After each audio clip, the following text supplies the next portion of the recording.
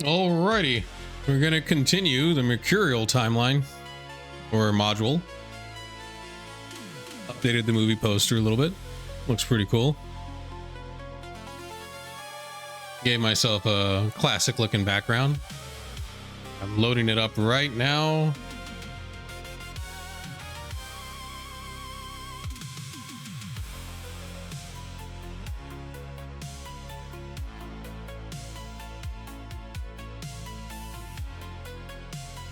To give the players plenty of time to get here. If not, I'll just continue without them. I'll try to I'll play as them, but I won't if they don't show up, I'll just play as them. Basically, shouldn't be too much of a hassle. So let's see now. ChatGPT got upgraded, so it's at what is it now? 5.6. And so I did a lot of updates to the runtime engine. It's a lot better now. It seems like it doesn't screw up when it comes to procedures as much.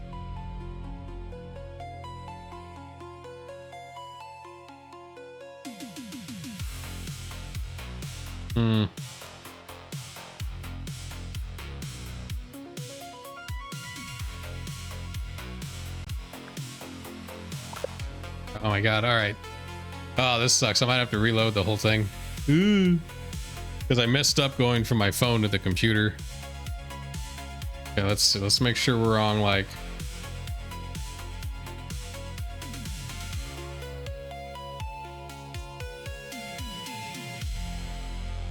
it's loading up. Maybe I'll look at a source book while it loads up. It could take 10 minutes to load. So I had it all prepped for the stream, and then I screwed up when I selected the AI for it. So we want to use the better AI, even though it takes a while. It might take about 1 or 2 minutes between stuff once it's loaded. But I find that if I do that, it won't miss procedures or clocks or timers or anything like that. It tends to be pretty good when it comes to that. I'm wondering what book I want to check out.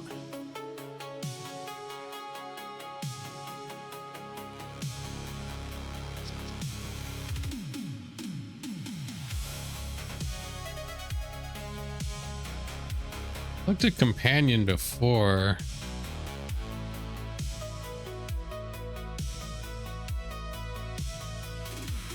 There's the Grimoire. I'm not really too into the magic stuff. Safe houses. What is safe houses? Oh, this looks like a 5th edition thing. Whoop.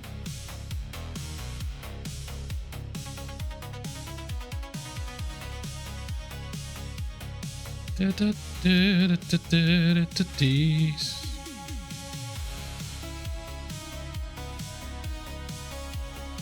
Shadowrun 2050.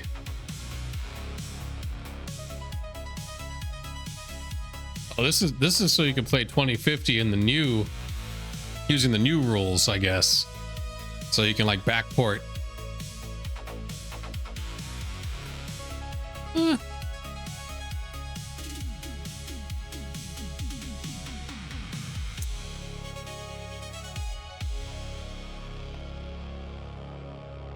Try to find one that fits the era here. Oh wow, this is a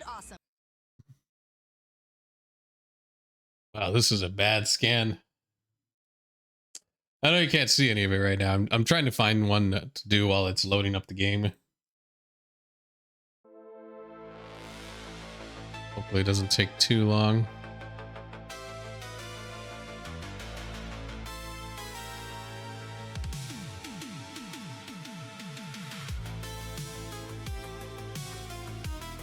Oh yeah, it's Ghosts and Goblins.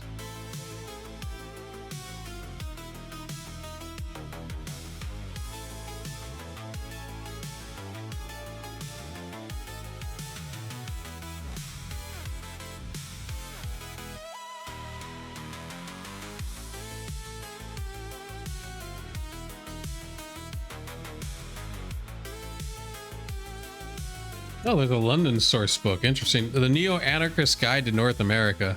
Sure. That sounds like something. Let me find the correct window capture.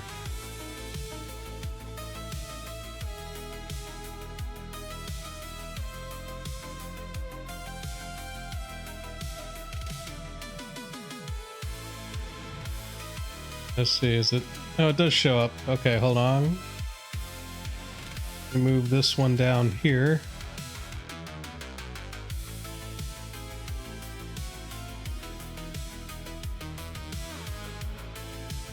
There. All right, let's look at this. The Neo-Anarchist Guide to North America. Make sure the yeah, it's still loading. Oh my god. Never mind. It had a tool failure.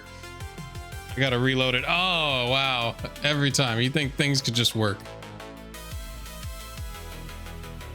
Alright. Well, already streaming. Hey, what's up, Neverconquer, right? Like, geez. Well, we're gonna read a book, I guess. It's like, oh, I can't read the thing in the source. I have a tool failure. I'm like, you son of a bitch. Why you do this to me? All right, let's look at this.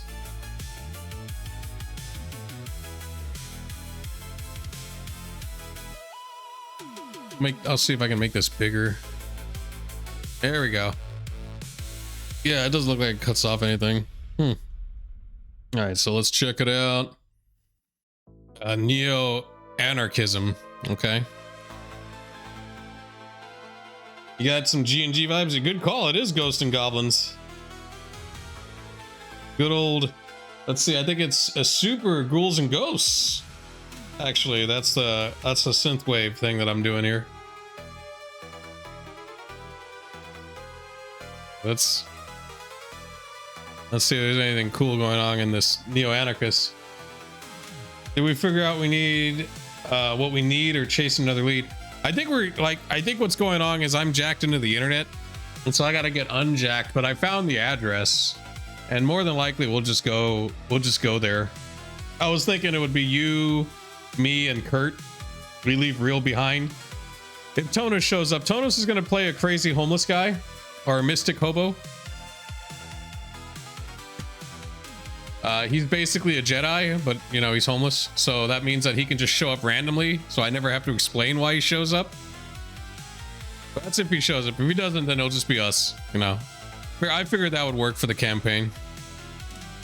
This is a supplement to the Shadowrun game system. It's a guide to the major nations of North America, California. Hobo with the god name tag, right? Well, he's an adept, so he can basically use magic to make him physically stronger. He's got a whole stupid backstory too. Like he used to be in a dojo, but they kicked him out because he told bad jokes. He throws pocket sand. He looks like Ron Swanson. So we'll see if he shows up.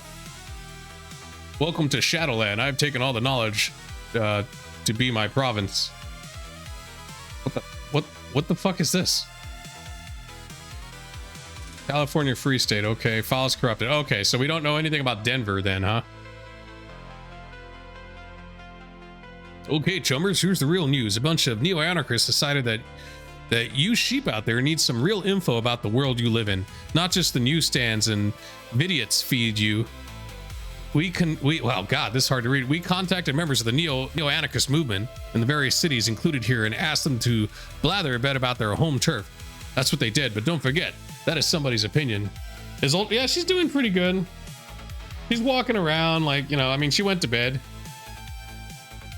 She was just up a lot like the last couple of days, and I was too tired afterwards because she'd go to bed at like 12 or 1, you know, near that. Because she takes naps during the day and then she wakes up later. And so I really wanted to stream yesterday, but I was just too tired, and I started my job on Friday. Hopefully I get the schedule for next week.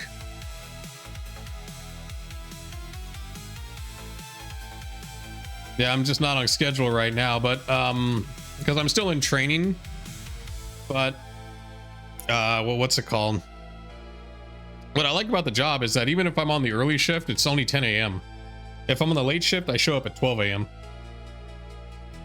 Which means I don't have to really worry about like my sleep schedule anymore.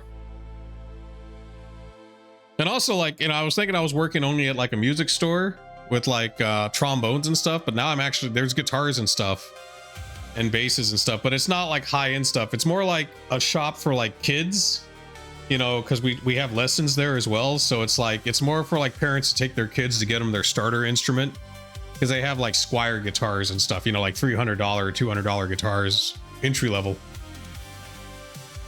Yeah, like band class. Yeah, and like, so, you know, they'll rent instruments, and then, you know, I'll sell them like the book they need for their class and all the accessories that they need to maintain the instrument, stuff like that. They'll primarily rent instruments too, you know, which, I mean, Texas is pretty big on marching band stuff, so should be pretty good on that.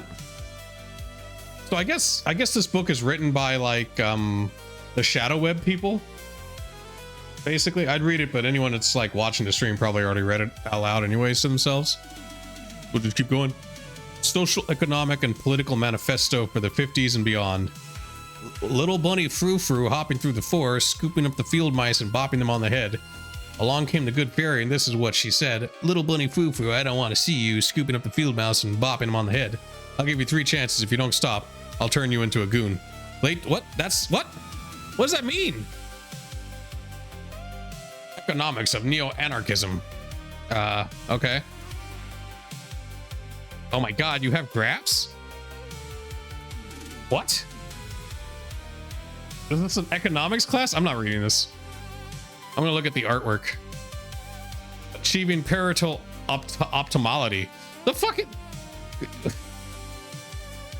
Mile or else. Okay. Call to action. Oh, that's pretty interesting. That's a neat looking gun. Man, could you imagine having to read all this? California Free State. So I guess this book is mainly if you wanted to have the campaign take place somewhere else and not Seattle. That's my understanding of it, right? Because we have California. Damn, you smacked the shit out of that guy. Fucking bitch slapped him. And he had a fucking Uzi. What the hell? Like, the balls on this dude. So my guess is this book was to, I guess California's a free state. It's not part of the union anymore. So this is if you wanted to run shit in like another place. Oh, hey, here we go. Rural cost of living. Must be his henchman or something, right? That's the only thing I can see for that happening. I love this black and white artwork though. And I guess this has different stats too. Like apparently it costs more than Seattle. Because Seattle, I'd assume, is the base cost, right?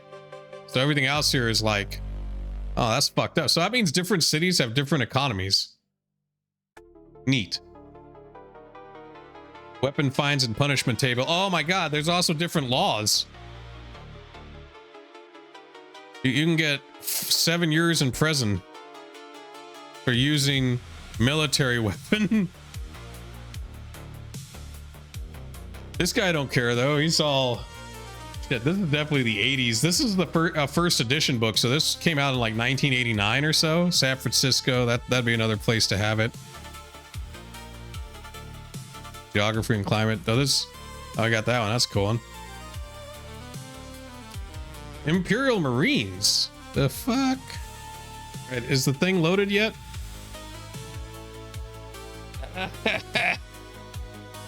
Oh. It's gonna take like 11 minutes to load this shit. What is this? Security rating. Okay, so there's different security ratings for different neighborhoods. It's Chinatown. That's kind of neat. Cops. I gotta find the cop handbook. There's actually a corporate and a cop handbook that you can read shit about to understand how the cops operate and how the corporates operate, like their security and stuff. The fuck is Captain Whizbang? Is this just the Warriors? But he's like a little cybered out. Warriors! The Confederate American States. Yeah, I guess the Confederacy rose. Led by senators from Alabama and Georgia. Major walkout of legislators from the Southern Bloc threatens to derail the merging of the United States and Canada as the rest of the U.S. Senate argues over new tax structures and fund allocation. Delegates from 10 southern states meets to discuss secession. On 2032? Now, let's see, that's all of them. Alabama, Arkansas, Florida, Georgia, Louisiana, Mississippi, and North Carolina, and South Carolina. Damn, North Carolina. North's in their name. Tennessee and Texas vote to secede from the United States. I don't know what of America S, whatever the S is. The UCAS is reluctant to lose natural resources and tax revenues from the Southern Bloc. Succession goes smoothly. National Guard units loyal to the seceding states are allowed to break away. I guess it was all right. It was much better than the last Civil War, huh? Reforming under a new name, yet retaining some of their old equipment. Aztlan, which is Mexico, newly withdrawn from the Native American nations, is the first to recognize the Confederate American states. The former governor of Alabama is voted pro-turn president of the CAS, so regular elections can be held. Huh. Go figure. 2035, and like I looked, it's still loading. The CAS Senate votes to make Atlanta permanent capital. Oh, of course it'd be Atlanta. As the new government reels under demands for economic aid from its member states, Aztlan begins military takeover of southern Texas. Fuck! Gonna have another Alamo? Despite the effort of Lone Star Militia and Texas Rangers, Austin is lost. Oh, they lost Austin! Before the invaders have stopped, the next Texas capital becomes the sprawling metroplex of Dallas-Fort Worth. In the CAS Fall Assembly, Texas demands military backing to regain her. I can't believe Texas lost. I find that hard to believe. You know how many like fucking forts and bases and shit are in Texas? Like just in San Antonio alone? It has its own power grid, for fuck's sake. But then again, I guess maybe the Aslans have like magic, and the magic is like, you know, obsoletes all the tech. I don't know. Through the pro-team government sympathizes with its largest state, disorganization keeps it from mobilizing any significant aid. Texas announces its withdrawal from the CS, becoming a republic. Oh, yeah, who could have saw that coming? Aztlan forces remain in place as Republic of Texas petitions for assistance from the UCAS. Fearing magical reprisals, the UCAS politely declines. Wow, I didn't know the South were a bunch of pussies in 2035. Within the month, Chargrin representatives of the Republic of Texas come before the CAS Senate to apply for re-administration. I didn't know Texas was a bunch of lollygagging like wimps. Times be changing, man. Yeah, like shit. We don't want to be part of the Confederacy anymore. You know what? We want to be part of the Confederacy now. Oh, look, they allowed him to join too. Texas joins the CAS, and the CAS government legislates a new tax structure that meets with widespread disapproval. Oh, that's great. It's fucking awesome. CAS elections are scheduled. So the CAS is just trash. So they're basically just the same as the old CAS. They're almost as bad. Large portions of New Mexico and Oklahoma joined the CS, who the government intends to exclude residents from participating in upcoming elections until the distinct border can be determined. Elections are sporadic and ill-run. Most pro-term officials are elected by default. So the CAS is a mess. 2039, Senate hearings begin in the CS to investigate charges of racial prejudice. You don't say. Who would have guessed? Oh, yeah, I think we loaded up the game. Yeah, no, the game's loaded up. Okay, all right. We'll have to continue this history lesson of what happened some other time. All right, let me get into this. This one? Pop. Okay, is it cutting off anything? It's just cutting off the addition thing on the top, which I know probably annoys some person out there, but it took 11 minutes to load the thing. The Bible's been updated to this number. Not like anyone will care. We are on Gygaxian red line difficulty. It's a difficulty I made up, but just assume it's very hard. It's June 7th. Max Foley's bound. This is all the stuff we know happened last time. Neverconquer has light physical wounds. Kurt is watching the building. Real is monitoring the news. Ultranova is still connected to the Green 5. So I'm still connected out to the internet, so I got to get the hell out of there. It does sound cooler, right? Like I've been updating the run times and shit in this. I think the Bible, I showed the Bible to like one of my coder friends. He's like, man, that's an extremely inefficient code. And I'm like, I don't care if it's inefficient. I just care if the AI knows how to read it. I could give two shits about efficiency. Okay. The full plot and continuity are loaded. Max capturing Mission Maria's refinements, the Blue Room evidence. So, okay. So, all right. So let's continue story. Make sure we're running on the new ChatGPT, which is, I believe, 5.6. So 5.6 is a lot better, but it won't be super fast. That's true. Be fast enough. See, look, it's got this new loading thing going on here. And you know what's cool about this? It seems like it doesn't spoil shit anymore like it used to.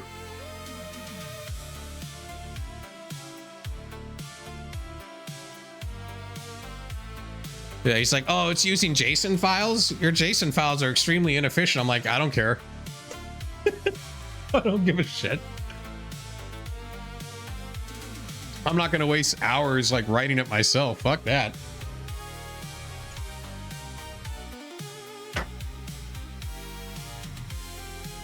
No, they didn't up the cost. It's still the same. Though I might lose it next month because I'm kind of in the hole right now, you know, until my next paycheck. So this month I'm paid up on it. Hopefully I can get out of the hole. I had to sell the double neck. They wouldn't take my Ibanez because it was too beat up, I guess. It has chips in it. Which I'm like, dude, that Ibanez is like it's like a $3,000 Ibanez, you know? Like, sheesh. It has the Mazio or whatever pickups. I know, yeah. The guy was like, no, I'm gonna pass. I'm like, you son of a bitch. And then, but he bought the cheapo Dan Electric, you know, a guitar that I probably bought for like $800. And then they fucked me out of it too. They only gave me like $350 for it because, you know, it had to get restrung or some shit. And I lost my tools to restring the guitars anyway, so I just took it. I was like, I need the money. So that leaves the only guitar left I have to sell is the Jackson and maybe some of my pedals and stuff.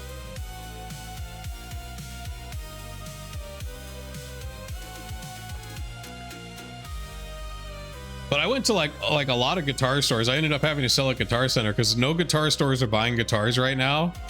Because I guess no one's buying guitars. When do I get my first check? Probably in a couple of weeks.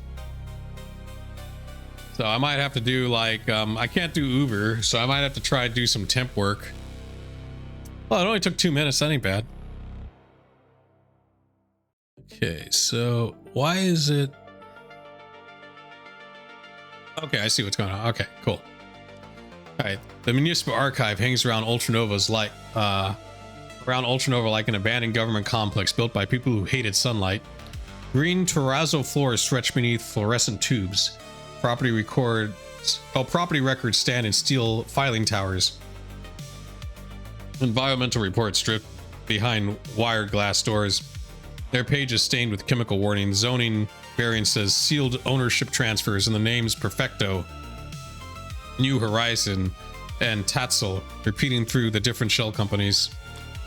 The files he needs are already copied into protected memory. Behind him, an automated audit light has begun following his path. Nothing aggressive yet. Just a pale green lamp turning on from a corridor to corridor. The host knows something used its resources.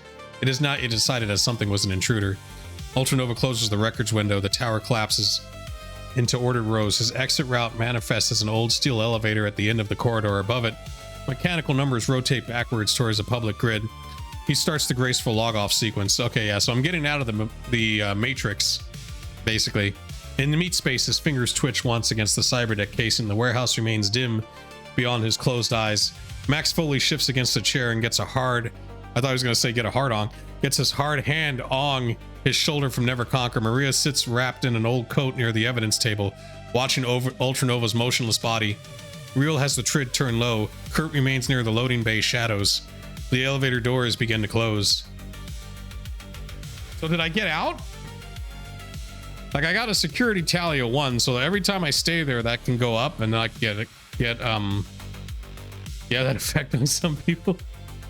The longer I stay there, this could like get bigger, and so it'll get harder. So we got the information I needed, right? So we just need to get out. A successful without dump. Okay, removes his intrusion traces. Okay, so I didn't lose, so I was able to log out. All right. I'm gonna put the team has. Actually, I'm gonna ask. The team has the address to Perfekto. I'm gonna misspell it too, like they do.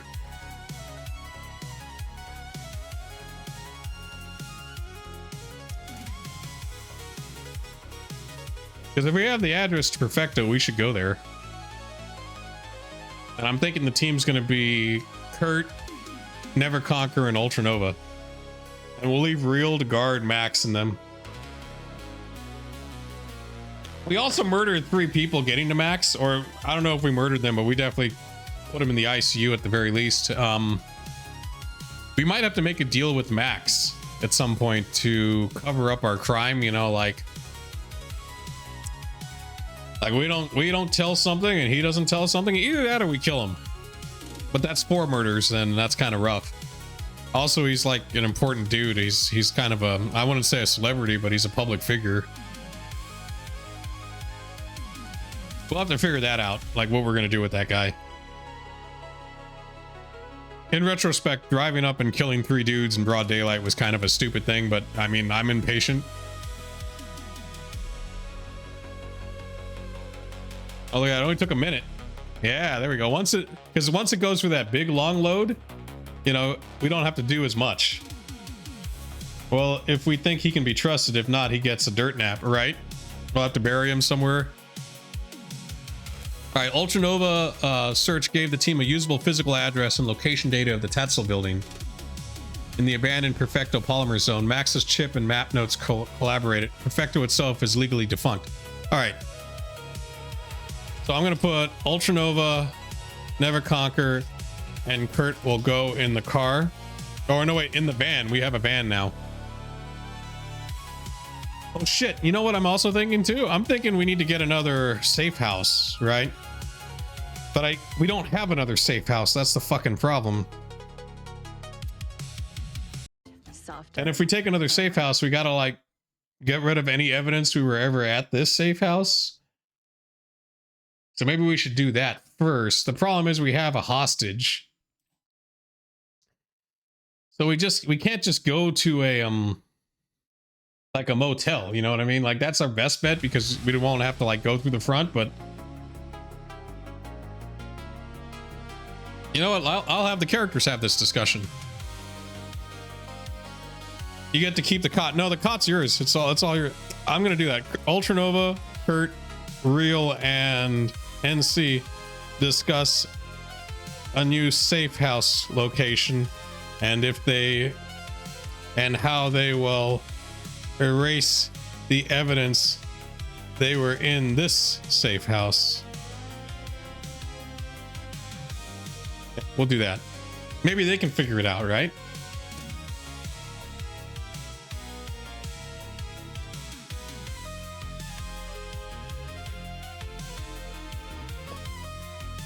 Because maybe someone has a contact. If not, we have to go to a motel. And the only reason I think the safe house is compromised is because we took Max here and he had his stupid fucking tracer on him. And then after that, you know, there were like drones. There's a manhunt for Max, right? There were like drones flying around the warehouse and stuff that aren't my drones. And so I think that's like a warning, right?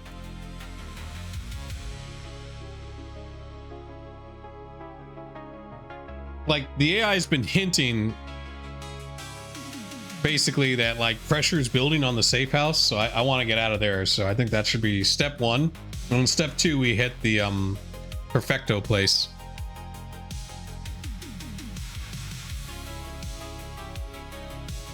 The only other thing I can think of is we contact Armando, right? And we get Armando to like, you know, we turn Max over to him, but we make a deal with Max.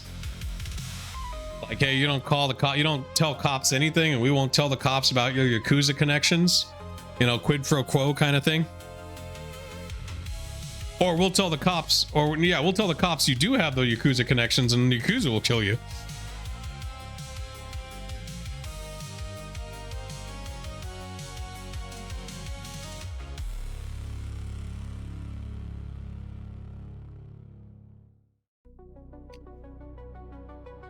But hopefully we can just find another safe house, and it just costs us like 1,000 or something.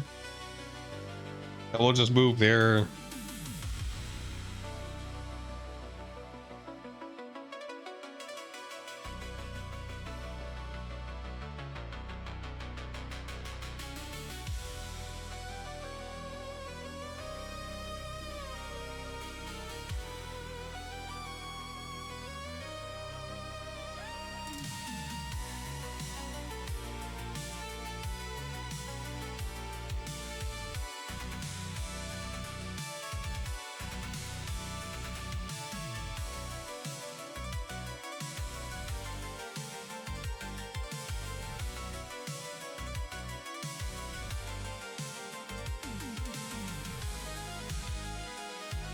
Oh no. My RPG's killing ChatGPT. It can't handle it. It can't handle all the books and the crunch. So I looked up, like, you know, there's like paid RPG AIs, right? But they're bad. Like, they're really bad. Like, they're worse than this, like, easily. And they usually don't have like you know, you're basically stuck playing Dungeons and Dragons, but it's not Dungeons and Dragons, you know what I mean? So I still think this was the better option.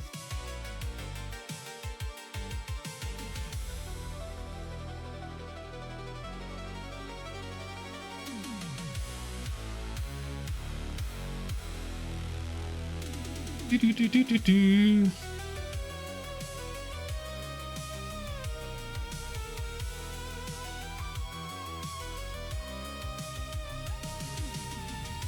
I'm gonna check on my phone because sometimes it does load in, but it doesn't load in on the browser. No, it's still loading. My guess is it has to think about an actual new, like, location.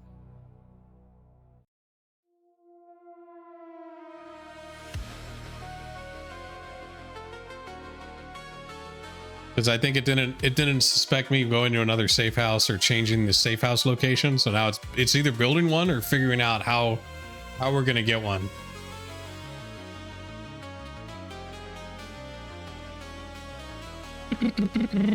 While it's doing that, let's look. Anything else that I need to know here? No. Yeah, there's nothing else going on over here. All right, while that's happening, let me look here. I think I made some, like, movie posters,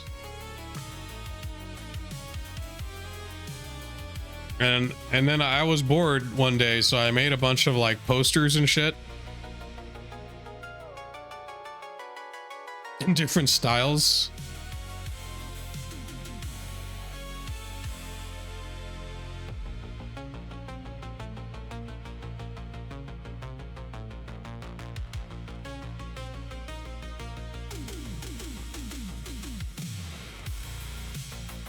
Yeah, I was like, can we do Shadowrun in the style of like a Saturday morning cartoon? And so then it gave me this. Oh no, okay, now it's done. And I was like, oh yeah, there we go. That's what I need, is Shadowrun. Okay, back to this one. Okay, so that took 4 minutes. So we're back here. The steel elevator closes around Ultranova 5K's persona. The archive corridor, its fluorescent lamps, and endless municipal filing towers contracts to a single green line. Then the connection releases. Ultranova opens his eyes in the warehouse.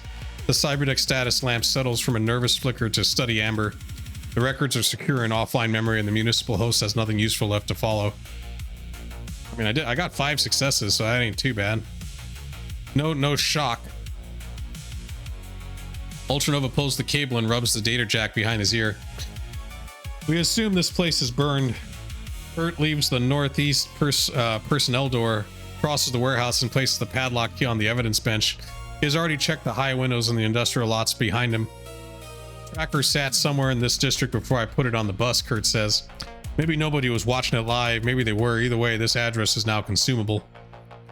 Real turns the trid louder for a moment, letting a shouting news anchor fill the open warehouse, while the four of them gather around Ultranova's bench. Max remains gagged in the chair beneath Real's direct line of sight. Maria stays behind the partition away from him.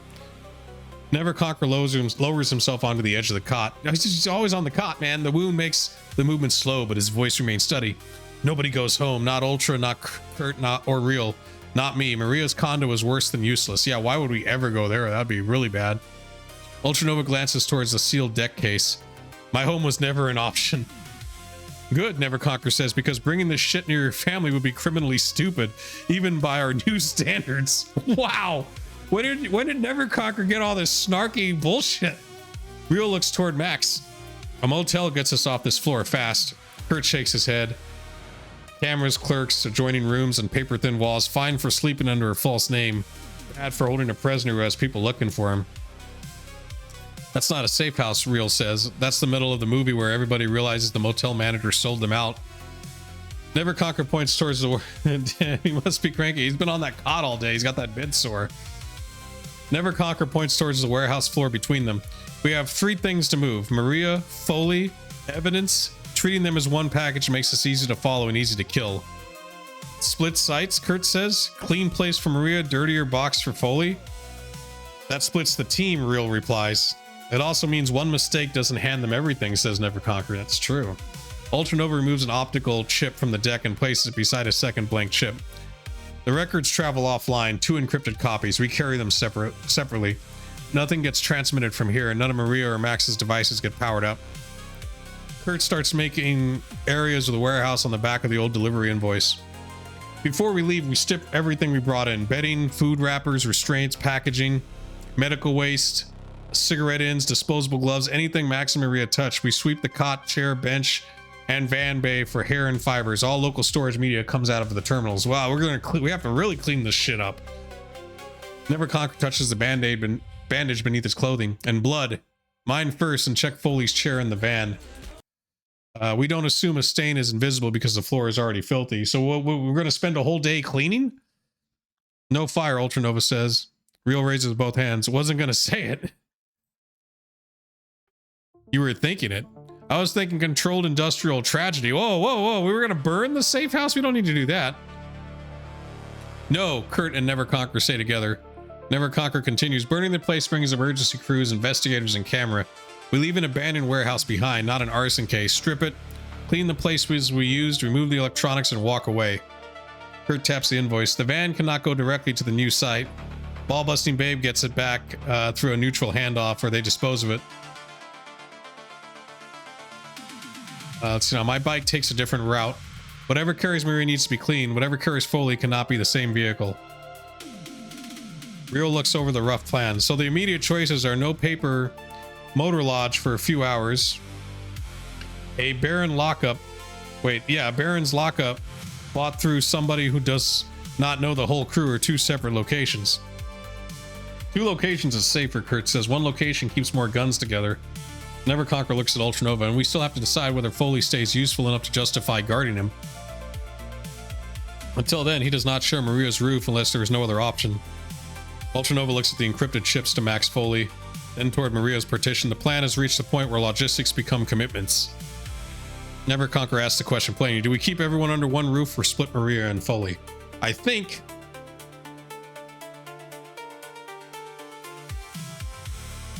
Okay, first we need to clean the place and strip it all, right? We will split them.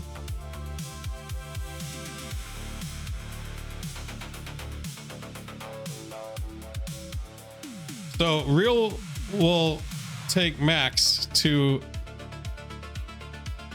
a secure location.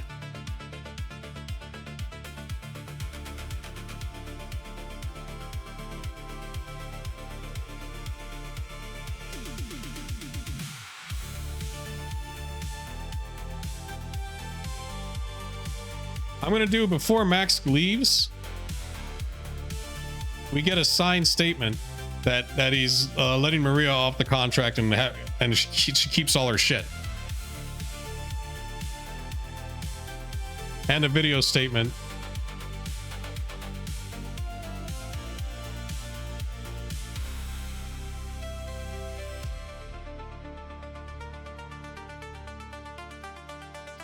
Okay. So when that happens, Ultranova,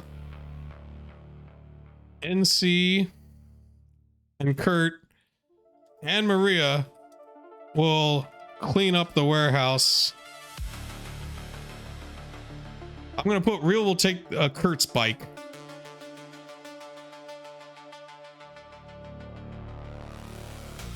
Because that makes sense. Because we'll take the van.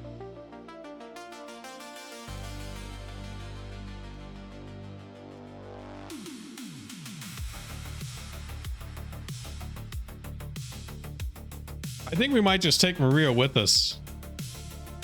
Because like, we don't have enough bodies right now. You know, we need someone guarding Max.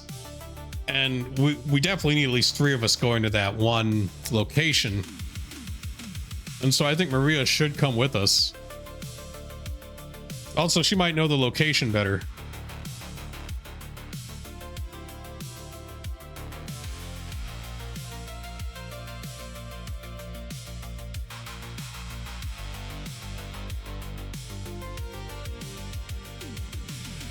Let's see, what else? What else can I put in this?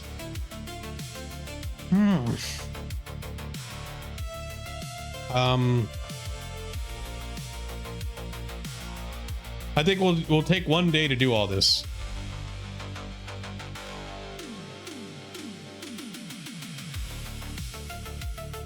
And I think that'll work. And then when we get to the Perfekto place, I'll ask for an image.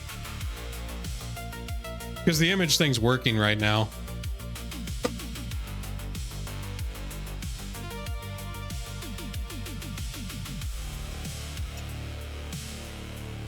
It almost makes me wish I had like another player character or an NPC that I could use to like, you know, because whenever we get prisoners or hostages, we need a place to put them. That might be something for later. If we start making more money, maybe I'll have like another safe house specifically for hostages.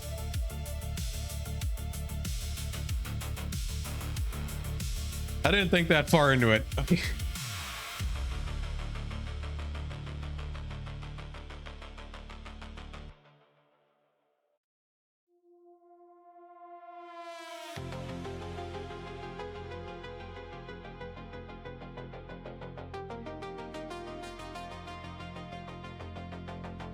What should be next on the playlist?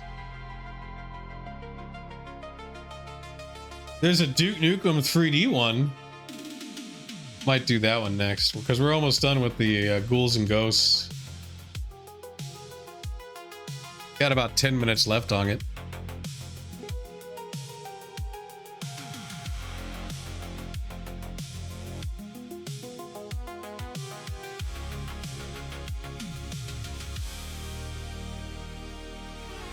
At worst, we have to take a vacation in another city. Yeah, we can go to fucking what the hell were those places? Like San Francisco?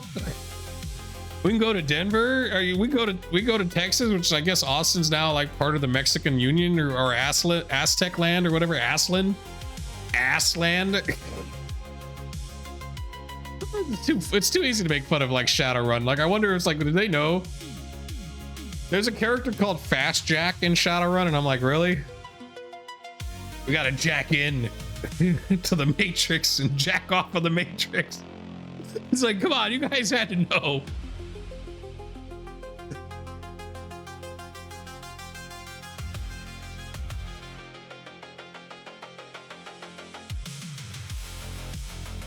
But yeah, there's a lot of like, apparently there's like a book for Germany and Europe, and there's one for London. I think there's one for Hong Kong and Japan. So like there's definitely other cities we can go to that they have their own bullshit to deal with and their own corporations and their own like nonsense. I hear Denver is a big one though, which is kind of funny. I think Canada is just nothing but high elves.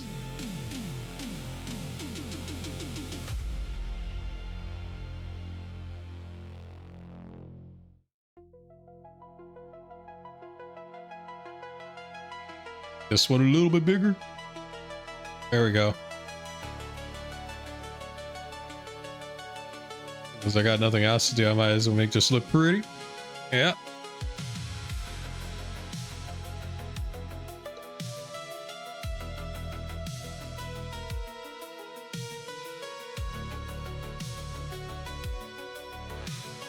You know, my only other problem too is that Real and like Ultra Nova look too much alike.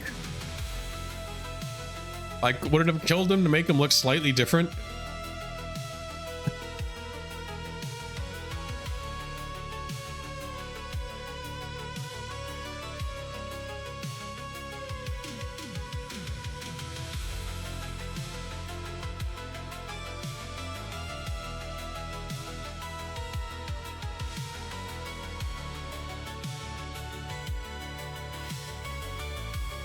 I also purposely left the whole like Real takes Max to a secure location vague because I wanted the AI to make it up. I'm like, I don't. So if he takes him to his place, that's fine too, whatever. Like I have to figure Real lives a low class lifestyle, so he probably has like a 1-bedroom apartment. Like, you know, like a studio apartment where it's just like the room is just the bathroom and then his bed and then a TV.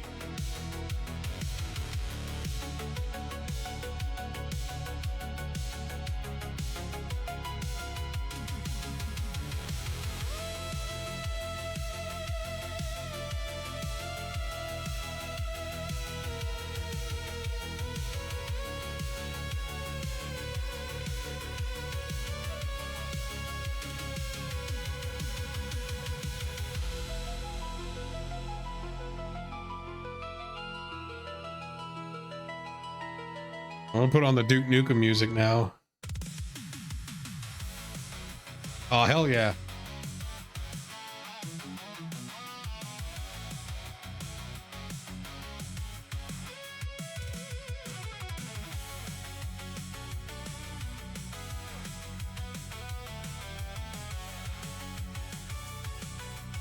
Then after that one, I'll do the Turtles in Time.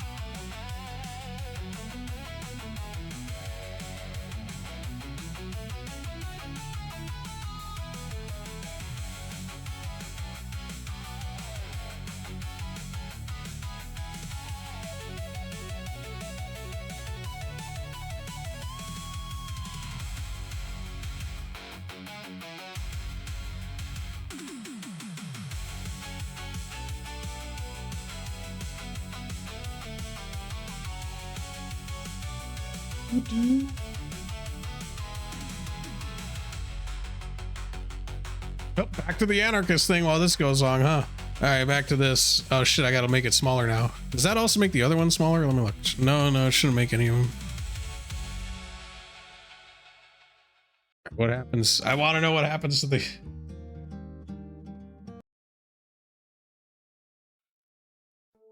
You know, Senate hearings begin in the CS to investigate charges of racial prejudice against metahumans. committing shocking reports prior in the conditions about what? Slavery in the Confederacy? You gotta be kidding me. Okay, looks like, oh yeah, it's writing it in. All right, we're good. That's all I gotta do. You just gotta do something else and then it loads. It's like the whole like boiling pot don't boil when you watch it kind of thing. Okay, so Monday, June 7, 2060, 2 o'clock. Ultranova places a blank release form on the evidence bench. Oh, okay. Then sets a camera opposite Max. No wireless connection. Local storage only. Kurt closes the loading bay doors. Real stands behind the camera. Maria watches from beside Neverconquer, arms folded tightly across her chest. Neverconquer removes Max's gag. Max works his jaw. You planning to sell the kidnapping rights? You're releasing Maria, Neverconquer says. Management, property, accounts, access, everything. Max reads the first paragraph. His fear remains visible, but the manager behind it has started working again. This says I surrender property I don't legally own, label accounts, distribution trusts, third-party masters. You forced me to sign that? Council gets the whole document thrown out. Oh, you'll sign it, Neverconquer says. No, kill me if that's where this is going. Dude, we killed 3 people. Neverconquer holds his gaze, but Max understands the distinction. The crew needs him alive and nobody has authorized another beating. Says you. Alright, what happened? Neverconquer used his interrogation. I guess, no, you didn't roll, you didn't succeed. Max refuses the blanket transfer of every account and asset. Maria steps forward before Neverconquer can answer. Then release what you do control. Max looks at her. Your management agreement, she says. Your commissions, your holds on my personal accounts. Yeah, I guess it was physically impossible for him to do that. He would have only did that out of fear. My instruments close, private recordings and personal files. You authorize everyone working for you to return them. You waive any lien you think you have, and you say I'm free to hire whoever the fuck I want. That, Max says quietly, I can legally sign. Then do it. Ultranova rewrites the document. Max reads every sentence twice, bargaining over language but not substance. He signs the hard copy as Maxwell Foley, presses his thumbprint beside the signature and repeats the entire statement on video. Hey, what's up, Kurt? Hey, we're getting Max to sign over the rights to Maria.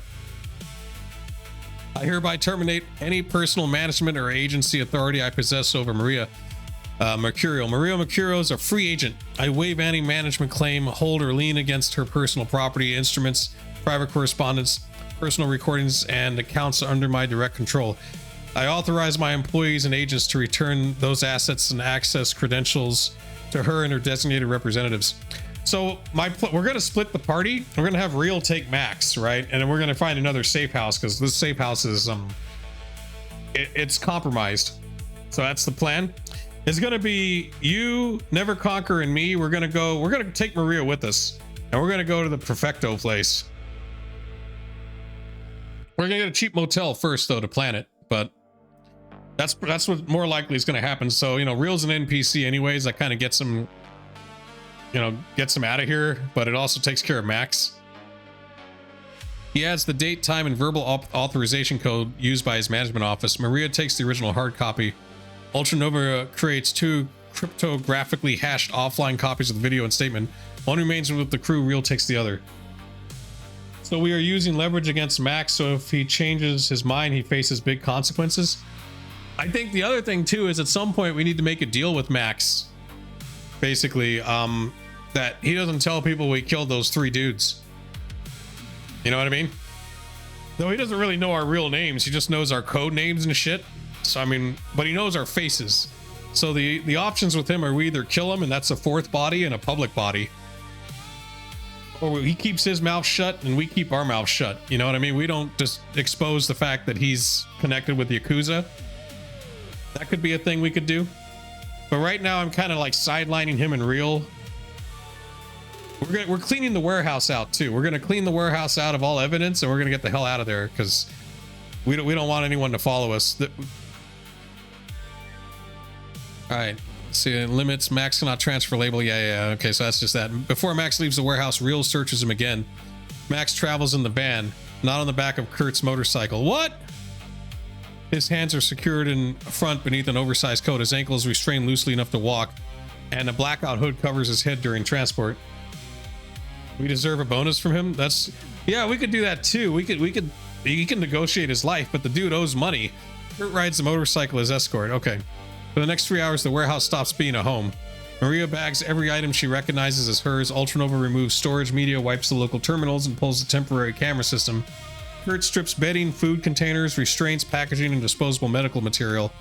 Neverconquer follows behind them with the security lamp, chemical region, and the patience of someone who has clean rooms after people lied about what happened inside them. His blood receives special attention. The stained materials go into separate industrial waste bags. They do not burn the building. They do not create an arson investigation. They remove everything that identifies the recent operation and leave the warehouse looking like it was before them. He does owe us. An abandoned industrial shell that had briefly been occupied by squatters. They cannot erase the years Kurt and Real used it. They can erase Max, Maria, and the interrogation and the current crew footprint well enough that finding the warehouse will not immediately explain what happened there. I mean, an empty warehouse is an empty warehouse. Alright, Monday evening, Ultranova drives the battered delivery van through evening traffic, changing districts twice without taking a direct route. Max remains on the floor behind the front seats with Real beside him. Maria sits farther forward, separated from him by equipment cases. Let's at least triple the debt. We could ask. I don't know if he'll pay, though. I can have Real ask him. Neverconquer keeps his shotgun within reach. At Real's apartment garage. We're going to Real's apartment? Kurt blocks the camera clearest angle with the van while Real walks Max inside. I mean, that's the only thing. We don't have another safe house. Beneath the oversized coat, to anyone glancing through a window, Max looks drunk, sick, or both. Real takes Kurt's motorcycle key. Bike stays with me, he says. If the apartment burns, I'm not leaving in the same vehicle that brought him. Kurt nods once and gets into the van. Peter Piper's pepper. Peter Piper.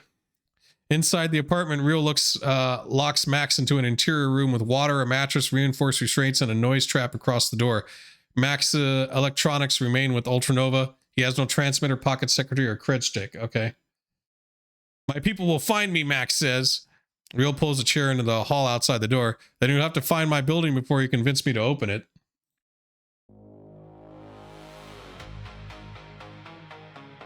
Ultranova, Kurt, Neverconquer, Maria take 2 adjoining rooms at the Southgate Motor Court, a neglected cash motel, so we paid in cash, which is good. The reason they still use cash is because you can't trace it. Also, if they find you, you're dead, right? You're the first to get killed. All right, we're in the industrial fringe of the Metroplex. The clerk barely looks up from the urban brawl broadcast. Maria wears an old coat, cap, and mirror glasses. He passes through the exterior corridor without recognition. Room 18 becomes Maria's room. Room 19 becomes the operations room. A connecting door remains unlocked, but both exterior doors are reinforced with portable alarms. Oh, is there lyrics to this? Ugh. Turtles in time, then. Oh, it didn't cost us too much. It was like 200. Fucking Ninja Turtle music. All right, the motel, well, it's like 2 a.m. The motel curtains remain closed. The room smells of stale cigarettes, hot electronics, and disinfectant Neverconquer used on his wound. Ultranova works on the drones across one of the beds. The MCT Nissan rotor drone receives a complete mechanical inspection. He cleans the optics, checks the rotors, tests the sensor feed, and locks its subscriber list to his remote control deck. The small crawler gets the same attention. It tracks are clean, its camera tested, and its sedative gas delivery system inspected. Oh, we have a sedative gas delivery now? One canister remains loaded. The spare stays sealed with the support kit. Neither drone is armed with a firearm. That's fair. Tuesday. Whoa, there's a huge amount of time here. June. Okay, no, it's Tuesday. All right, so then like 1 o'clock in the afternoon. No, we haven't gone to Perfekto yet. That's what we're going to do next. That's my plan, at least. 1 full day has passed. The morning news still leads with Max Foley's disappearance. The public story calls it a gangland celebrity kidnapping. Maria is described as missing and possibly under the influence of armed criminals. Grainy images of the damaged gray Americar circulate, but no clear identification of Ultranova, Kurt, Neverconquer, or Real appears. Perfekto and Taetzel building remains absent from the public story. Neverconquer's wound is not improved. Cleaning, moving equipment, and planning prevented a proper, uninterrupted recovery interval. Oh, well, fuck that.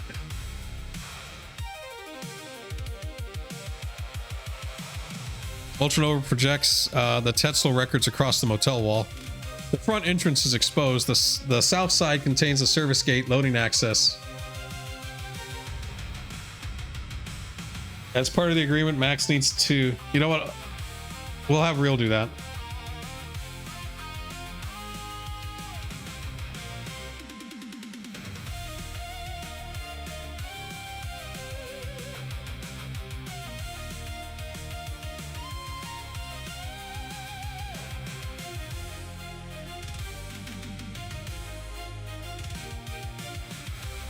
All right, so number one, we get paid for the job.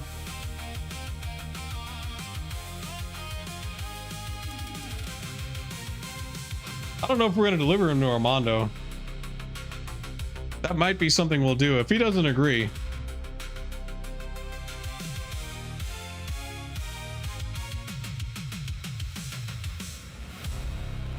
Okay.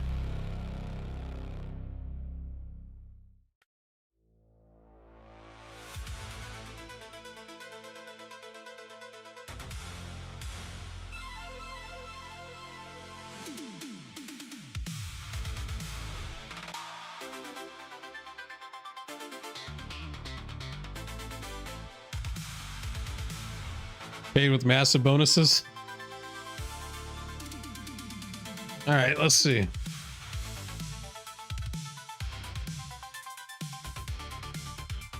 I'll put he needs to.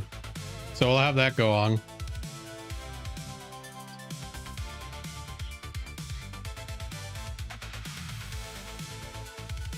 And it needs to be wired immediately. Okay. All right. So I added that. So while that's going on, I'll read this. Go in here. So I work on the drones. Drones are worked on, so they should be good. My plan with the drones is to not another promise. We'll see what he says to Real. My plan with the drones is the rotor drone does overwatch outside the building, and the crawler will be like it'll go before the team. So it'll be like the front recon. It'll peek around corners and shit. What are we doing here? Neverconquer's wound. Okay, so Neverconquer the front entrance. Okay, yeah, here's where we're discussing it. The south side contains a service gate, loading access, and active ventilation route. The uncertain utility corridor runs close to the same side. Somewhere below the building is the cold room Maria remembers. The plastic smell, the fans, and the music placed inside her head. Kurt studies the service approach. We need eyes on the shift pattern before anyone crosses that fence. Neverconquer sits carefully on the edge of the second bed. He's always in the bed, man. We also need to decide who goes. Real can hold Foley, but that leaves us one gun short. When Real looks at the basement markets, I can identify the room if I see it. That doesn't mean I'm agreeing to be used as bait. The rotodrone rests ready beside Ultranova. The crawler waits beneath the table. The crew is assembled. The equipment is prepared. We're going to take Maria with us because we can't leave her alone in the hotel. And we can't have her go with Real because he's already guarding Max. So it just makes sense to bring her. Put Foley to sleep with a trank. He's locked in a room with Real, right? Real brought him back to his apartment and locked him in a room. So he's guarding him. He's not even with us anymore.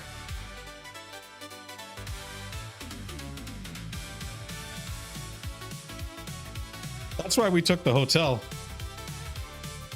Because Maria is with us willingly, so she's not going to do anything. That would free up Real? You think so? Yeah, but Max could always wake up or someone could come rescue him. Like, having Real there might be safer. But then Real could, like, either A, kill Max, B, take Max and get on your motorcycle. Because you left your motorcycle with him. We took the van.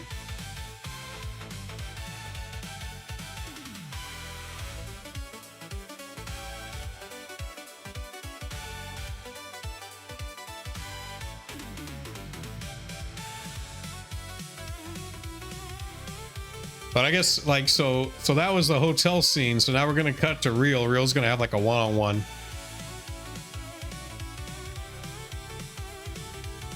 I guess while this all happened, right? Because this happened about like, what, 12 hours? Roughly?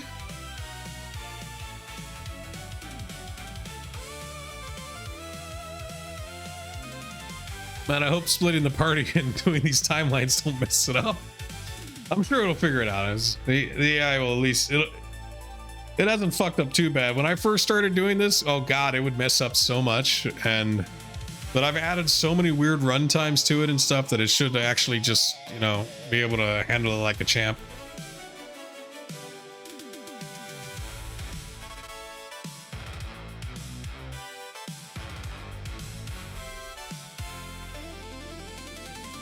So my goal for this stream is to at least get the Perfekto thing done.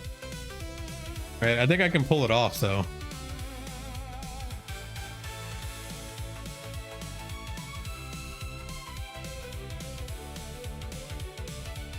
Because we still need to figure out what the fuck's that all about. All right, back to learning about what happened in 2840. Campaigning for the CAS presidential election heats up when Metahuman Protection Act as its most publicized issue. Coalition of orcs, trolls, and elves lobby for equality. Oh, damn. The elections run more smoothly this time, and the corporate competition for all offices is fierce. South Carolina Senator Joseph Alexander is elected president of the Confederacy. With Florida's former governor, Janet Mallory, as vice president, several metahumans are named to key cabinet posts, which persuades NAN to lift some of its sanctions. Okay, so they're trying to look good for like the rest of the world. 2044, the Confederate American states accepted into the United Nations. Oh shit. President Alexander, who's reelected. Mississippi Senator Timothy Newstrom is the new vice president. Texas leads the CAS embargo on all Atlan. Okay, so like basically the CS is going to war with Mexico around 2040. It's still loading. President Alexander dies in office, though some believe he was assassinated. No conclusive evidence emerges. In 2045, Vice President Newstrom did the vice president kill him? Becoming little more than a puppet of cabinet members, Secretary of State Gabriel McCoy fills the vice president post, becomes the only force keeping the cabinet in check. Despite fierce mudslinging, McCoy is elected vice president by popular vote. Really good little artwork there. I know it cuts it off though. Let's see. How are we looking here? It's still analyzing.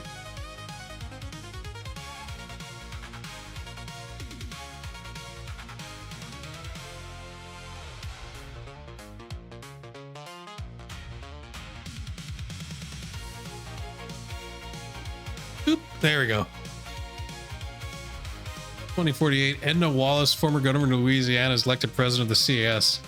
Janet Mallory returns to the vice presidency. Newstrom retreats to self-imposed exile of Louisiana swamps. Anonymous, what happened between 2048 and 2045?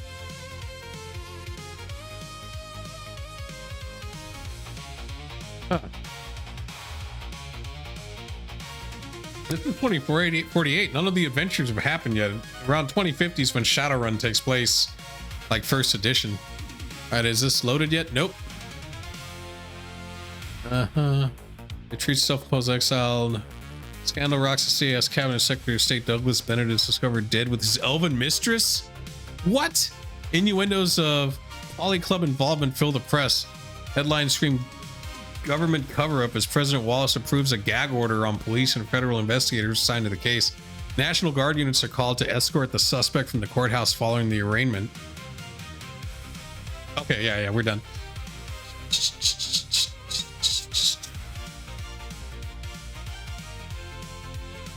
So this happened like just now then, because it's still like 1 o'clock actually. When did this happen?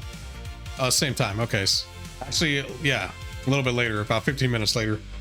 Real's apartment. Max sits on the mattress in the locked interior room, wrist restrained in front of him. The blackout hood is gone.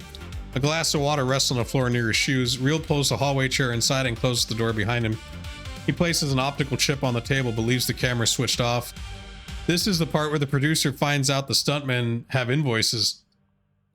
Max looks at the chip. How much? Then first you pay the original contract. Second, you pay hazard money for lying to us. Sending us into an ambush and nearly getting several people killed. I hired you to protect Maria. You hired us without telling us you owed Shigita Gume 500,000 yen, or that Maria's disappearance was tangled up with your debt. Max's expression tightens. Real continues. Whoa, shit, wow, really? 25,000 each? 4 runners, 100,000 total. Transferred and cleared now. Document expenses remain separate. Shit! Can't believe he's arguing. He's too stupid to know he's preparing his own life at this point. That's true. The contract was 5,000 each. That 5 is included. The other 20 is the penalty for being a lying piece of shit. Max gives a dry laugh. You're holding me prisoner and demanding money. You know what that's called? Amended hazard pay? Extortion. Call your lawyer after you call your bank. Real taps the optical chick. Then you fixed the story. Your bodyguards turned on you and attempted to abduct you. Unidentified independent contractors intervened and rescued you. Maria had nothing to do with your disappearance. You will not identify us, describe us, assist, a composite, or cooperate with anyone trying to find us. The story collapses if any of those men survived. And say members of the security detail exceeded their authority and tried to remove you against your will. You're a professional liar. Make it hold. Max looks toward the closed door. And if I refuse, the blue room files go public. You're dead, your arrangement with the Yakuza, the prepared rescue narrative, your admissions, everything we have goes to the star. The scream sheets, the shadow boards, and every rival who would enjoy watching Shigita decide you've become a liability. You don't have everything. No, we have enough. Max studies Real for several seconds. He is angry, frightened, and still calculating. What do I receive? You comply, the package stays dark. You remain alive. When Maria is safe and this job is finished, the crew decides how you leave. It's not a guarantee. It's the only offer. Max exhales through his nose. 100,000. The evidence stays sealed as long as I fulfill the agreement. And you don't try to claw the money back, freeze the account, identify us, or send anyone after us. Agreed. Shit. Real did it with negotiation 1. What a fucking champ. How did he do that? Jody, how the fuck did he do that? Let's see the modifiers here. Hostile relationship +4. Major immediate financial loss +4. Oh, here we go. Agreement prevents damage public, so that's a -4. Strong corroborating evidence, that's a -4. And then Max is captive and has no credible better alternative, -2. So that made the target number 2. So even though he only had 1 fucking dice, he rolled a 2 and did it. Amazing. Amazing. Damn. That's fucking amazing. He got it by 1. Oh shit. It's a good thing these modifiers existed, or else we'd be fucked. Real opens the door and contacts Ultra Nova through the crew's encrypted channel. Ultra, I need 4 one-use payment routes, 25 each. Foley management. There's a brief silence before Ultra Nova answers. He had a 67% chance. Oh man. Send the authorization through the relay I'm giving you. Do not connect any of his hardware directly. Real positions a disposable telecom where Max can speak into it without seeing the routing information. Max provides his voice print to emergency passphrases and an executive authorization code. He orders Foley Management's emergency reserve to issue 4 transfers. The first account clears, then the second, then the third, then the fourth. Oh shit! At the motel, Ultranova examines the transaction certificates, revocation permissions, and attached tracking information before allowing the money to settle. Okay. Result: 4 transfers clear successfully. Okay, so I somehow routed them through like fake accounts to get to our accounts. Damn, Real's got a lot of money, man. That's why I made him, like, you know, be buddies with you, Kurt, so you'd have some money. So that's why you can split the safe house. I think there already are encrypted accounts because this is just the money we have, you know. Neverconquer got now Neverconquer's all right. He can pay the bills now. Everyone's doing good. Real turns the camera on. Max straightens his clothes as much as the restraints allow. When he speaks, his professional voice returns. My disappearance on June 7th was caused by members of a private security detail assigned to me who exceeded their authority and attempted to remove me against my will. Independent security contractors intervened and got me clear. He pauses. Maria Mercurial and her associates are not responsible for my disappearance. I will not identify the contractors who assist me, and I will not cooperate with any attempt to locate or prosecute them. Max then records an authenticated instruction to Gavin Rowe and Foley's Management Public Relations Office, ordering them to release the statement. Retract any accusation against Maria and stop circulating descriptions of the crew. Well, I guess we did that. That heats off our ass. It really removes the optical chip. If you retract it, contradict it, or put people on us, everything goes public. Max looks directly into the camera. I understand. Real shuts it off. Within the hour, the first revised reports begin appearing. Max Foley is still officially missing, but his authenticated statement has fractured the kidnapping narrative. Some outlets now describe the incident as a dispute involving rogue private security. Maria is no longer publicly named as a suspect participant. The news story buys the crew breathing room. Does not erase the street cameras, witnesses, surviving bodyguards, ballistics, damaged vehicles, and Lone Star's existing case file. And Max Foley has just paid 100,000 yuan to people he now has every reason to hate. Well, that's fair. All right, Ultranova, Neverconquer, and Kurt. Oh wait, Kurt. We'll get ready to head to Perfekto. They will wear disguises. Should I be vague? I'm going to be vague with the disguises. Over their combat gear. Ultranova will take both drones. They will take the van. I think we should stake out the place first. You know what I mean? Like, we don't just immediately attack. Will we like park like a block or two away? Maria stays in the van. Because I don't think she's gonna like escape from us, right? You like the drone drawing on the upper right? It looks like the one the actual government released last week. I made I got a new like background too, because I wanted to give it like an old school look. Here, hold on, let's see. I wanted to give it like you know, like a hand painted look. And so that one's pretty nice. Like, use that one for a little bit, and then we'll switch it out to another one. Get the text back. Is that looking good? Okay. Yeah, she could help us identify the rooms and artifacts and help the building out. She could also probably get more of her memory back too. So that's why we'll take her, but we'll keep her in the van while we do our scouting. We'll scout the perimeter, you know what I mean? Like, because I don't want to send the drone out just yet because they could see the drone. But I figure like Kurt and Neverconquer can like do some footwork and recon. Ultranova stays in the van protecting Maria, and then when we make the move, we'll make the move at night. Maybe she could watch our camera eyes. I can ask.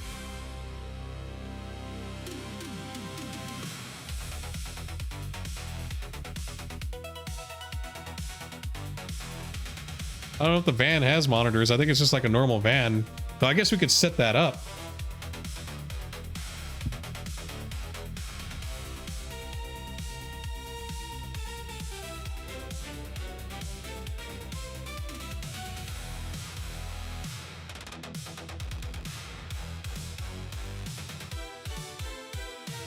It has TVs. I know that you have like TVs. Maybe we can set up something.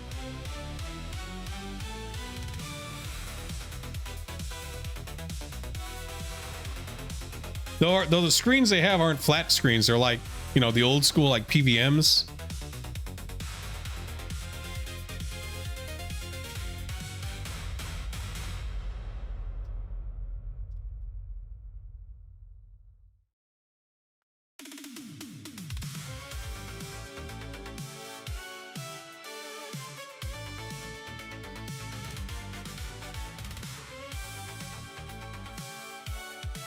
All right, well, let's try that out. This is all the shit I typed here. So we'll see if we can even do it, but I figured it should work. I did put they will wear disguises. I should also clarify that they'll wear gloves.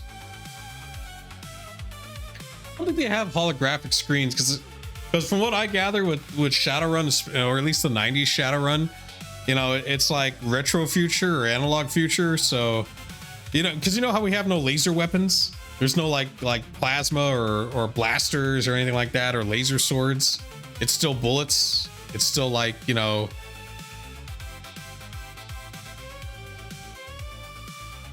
So I don't know if they could do that. Speaking of which, I did try to like, was really bored, and I was really bored, and I was like, hey, can we make Gem and the Holograms in Shadowrun?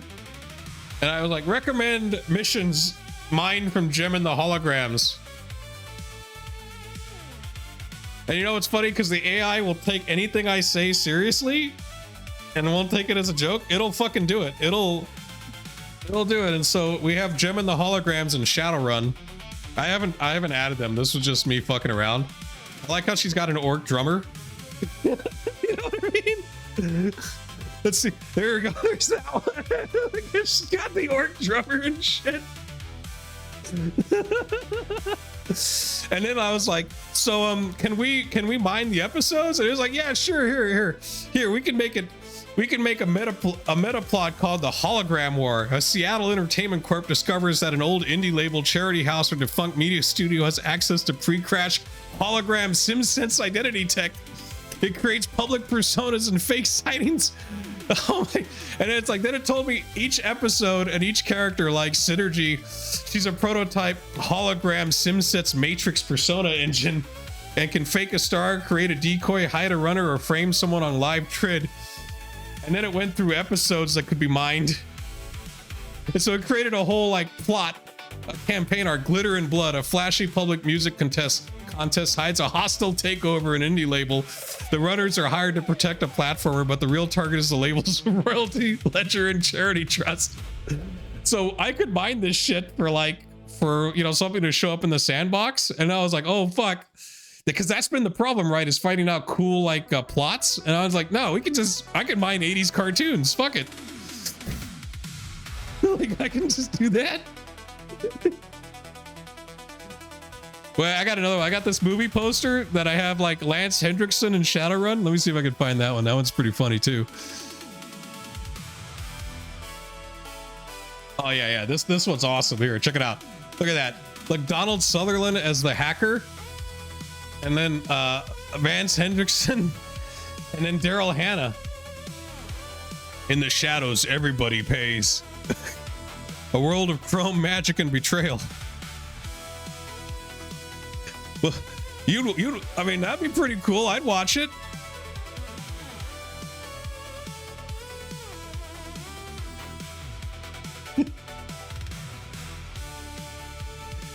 I have too much fun with this AI, man. This would be awesome, man. Like, could you imagine Lance Hendrickson as a fucking street samurai with a robotic arm and shit? Let's see, what else did I generate?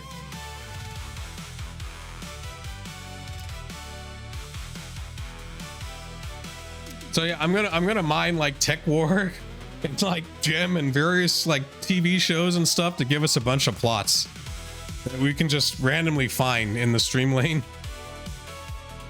I haven't done it just yet because we're dealing with Mercurial right now, but the Gem and the Hologram thing would actually kind of work.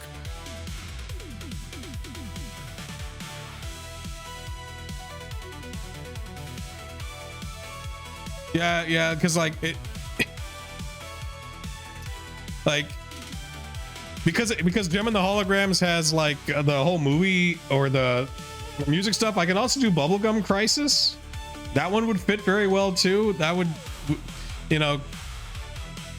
basically like any plot I can think of, I can make into like a Shadowrun mission or something, and the AI will just make it work.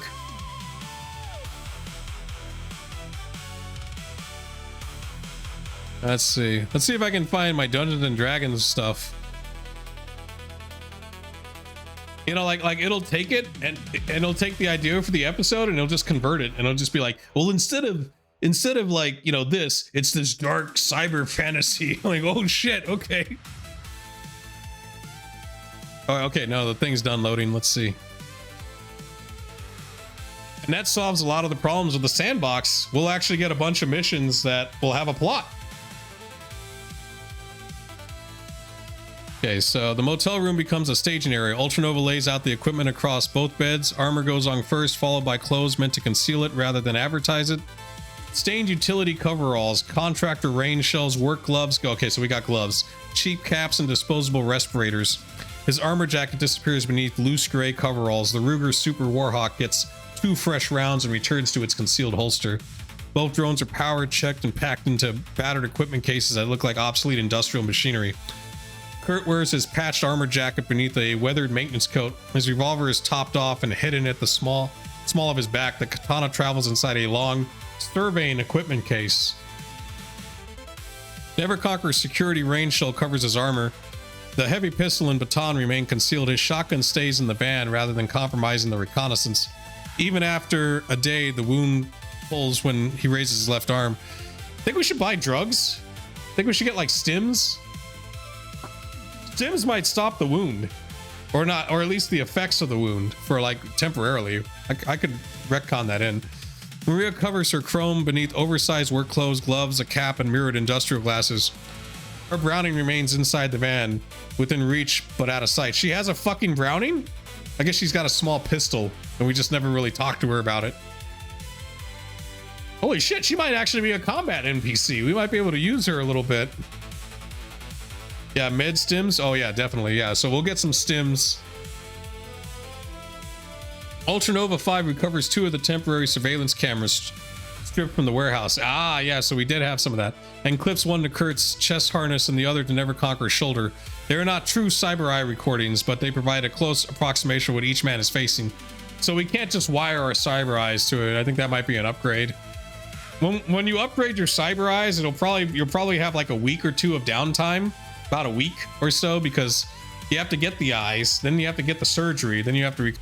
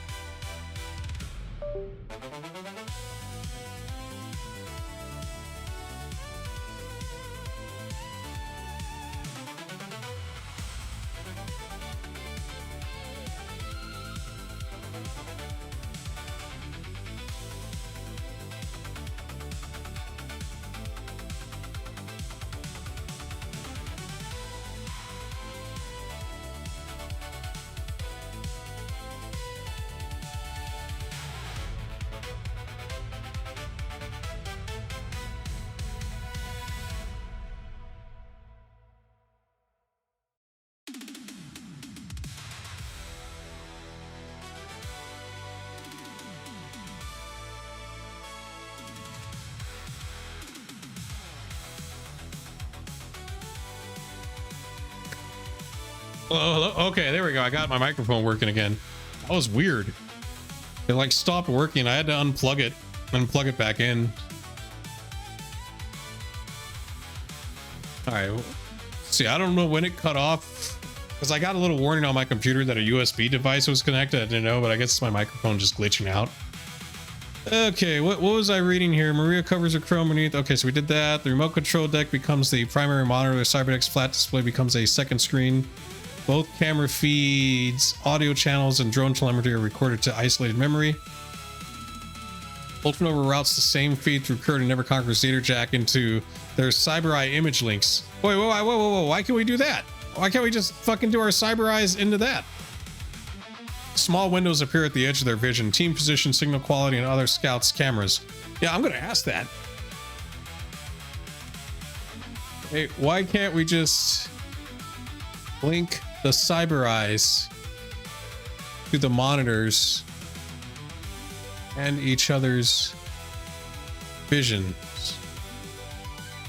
While that's going on, I'm gonna keep reading the fiction here.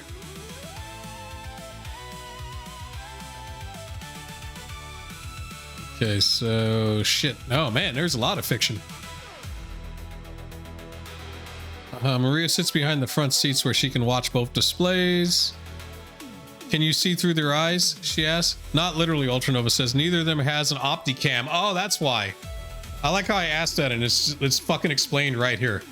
You'll see their shoulder cameras and anything the drones see. So I guess the Opticam is like an upgrade for your eyes. Good enough. Okay. So, I mean, we basically got body cams. Up the thinking. Oh, you think I should do that? I mean, I'll stop the thinking when we get there. Or actually, what I could do is, let's see, let's stop the thinking. I could do...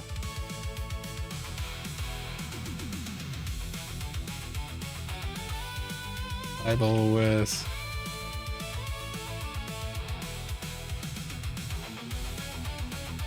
Okay, so we'll just generate an image then, because I wanted to generate one when we got here. What the fuck are we doing? Okay, so that explains why we can't see through each other's eyes. Kurt and Neverconquer possess image display links, but no installed Opticams. The camera shows approximately where they are facing, out their literal Cyber Eye vision. Good enough. The salvage surveillance transmitter is short-range equipment. Heavy concrete or deliberate jamming may degrade the signal. So we might get fucked on that. What song was the previous one? Oh, here, let's see. How do I just copy this fucking thing? I'm listening to this shit. Ninja Turtles. Turtles in Time. I think I'm in 34 minutes, so it's probably like the 30-minute one. Maria has dermal armor? So she's stressed out, though. Her stress is almost half, so she's strained. So it doesn't look like we're stressed out. We don't care. We're pros. We don't give a shit.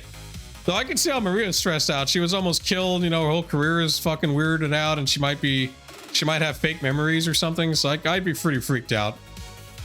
No disguise test is required until someone examines or challenges disguise. What are disguises? So I got a hyper deck. That's how I hack. We got guns, remote control. I don't think she'll go psycho. At worst, if she gets really stressed or panicked, I don't think she'll shoot us. I think she'll just hide. You know, run. So she's not a combatant like us. Like we can handle stuff. Relax in sims. That might temporarily reduce her stress. That might work. I should retcon that, huh? Wait, did the image already happen? Oh shit, it did. Okay, all right. We'll check that out later. I'm also gonna put OOC. Before we got here, we went and got some stimulants and drugs.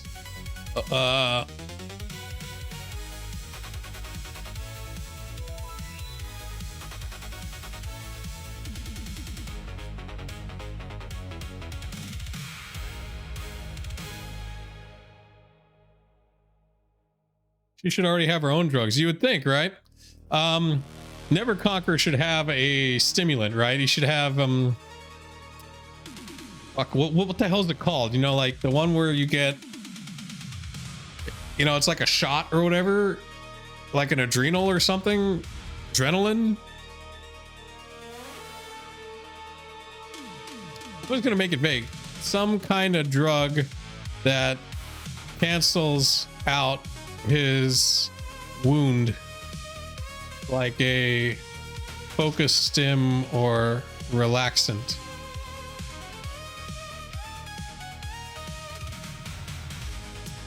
You know, technically I should be wounded, but I guess I healed. I don't know.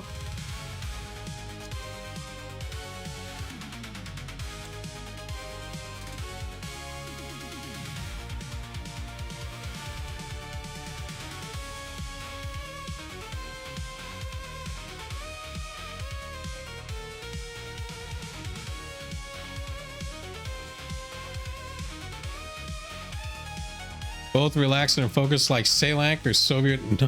Well, we'll use one of the drugs that is used in Shadowrun.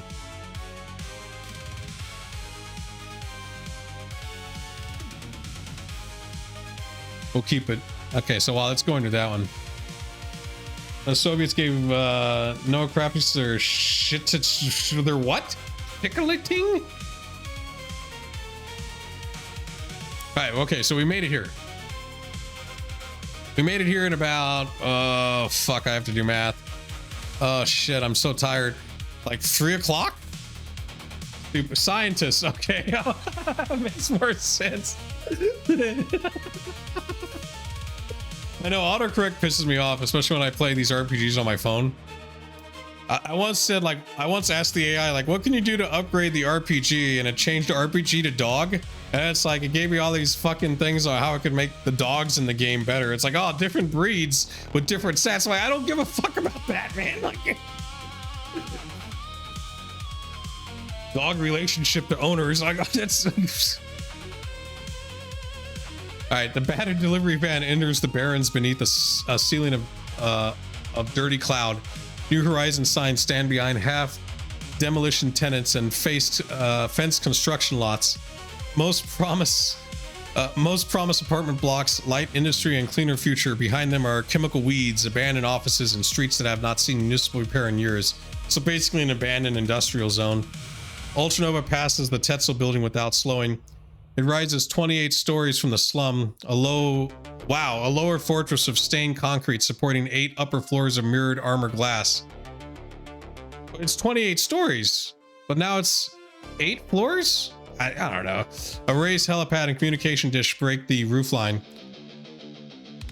The van continues another 6 blocks before Ultranova turns behind a derelict auto parts warehouse. He parks beneath the collapsed awning, approximately 620 meters southwest of the target. Beyond the direct sight from the Taetzel grounds, the van faces outward with 2 unobstructed escape routes. No vehicle follows them. Oh, that's good.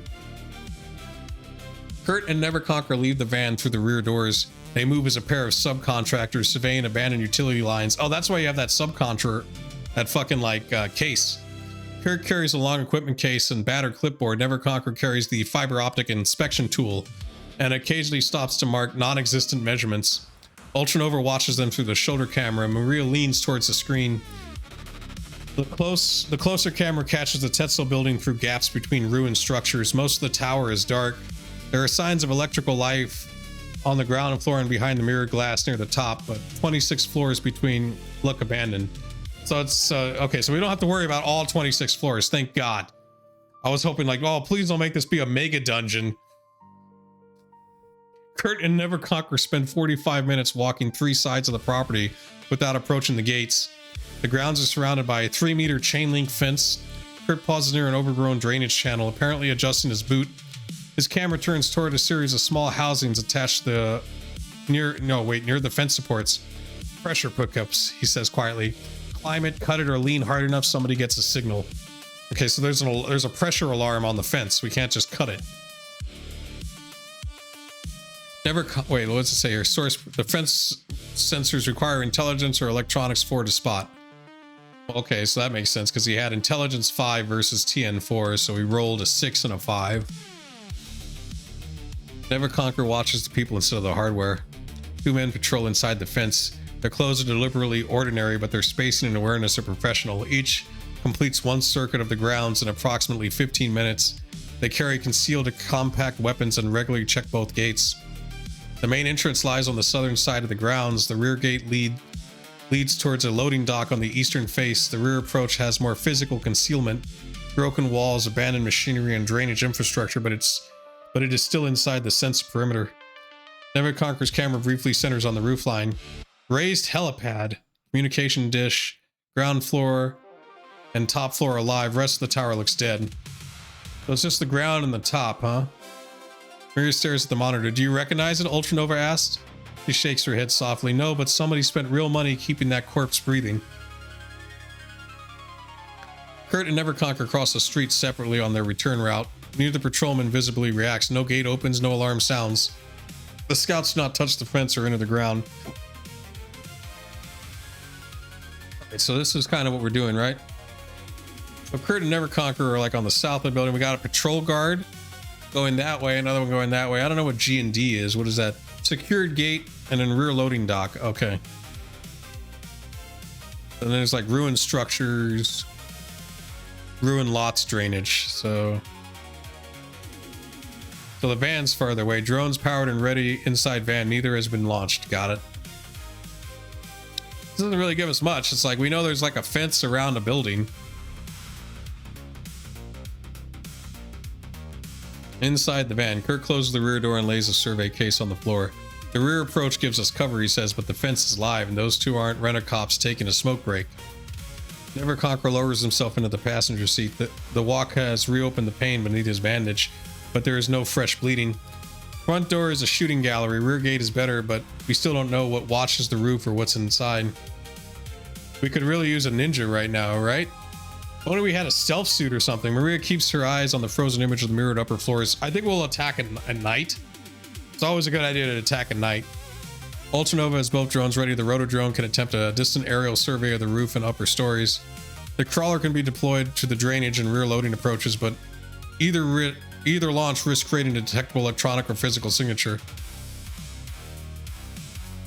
Yeah, night. Yeah, we definitely got to go at night. No drones has moved. All right. All right, so here's a picture of it. I'm going to download it. Boop. All right, now I'm going to make the picture bigger. Let's see.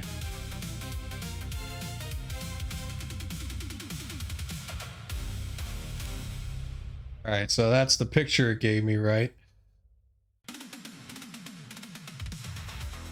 Why do we have like stat cards? Also, why do I have like a mohawk now? Why is Neverconquer a chick? Oh wait, no, he's just a dude with long hair. Hold on, let me. Like, man, you fucked up the appearances bad on this one, but at least we get an idea here. I mean, so it's like an old abandoned building. Like Maria doesn't look anything like that. I love how it just changes the way we look. It's so fucking.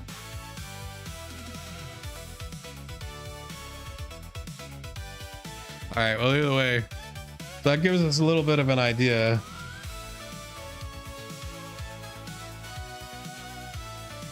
All right, the drug loadout.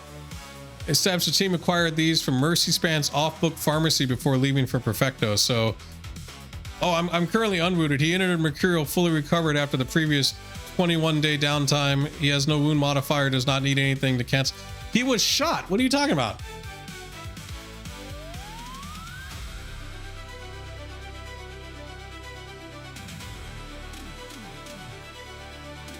I really gotta like beef up the save system, man, because it misses stuff sometimes, so I have to retcon it back. Usually it's like deep in the files and it just doesn't read it. All right, Neverconquer still has light physical wound and +1 TN. Stimulant patch would not fix that. Stimulant patch is temporarily remove stun. Oh, okay, but not physical wound penalties. Oh, instead carries a dose of kamikaze. What does kamikaze do? Pain resistance +4. Oh shit, it boosts like all these stats and gives you like more initiative. That's good. Yeah, I like that one. How long does it last? It lasts up to 60 minutes. 10 times 1d6. So it's dependent on what you roll. But an hour of stimulants ain't bad. Oh, but when it ends, you suffer a 6 6 stun and like your quickness and willpower go down for about the same duration that it lasts. You have a body test against, so you might not get the stun, but you will get the quickness and the willpower reduction. It's illegal and physically addictive, so you also might become an addict. So I don't know. We'll have Neverconquer take that if it's really bad. If we're fucked. Once it wears off, the light wound +1 TN return unless he has actually recovered. Like if he gets shot again, he fucking downs it. All right, so Maria carries 2 doses of cram. Oh, so she does have drugs. Whatever the fuck cram is. It gives +1 reaction and +1 whatever random 1 to 6 initiative. Duration 12 minus body hours, minimum 1 hour. Okay, so like whatever her body rating is -12. We really need trank darts. We need a trank gun too. Afterwards, she suffers a moderate stun crash lasting the same amount of time. Like, try to post that on the Discord, and then when we go shopping, you know, after a mission when it's downtime, I'll like add that to our lists, and it'll take away the money. 2 doses of bliss. What the fuck is this? A tranquilizing anti-anxiety fallback, -1 reaction, but +1 TN to all tests. Should mount it to the drone.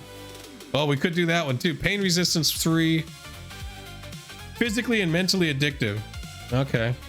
This can make her feel calmer, but under the Bible stress system, it suppresses symptoms rather than permanently removing stress. It would be a poor choice immediately before infiltrating Perfekto unless she's becoming unable to function. Okay, so you really shouldn't do any of these drugs. Yeah, so we don't have to deal with the corpse disposal, right? Maybe less heat.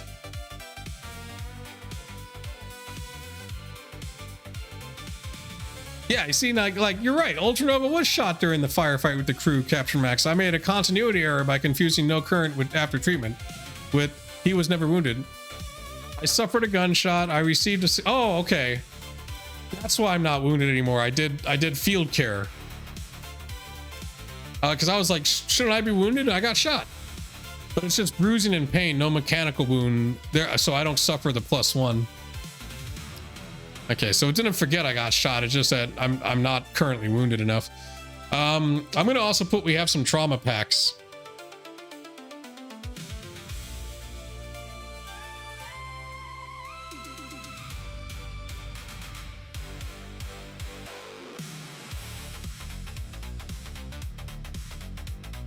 And a new med kit.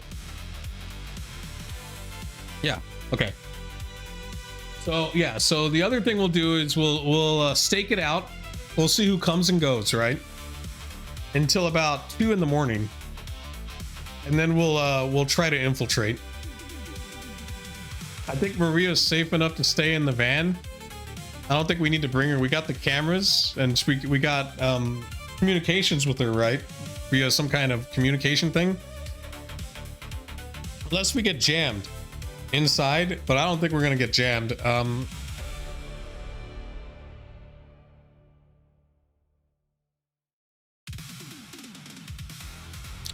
You know, because like concrete and shit like that could like jam our communications and whatever. Or they might have an ECM jammer in there, but I don't know if they do. They might not give a crap.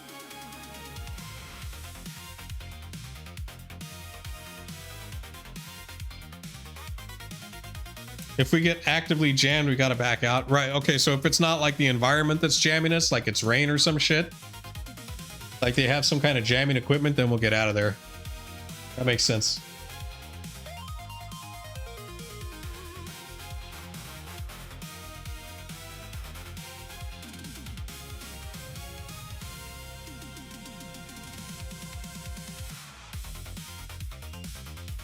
Also, I showed this earlier, but I wanted, the reason why the gem thing came up was I wanted to see what Shadowrun would look like as a cartoon from like, you know, the 80s and 90s. And so it gave me this. And I was like, oh yeah, that's the that's the PG-13 Shadowrun right there. It's got a little bit of a Ghostbusters vibe to it.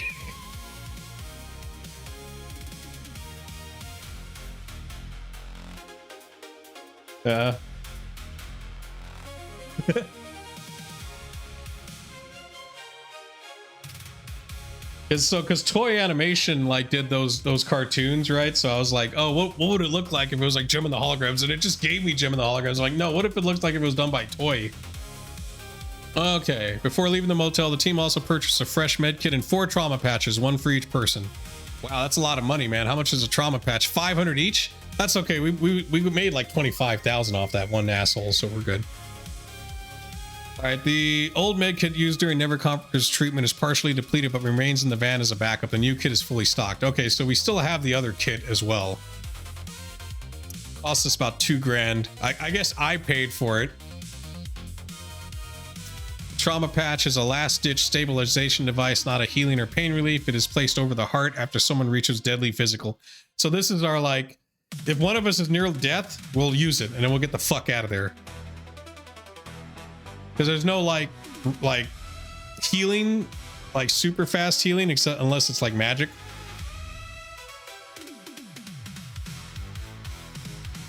I'll put the team continues to watch the site for until around 2 a.m. and then they'll make their move. I'm gonna deploy my drones. Ultranova will deploy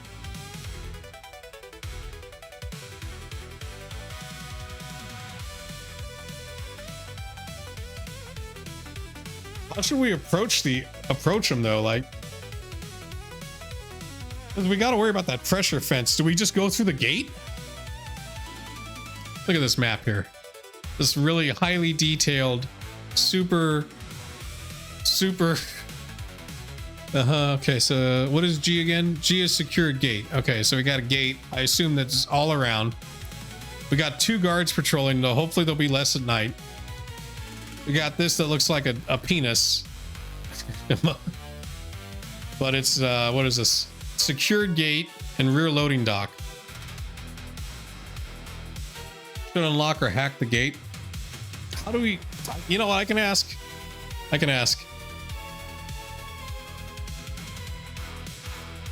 Let's see now. Kurt will attempt to disable. We didn't see any cameras outside, which is good. They have no camera access.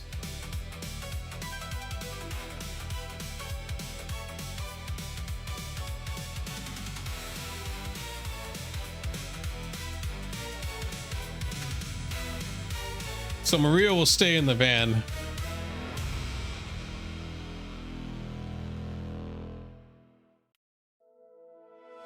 Okay, they will take the easiest access.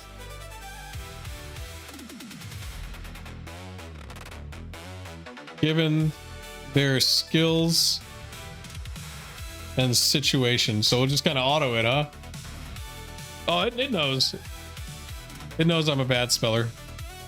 Boop. I'm also gonna put the crawler drone will be scout and slightly ahead. So who's gonna take lead? I think Kurt's gonna be the lead. Of Kurt, who takes lead. Ultranova behind Kurt. And NC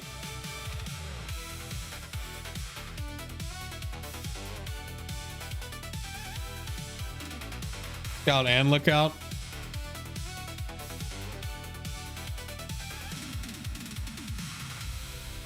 And NC holding the rear.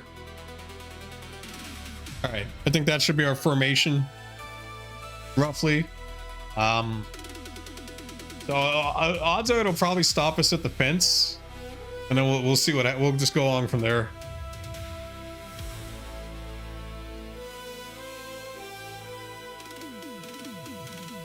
See what else. While that's cooking, let me find some other images I made because I was bored.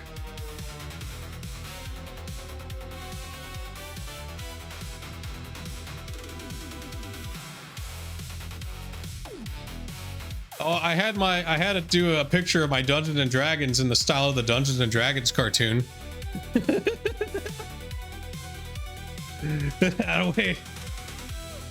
That way it can really be like an 80s cartoon. I'd watch that. That'd be fun. I would have enjoyed that as a kid. Let's see. I also got a 1989 movie poster. It does have the Thundercats vibe going on. Let's see. So here's the movie poster, right? Now this one looks kind of sick.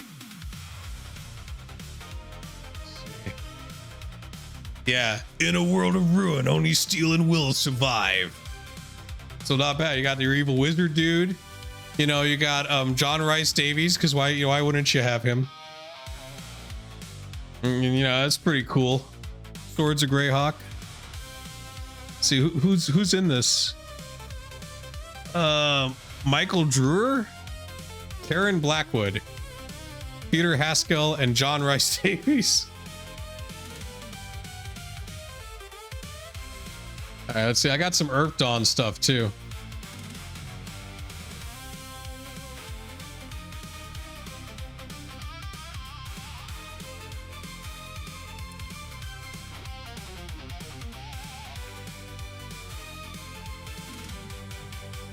Put that on, sure. The movie that never was. All right, so then I did Earth Dawn, right? And I was like, all right, can you make Earth Dawn a cartoon in the style of He-Man? And then it gave me this. And I was like, yeah, that works, I guess. Yeah, because Earth Dawn's got lizard people and stuff. It's got like big rock people. But before I told it to do that, it fucking literally just gave me He-Man. You know, like it's just. And then I was thinking, like, man, I could convert He-Man to Earth Dawn pretty easily, actually. Yeah, let's find I have a movie poster.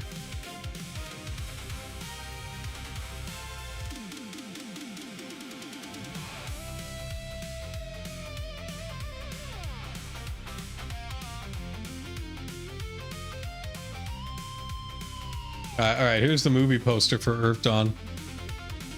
When the world emerged from darkness, legends rose. And I guess one of the legends is fucking Gandalf from Lord of the Rings. Let's see, who's in this? Gabriel Bryce, Lena Headley, Michael Shanks, Zoe McKellen, and Ian McKellen. Hell yeah. He did this between Lord of the Rings. He was like, I need another epic fantasy movie I need to be in. So Earth Dawns might play a little bit more into Shadowrun just because it takes place before Shadowrun, so that should be kind of interesting when we get to that. Earth Dawn's getting ready. It's almost close to being like done for the stream too. So I might stream some Earth Dawn.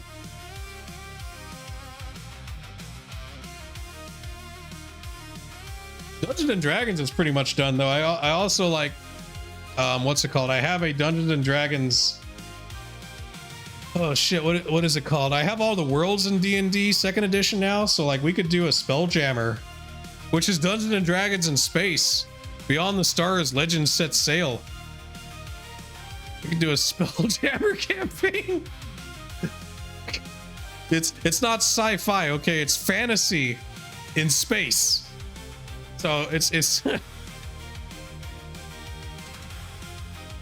one of the reasons I picked Advanced Dungeons and Dragons instead of like Dungeons and Dragons 3.5 or whatever was just because the fantasy. So like Star Wars, right? Except we're on like little ships, you know, and there's gravity in space, so we're on a two-dimensional plane. The main reason why Spelljammer is kind of cool though is because it connects 3 Dungeons and Dragons world. It connects Greyhawk, Kryn, and Forgotten Realms. So if you wanted to like go through all of them, then you could be a space pirate. You're like this dude. But Earth Dawn has air pirates, man. You know you know what? You're right. This looks like one of those movies you'd rent and then you'd watch it and like, you know, this beholder would be a bad puppet. Everything would be tiny miniatures and it would look bad. Fucking Ice Pirates, gotta hate that movie. That movie confuses me, man. It's like you watch that movie, you're like, is this for kids? And then there's like space herpes and like a robot pimp, and they say the N-word, and I'm like, no, this movie is not for kids. This movie is not for kids at all. Like, what is this movie? What is the tone? You know, like what? Who's this movie for? You know, like, I get why people like made Toxic Avenger. Like, that's clearly for teenagers and shit. So bad it's good. I forget like half that movie. I just remember the fucking space pimp and space herpes. Ice pirates. I think they find Earth in the end. Spoilers. Damn. We'll import ice pirates to Spelljammer. We'll do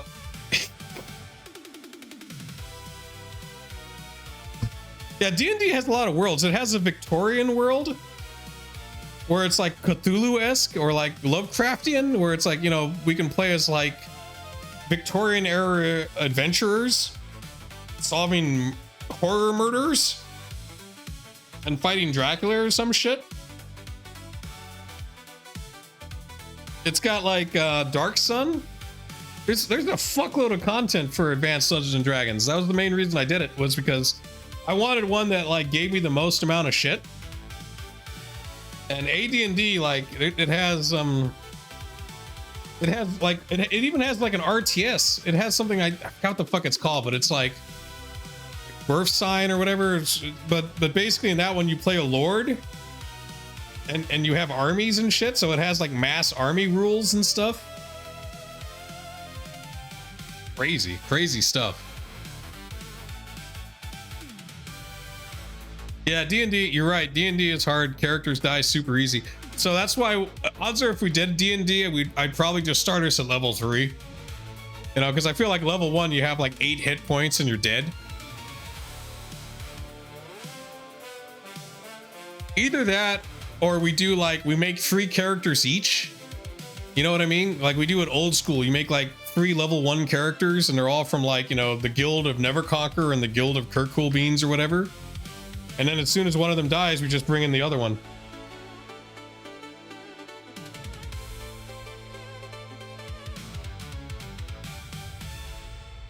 That poor fool that rolled 1 HP. He rolled all 3 dice and he got all 1s. He had no choice. He failed all his rerolls.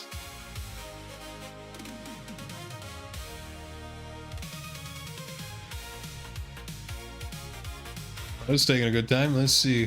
Do I have any other like interesting pictures?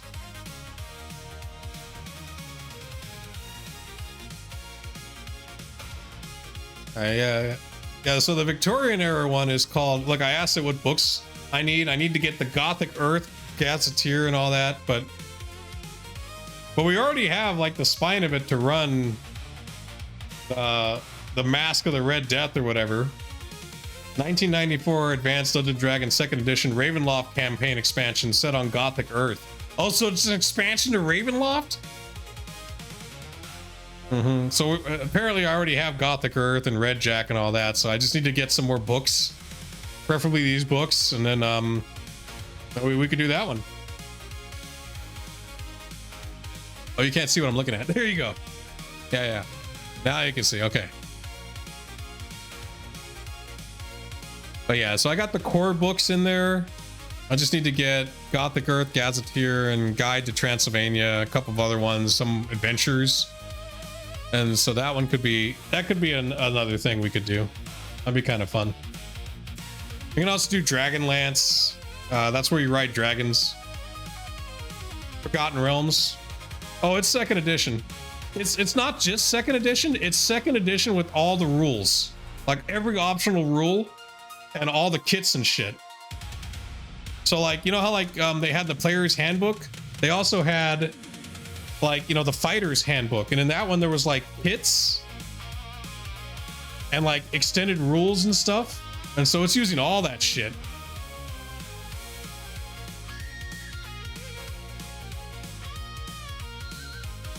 You never read them all? I couldn't imagine actually running like a campaign without the AI, because one of the things I love about using the AI is I can just feed it a bunch of books and then tell it, this is the rules I want, this is what's going to happen. And I don't have to keep track of any of it. I don't have to like have these extensive notes. Because there's the player's book, the DM book, and the monsters book. And there's like 7 monster books. Because like some places have their own book. Like Ravenloft has its own monster book. It took 10 minutes to fucking do this, but we did it. Okay, so 16, 18. That's about what, 4 o'clock? They're a hybrid class like fighter mage kind of stuff. It's as if it was meant to be played this way. I can't imagine a real person like actually following every rule, because I think what happens is dungeon masters just cherry pick what they like. Because like to keep track of all of it would be fucking ridiculous. It'd be insane. Like all the Shadowrun books, it has all these rules on how to run cities and stuff. Like no one's gonna do that. That's the major complaint of Shadowrun, is how crunchy it is, but I don't care. I think it works very well when the AI does all of the math. New Horizons redevelopment. The crew stays in place. Ultranova and Maria work the screens inside the darkened van. The Thaco thing. The Thaco thing's kind of rough. I mean, like, as long as you know that the lower the number, the better it is. So if you got like a 1 or a 0, I guess you can never be hit. Kurt and Neverconquer wrote, I think, oh, you know what? Initiative's like that too. Like if you're initiative, if you roll low on initiative, you also like, it's better to roll low than it is to roll high. There's certain things where you want to roll low. It's confusing in that manner. Kurt and Neverconquer rotate between the rear compartment, nearby observation points, food, coffee, and brief periods of rest. The Taetzel building does not become less threatening after 10 hours of watching it. It becomes more predictable. Their perimeter agents complete 38 full circuits. Each circuit takes almost exactly 15 minutes. So we know that they take 15 minutes to circulate, so we might have a window. Their pace changes slightly, but the route does not. Near the rear gate, broken machinery in the building's eastern wall create a reoccurring interval of roughly 70 to 90 seconds when neither patrol has direct sight of the patrol. Well, that ain't shit. That's barely a minute and a half. There's no visible shift change, delivery, or civilian traffic. The ground floor remains dimly active. Lights continue burning behind the mirrored glass on the 28th floor. Ultranova records the patrol timings and builds a moving overlay for the drone feed. Okay, so 9 hours elapsed. 2 guys outside. We don't know how many are inside.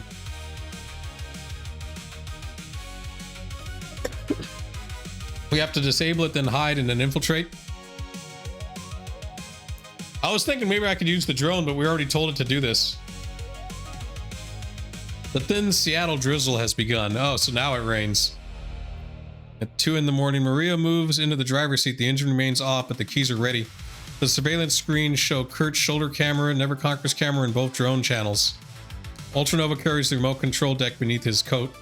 He remains in his body rather than jumping into either drone. Yeah, which is smart. Both machines operate through standing orders while he watches their feed through his cyber eye. So they're like hirelings. They're like helpers. The roto drone rises behind the abandoned warehouse roofs, climbing where the Taetzel grounds cannot see its launch. It settles into a wide passive orbit, approximately 120 meters above the slum and 180 meters east of the target. It does not use active radar. Its telescopic camera keeps the building gates and patrols inside one monochrome picture. The crawler remains inside its battered equipment case until the team reaches the drainage ruins near the eastern perimeter. Ultranova sets it on the wet concrete. It tracks begin turning in short controlled burst. Okay. Oh, my drones have stats now. Thank God. That was the other thing I did when I was updating, like the new AI model. I made it update everything, so it should have filled in everything. So nothing is now vague. Everything should be a legit thing. Sensors 1 on both though. Ugh. I don't know what signature means. I guess that's electric signature. All right, Kurt takes point. The crawler moves 8 meters ahead of him, stopping whenever its tracks approach loose gravel. Ultranova follows Kurt by 4 meters. Neverconquer holds the rear another 4 meters back, pistol beneath his coat, and the unopened kamikaze dose still in his gear. They move when the nearer patrol turns onto the northern side of the building. The rain darkens their clothes and softens their footsteps. Kurt crosses the last exposed ground first. Ultranova follows his exact route. Neverconquer moves slower because of the wound, but he keeps the formation intact. No visible response comes from the building. Oh, that's because we passed our stealth rolls, right? Yep. Yeah, 10 success, open test 8, 5.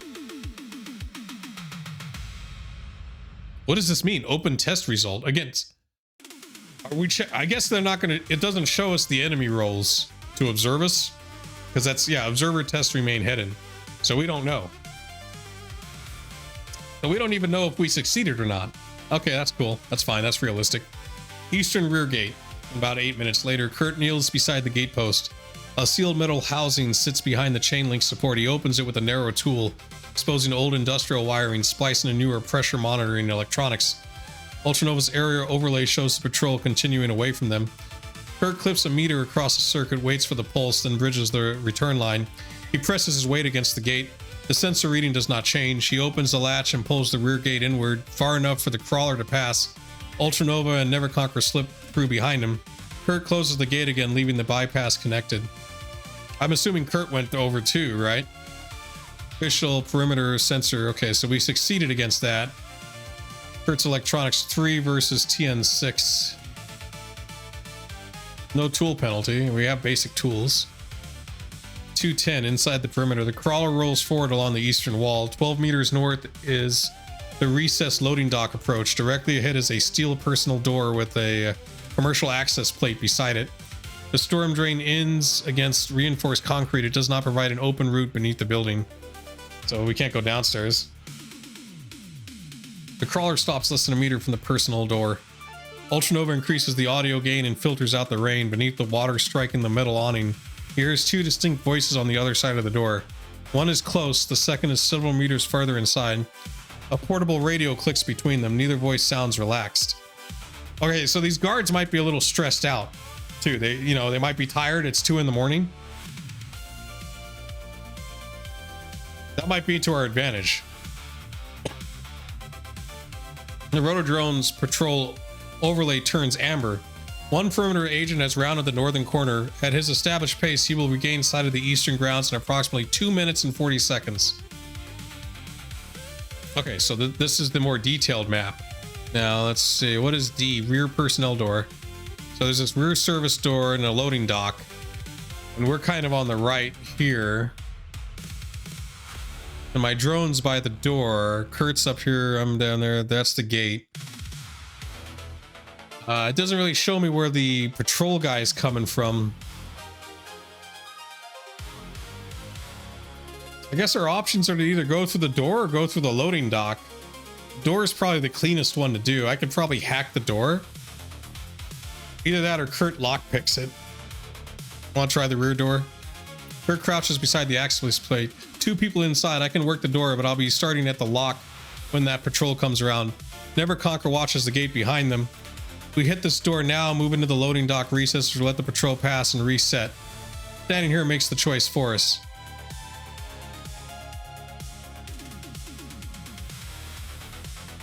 We have less than 3 minutes before the eastern grounds are exposed again. We can't knock the guard out. Like, if me and Neverconquer rush the guard, the problem with that would be the other guard. You know what I mean? Because there's 2 of them and they're looping. They have radios. We heard a radio inside, so we got to assume the outside guards have radios. Whichever, let's try the door, whichever it's most vulnerable to. Yeah, okay, so it'll probably be Kurt. We could hide. You know, it's nighttime. I don't know if these guards have flashlights or can see in the dark. I'm gonna ask. Do the guards.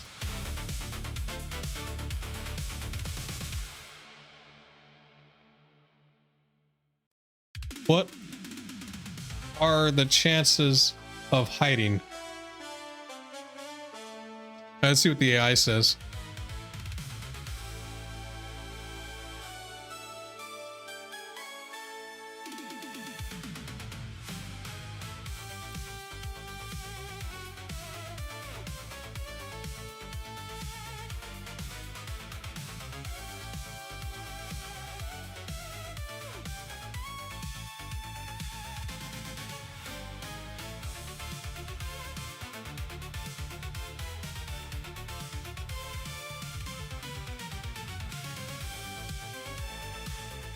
We could sneak behind them or ambush them as they round the corner one at a time and tie and gag them.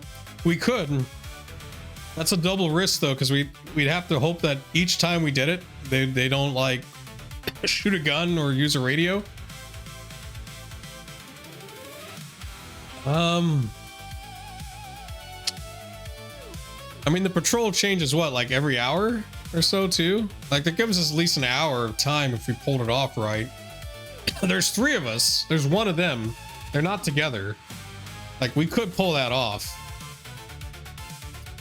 Neverconquer does know how to, like, you know, he has like non-lethal abilities and he's got a baton. You have a sword. And if you guys don't, I'm gonna fucking retcon it that Kurt took his sword with him.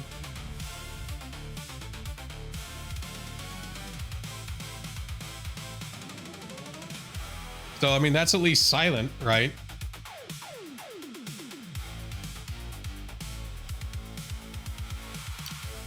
Okay, yes, the exterior agents can operate in the dark. No flashlights have been visible during the team's long surveillance. They have not been sweeping the ground with beams. They have low light goggles. Darkness is therefore much less useful against them than it would be against ordinary guards. You have ways to restrain or disable. That's true. I need to carry a short wakazashi for stealth missions. That's true. Or like we just get you like damn, what the fuck's that called? You know, like the thing you put the sword in. Their printed loadout does not specify thermographic vision. They cannot see through reinforced concrete. Thank God. The drizzle and broken terrain still help concealment somewhat, but low light goggles prevent the night itself from making the crew effectively invisible. Oh wow, this is actually in the module. It's on page 62. It tells us what these guys have. Okay. Current hiding prospects inside the recessed loading dock approach. Very good against the returning patrol's direct division. The concrete geometry breaks line of sight. The remaining risk would be noise, security cameras, the crawler being left exposed with the guard deciding to inspect the recess. Press against the eastern wall. Risky. Once the patrol rounds near the gate. Bad, so obviously. And mechanically, hiding requires a new stealth hiding open test. The highest die becomes the TN for the guard's hidden perception test. They have about 2 minutes, 40 seconds.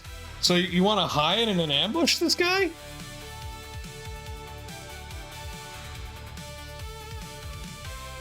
Like, that's an option. That buys us time, but we definitely have to get the second guy too, because he's going to find the body in less than 15 minutes.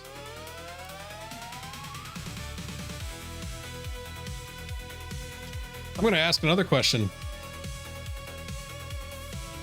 What are the odds that Kurt can lockpick the door? Or that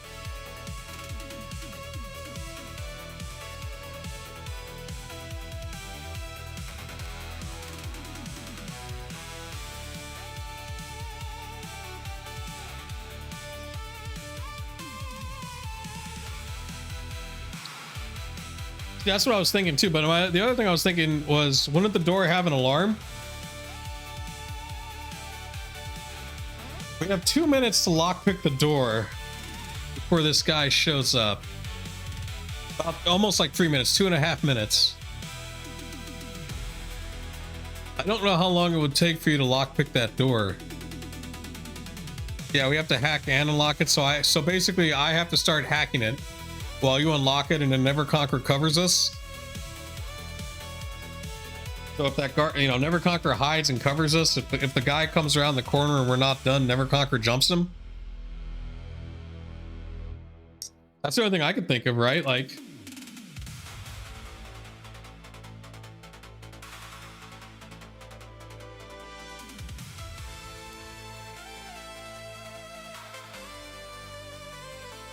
I'm also going to retcon too that Neverconquer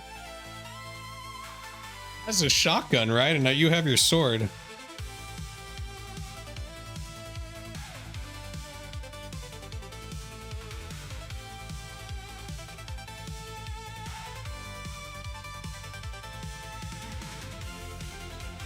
Your sword's like on the back.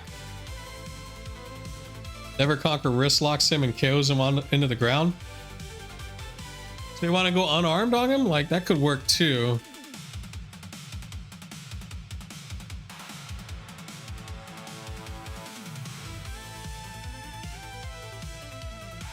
Neverconquer has a baton as well. You know, like some kind of like telescopic baton.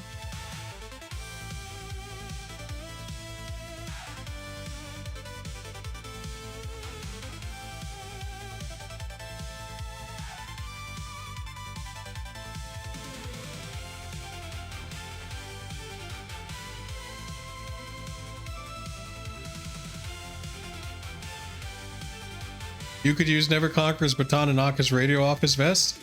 But I'd assume, like... Let me go look here. Let's see. I'm guessing he's coming from the north here. So if he rounds this corner-ish, we gotta think, right? That if someone's waiting around the corner while he rounds it... Unless he can... I'm assuming he can't see this, like, part of the door.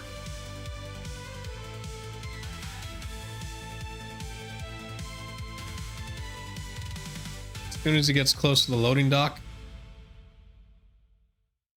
Might be, yeah, something like that. Like, because we got a little recess by the door that we can hide in. Hopefully, not all of us, I don't think, but like close enough. I'm assuming there's like, look at this. Map's not the best, but I mean enough. I think if he's coming from here, we can probably get him. We'll see how the fiction works, because these maps are not accurate. They're just trying to explain kind of what's... It's like the images. They're not accurate to the fiction.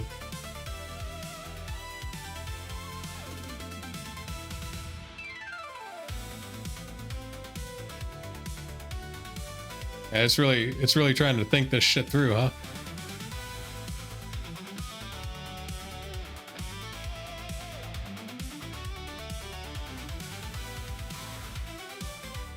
I don't know why the auto mod said grab his equipment was censored. That was pretty funny.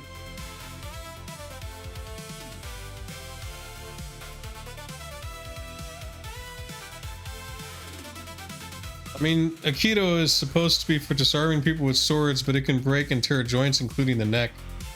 Auto mod, take it first. Do you want to go with the Aikido? I guess I'll ask that question too.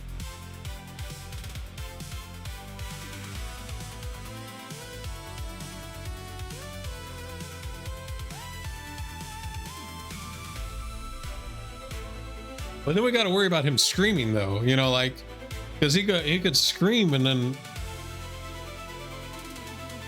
I don't think he can get his radio.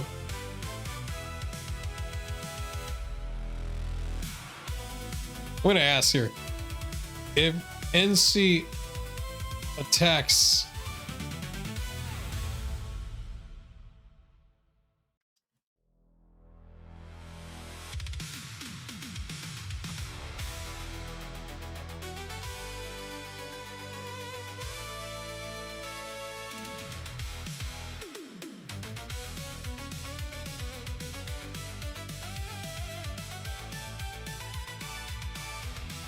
well, it can break the wrist and elbow. They practice not doing that, right? Yeah, and worse, it throws the guy on his ear.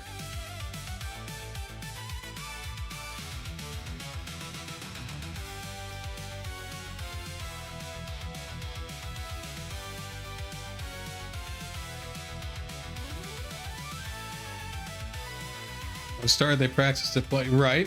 Okay, so I asked it which would be the better one to take out the guard, so it'll give me kind of an idea. The problem with the disarm procedures is, like, I think in Shadowrun, like, the disarm can't be lethal, or like melee can't be lethal or something like that. There's like a whole thing. Then again, there is a whole book about martial arts in Shadowrun as well. When the founder discovered religion, he abstained from the more violent stuff. Oh, really? Okay.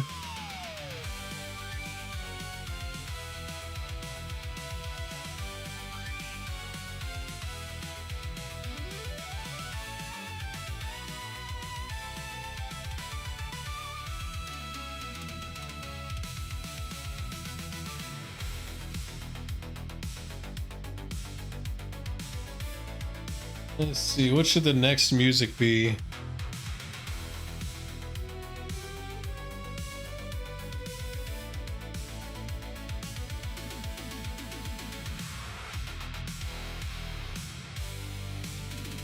Martial arts school used to be referred to as Hell School. Really?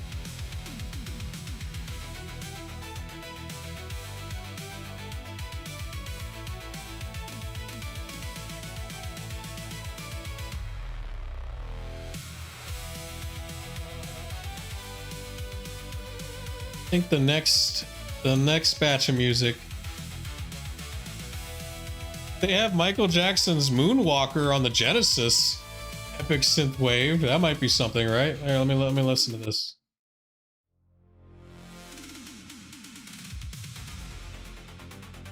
Which is crazy because if someone's trying to chop your head off, you're gonna wreck their joints so they can't move, right?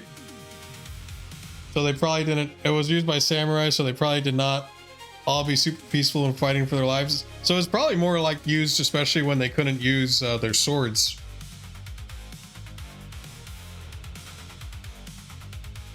I hope this Michael Jackson music doesn't give me a copyright strike.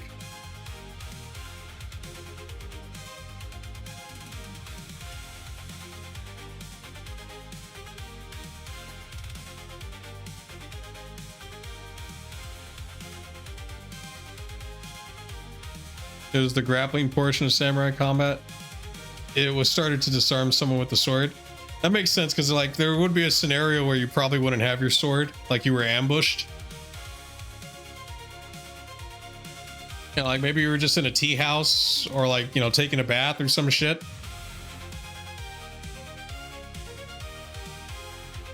There you go. For disarming him, Aikido gives Neverconquer the better odds. I love how Automod's like, you can't say grab your sword. There's all these, he grabs his equipment. He strokes his sword.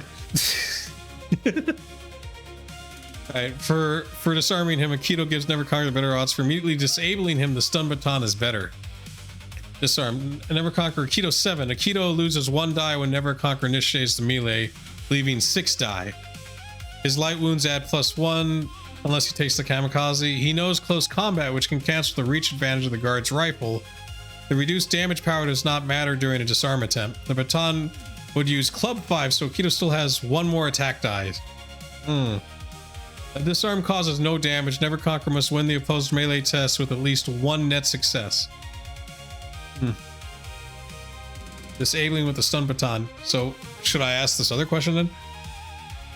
Wouldn't Aikido be able to disarm and break bones? Like the real martial art? Because I don't think Aikido's actually in the manual, but like, we'll see. There's a martial arts maneuver thing, so it just depends if, you know, in like the books. So it just depends if the Aikido package also does something. So I don't know if I should house rule Aikido being able to do that, because then it would be fucking unbelievably good.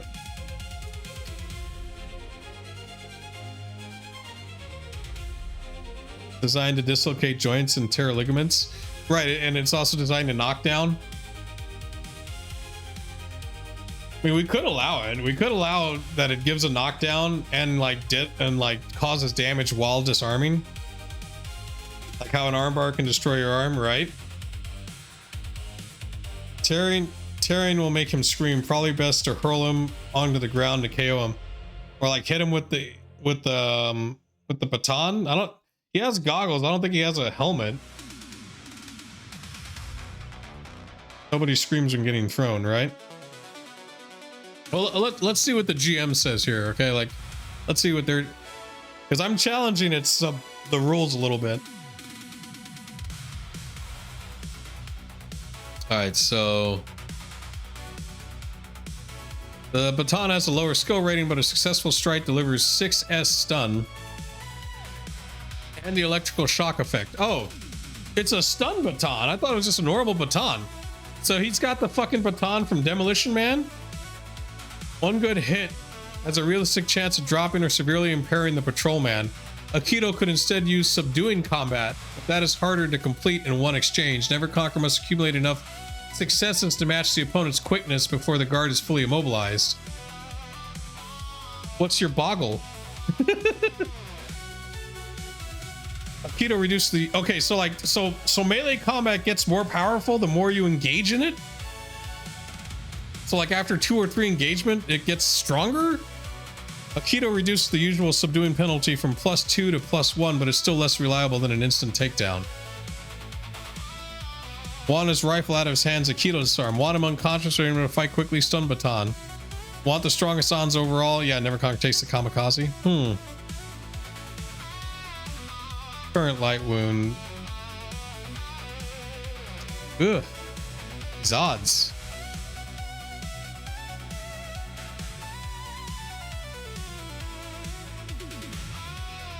I think also if you do the stun attack first and then do the Aikido.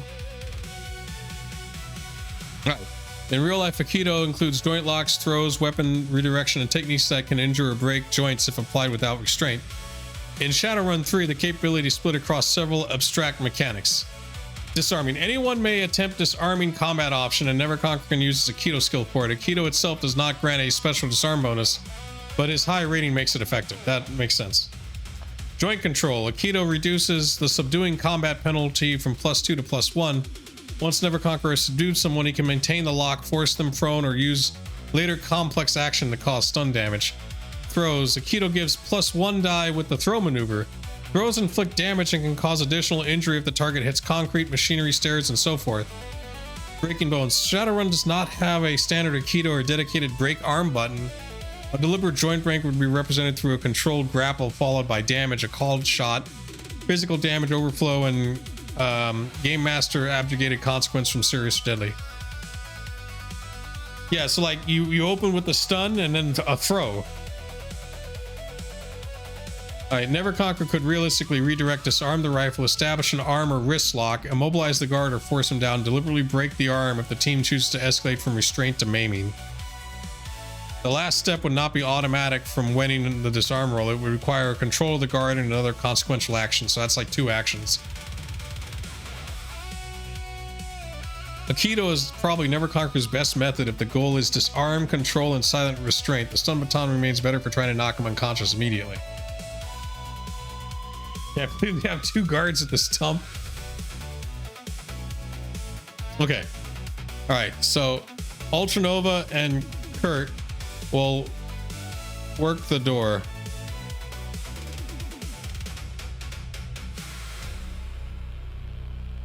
So I'm gonna try to hack any alarms. Kurt will lockpick the door. Neverconquer and my drone. So my drone has no attack, I believe, but fuck it, it can run into the guy.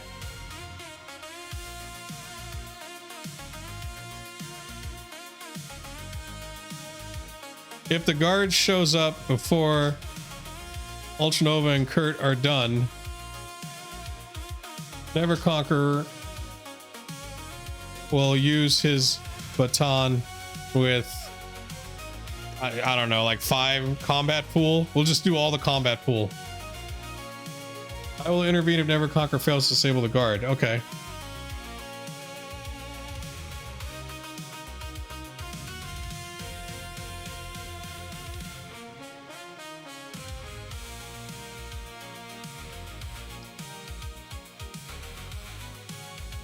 I'm assuming you're going to use a sword. Or do you want to just grapple the guard?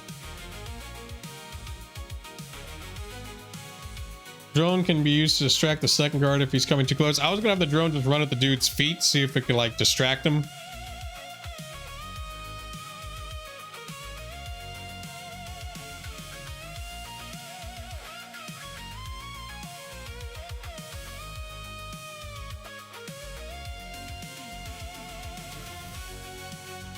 I was gonna have you use the sword, right? Because that makes sense. What is your unarmed or special skills? I forget. Did you want to try to grapple him? Yeah, the sword's silent enough. I know the sword, you have like a pretty good amount of skills on it.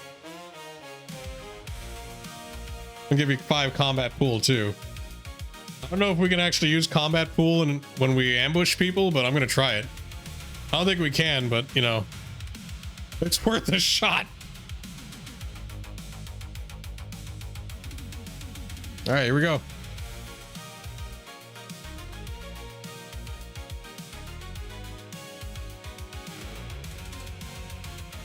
And who's this dude that's making all these the AI music of all these video games?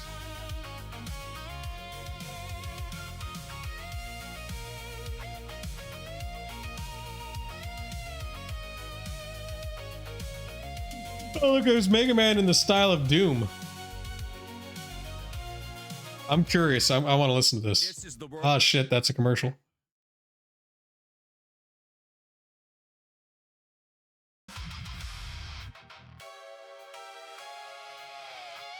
Mega Man X3.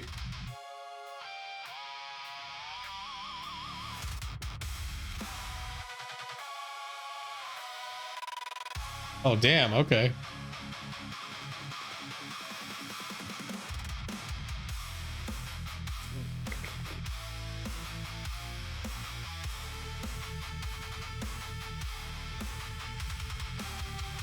Oh, here's Mega Man X1 in the style of Doom. Okay.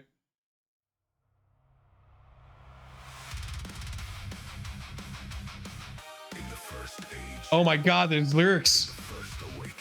The first of the Slayer. When the future first trembled with possibility, one was created. Not bound by command. My god, I'm going down the rabbit. Hey, there's a Mega Man X West Coast. Let me listen to this one. Oh, hell yeah. We'll take his radio and hide him in the woods. I'm getting a lot of San Andreas vibes on this shit.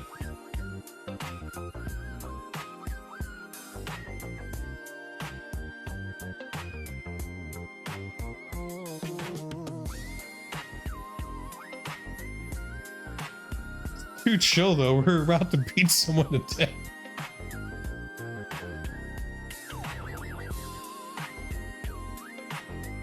Or hide him inside. So my worry about going inside the building is we heard 2 voices in there.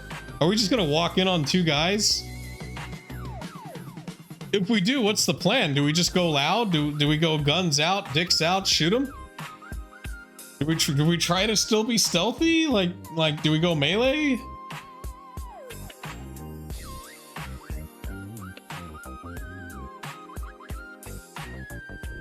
Let me try this one. Try to stealth them. That's true. As long as they're not like looking at the door when we walk in the door, I guess we're okay, right? If they are like looking at the door while we go through the door, we're pretty fucked.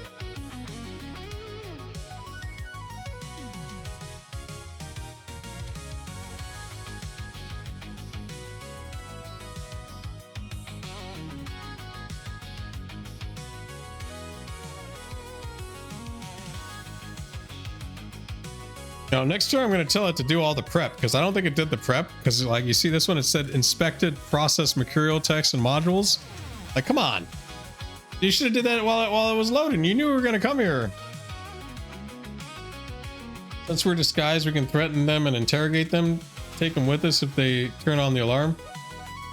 It's true. We can do that. We can, if we get one of them alive and, like, conscious.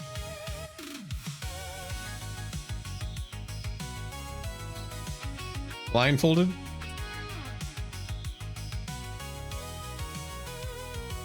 Oh, you're right, yeah. I don't know what these guards would really tell us, but I guess we'll have another, like... They're probably not combat types. Oh, the dudes inside? That's true, too. They might be scientist men?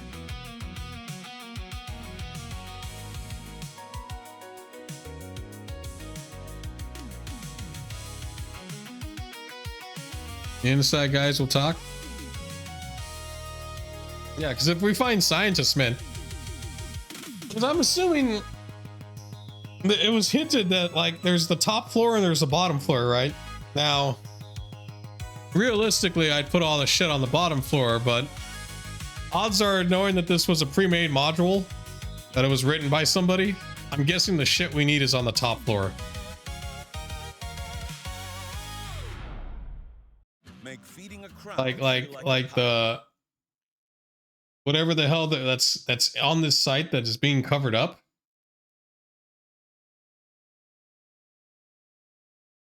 Have them access all the files and answer our questions. I hope there's only like 3 dudes inside too.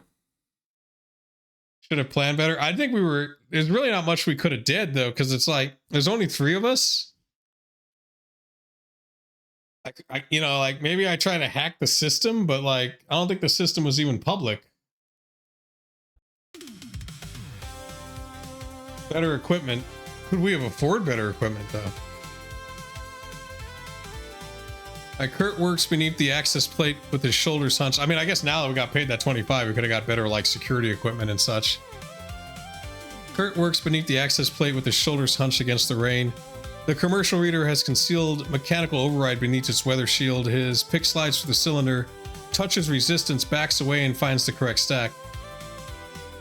Yeah, you're right. It's the night crew at 2 a.m. The bolt releases with a soft metallic click. Oh, so okay, so that wasn't too bad. Actual time, 20 seconds. Nice. Behind him, Ultranova removes the access plate cover and probes the wire bundle. The first pass finds the lock power in the reader circuit, but not the silent contact that reports the door itself opening. He changes probes, pressing his ear close to the plate, and traces a thinner return line buried behind the frame. There, a separate magnetic contact feeds directly into the building's security network. So did I disable it? Doesn't look like success. Complimentary roll.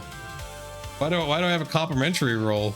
Oh, because of my electronics. Intelligence and then electronics. Okay. 12 seconds. Okay, so that ain't too bad. Ultranova clips the bridge across the return circuit and begins matching the normal closed door signal. His cyber eye display shows the waveform stabilizing. Kurt's lock is already defeated. The alarm bridge needs only a few more seconds, then the voice beyond the steel door stop. Ultranova's crawler feed catches the scrape of a chair. A boot crosses hard flooring inside, another follows. Someone is approaching the door. Oh, they heard the lockpick. Neverconquer waits 6 meters south in the loading dock recess, baton extended in his right hand. Shotgun is slung across his back. The crawler sits low against the concrete beside him, ready to surge to the exterior patroller's legs if it appears. Kurt's katana remains sheathed across his back. His contingency combat pool is untouched. The outside patrol is still more than 2 minutes away. The sound inside is closer now. We can rush the guys inside. Like quickly, you know, and then close the door so that no one hears us. Neverconquer can come in too. Ultranova hears metal move within the door, not the exterior cylinder Kurt just picked. The interior release. Kurt freezes with one hand near the door edge. Somebody heard us. The handle begins to turn. Yeah, oh, so they're coming out. Okay, the door is about to open. So we just wait for them to come out, we push them in.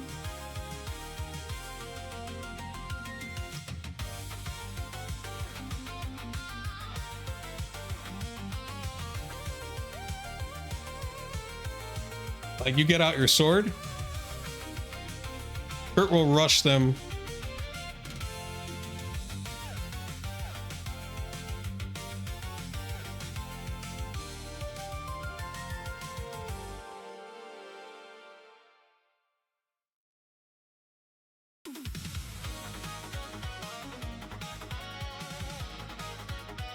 So we'll all push in, right? And we'll try to close the door so the outside guy doesn't see us.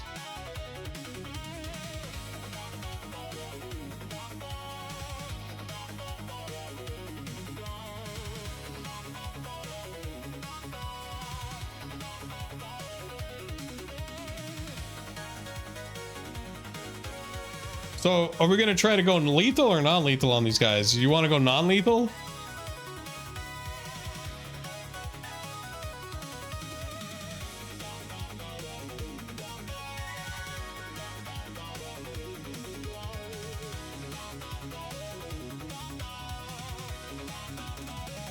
I guess that's all I can really say. That we'll attempt to rush and subdue the 2 people on the other side of the door.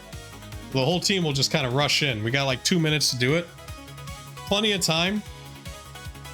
They should be like not knowing what the fuck's going on. So if this works out correctly, we should be able to just like run through them, right?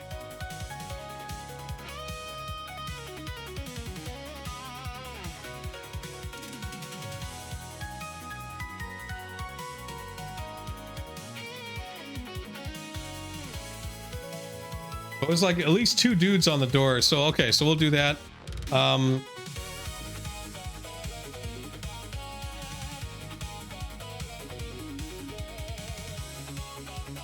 I think we'll all just use some like combat pool, take them out. They'll never come. Okay.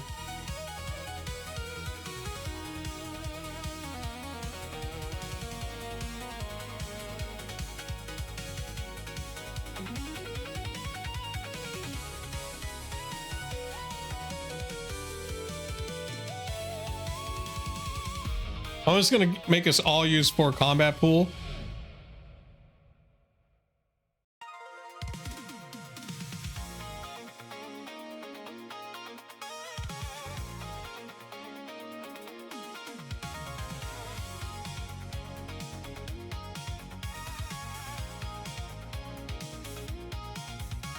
Okay, so we'll all use 4 combat pool.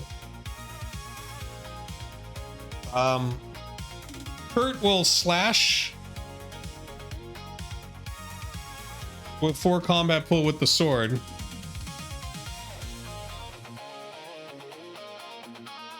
At the guy, so you'll slash the guy opening the door, and then we'll rush in. That clears the entryway, right? And then we'll get the other guy. Yeah, your enhanced reflexes, what? Because like odds are combat's gonna start. We just gotta like make sure like hopefully the intent's correct. I tried to word it. I also was like redundant with my wording, so the AI should get what we're trying to do, which is rush the door and close the door so the outside security doesn't see us.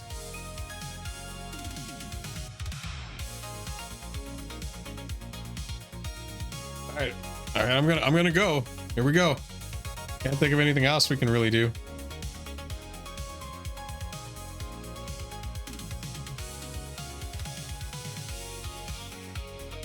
And once this loads, I'll get an image of it. In fact, I'll get it going right now.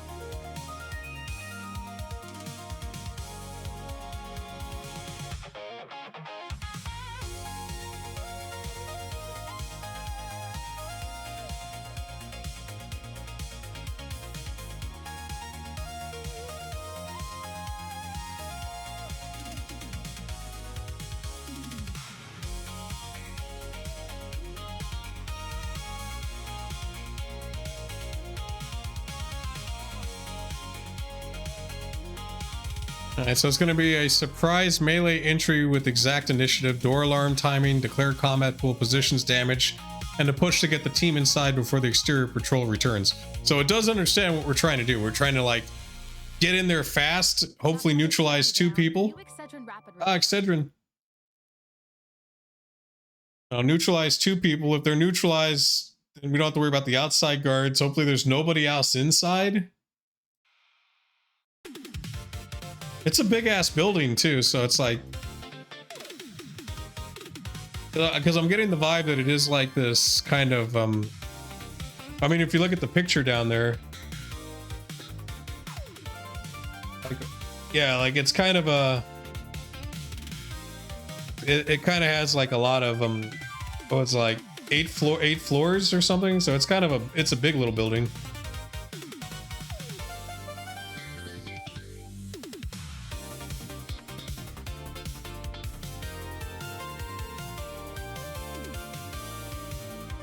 You wanted to announce we were the new janitorial crew? Damn. You'll have to follow Kurt's lead. Your bet on the old side, right? I don't know, man. Like, I don't think we would. I think if they would have bought the janitorial crew. Maybe these guys that are opening the door are janitors. If we just kill them and take their outfits and their name tags. I swear, if that's what happens.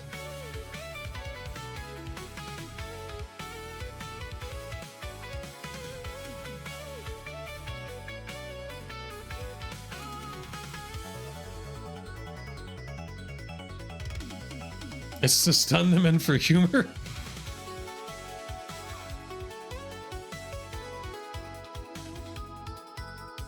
Mostly for a joke. It's like our one-liner. We'll do that on the next set of guys we kill.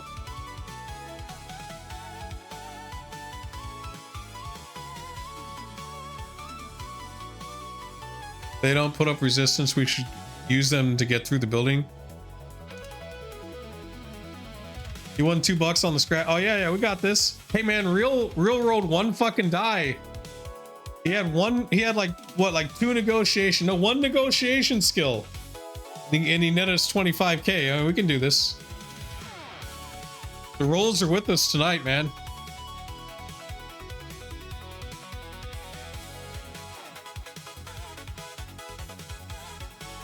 Also, if shit hits the fan, we just run away. No, we just say, well, fuck this, we tried.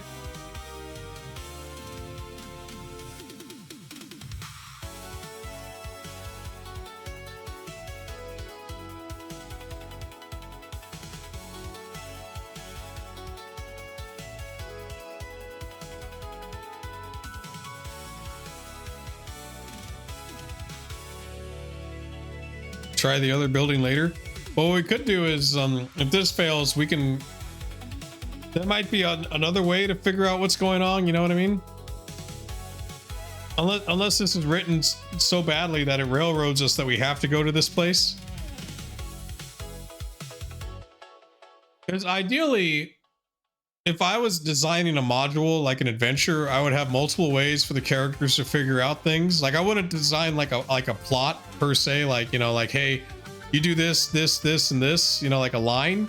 It would be more like this exists, and this exists. And the characters can find clues based on who they interrogate, what they search. And you shouldn't have to take someone else's bullet this time. That's true. This time you can use your shit to dodge.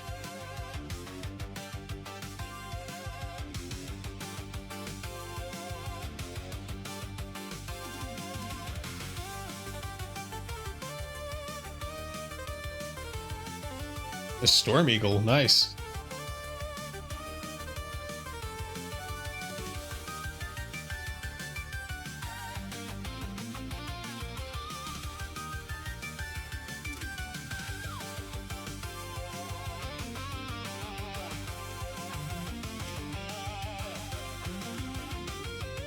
Oh, and then the other thing too I gotta put is for the images done, I gotta put like, hey man, prep this stuff. This should have already all been loaded before we showed up. Bottom line is this whole area should have been prepared already.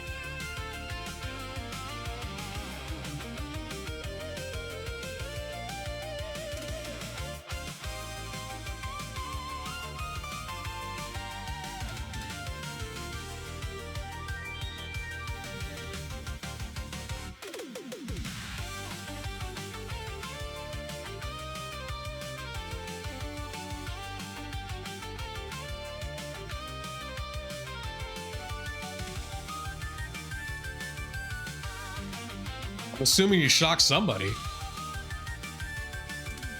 Yeah, you ever wanted to see what the code is? There, what is this? Oh damn, look, it shows me the code in Python. Nice. Look at all that.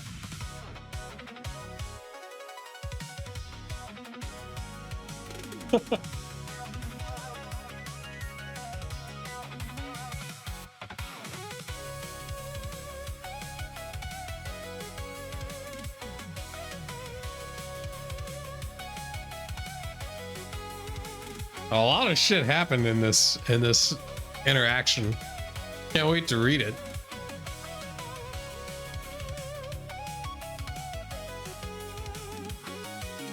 You never learned Python? Oh, look, it happened.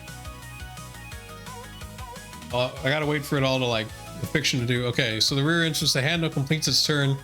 The steel door swings outward into the rain. A guard in a black and gray armor leans through with an FNHAR shouldered across his chest, looking toward the open access panel. The unfinished bridge in Ultranova's hand gives one weak pulse. Too late. The magnetic contact separates somewhere above them. The silent alarm receives a clean door open signal. Okay, so the alarm didn't trip? We learned some C++. Yeah, I think what we're using is Python, and we got it's primarily Python. Okay, so let me just do this here real quick. Blink. Go back up to this. Kurt is already moving. So did the silent? I'm assuming that the alarm didn't trip. All right, combat initiative. Surprise! Kurt, Neverconquer, and Ultranova successfully ambushed the 2 rear guards. Both guards are surprised during the first initiative pass. They cannot use combat pool against the runners this pass. Hidden opposition rolls remain behind the screen. Oh, so we can fucking initiative. So Kurt's got 2. Ah, dang it. Let me get back here. I want to read this fucking shit. Right, so 2 moves. Neverconquer gets 2 moves. I get 2 moves. We all 3 of us are going to act before guard A. The drone reacts last. It's the slowest, which is fine. We all have 7 combat pool. I said use 4. So odds are guard A is going to get fucked up. Guard B, I mean, you know, if he's still around. All right, Kurt catches the opening door with his shoulder and drives through it. The guard tries to bring the rifle across his shoulder as barrier. Kurt's katana clears the sheath over his shoulder in one hard draw. The blade cuts across the man's armored flank, bites through the flexible joint beneath his arm, and drives him backward into the corridor. Blood runs immediately down the gray armor. Go initiate the music again.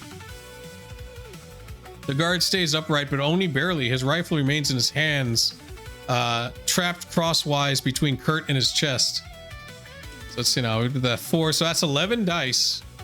Not bad. With a 7 success, gain 5 damage. 5 net success, that stages it to deadly. So he resisted some of it, so instead of deadly, he only took moderate physical. Target remains standing but staggers approximately 1 meter. Neverconquer comes through behind Kurt, twisting sideways so the shotgun slung across his back clears the frame. The second guard is 3 meters inside, reaching for his rifle and turning toward Kurt. Neverconquer drives a stun baton beneath the man's raised arm and plants the electrodes against the exposed seams at his... Oh, so it's like a critical hit. The baton discharges with a hard electrical crack. The guard's body locks, his knees strike the floor. Then he falls onto his side, armor scraping across the corridor tiles. The rifle remains caught against his sling, but is not in firing position. So is he knocked out? Moderate stun. It's not bad. So that means he's disoriented for 1 full combat turn, so he's not going to fight us now.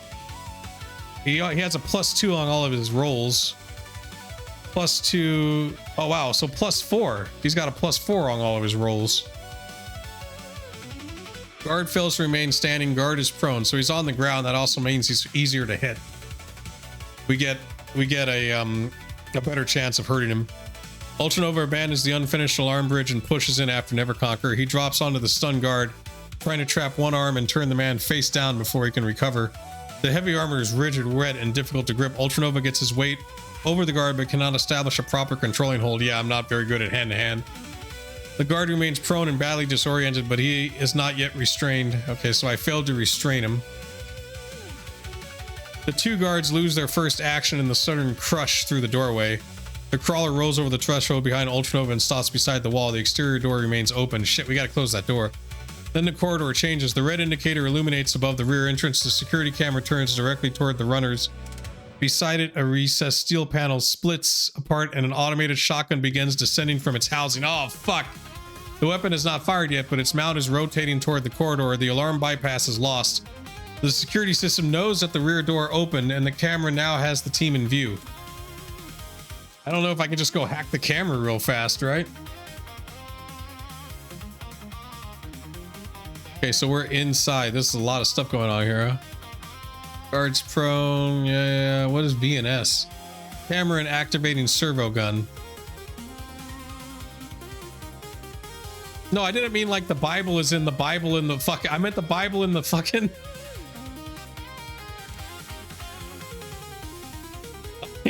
I meant the Bible in stores. Silly. So this is what it would look like if we were... if it was the Bible.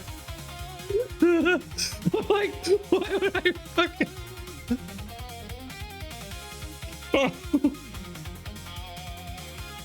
Let me read this. Samuel 17:45. Then said David to the Philistine, "Thou comest with me with the sword, with the spear, with the shield, but I come to thee." You hide behind girl. Can't get over this image. I like how there's a camera. Oh my god.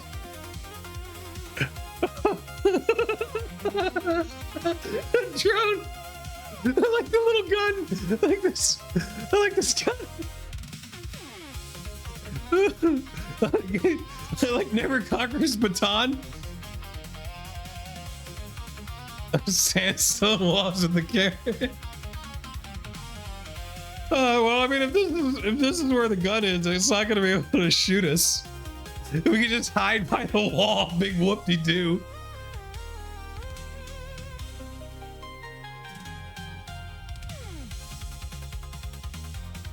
All right, give me the real picture. God damn. I'm gonna keep reading the Bible quotes here. Then Luke 22:36. Then said unto them, but now he hath not pursue. Let him take it.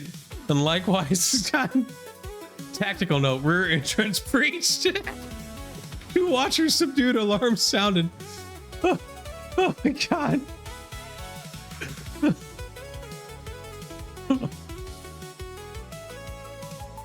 Well, supposedly it should be done, right? It said it's already been worked. Good job, AI. Great job.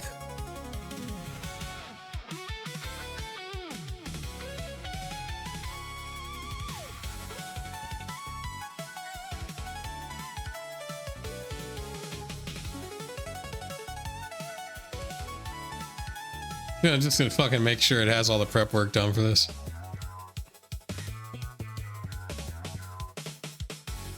I can't. Oh. Oh my god, this is the first time it's ever done something like this too, because like, give me an image and the tone of the Bible using. If I have to, you throw one of the guards into the gun. Yeah, okay, that's what we'll do.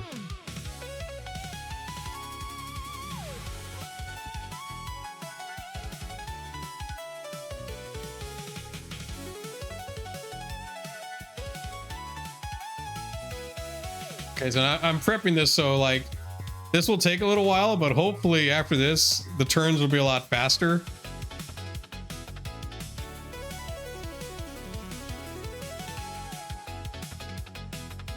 We need to try to breach this place with micro drones or something next time and jack into their file systems. I don't know if there are like micro, like, you know, like drones as big as a fly. I feel like we should just go hot now. Like I should just get my gun out because we're screwed. Like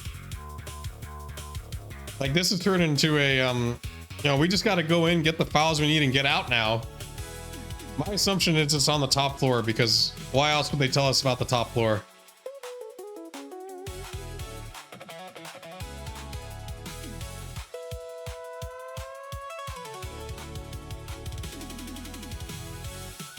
So Neverconquer will take Isaiah here and then throw him on the automated on the gun, use his body to block the gun,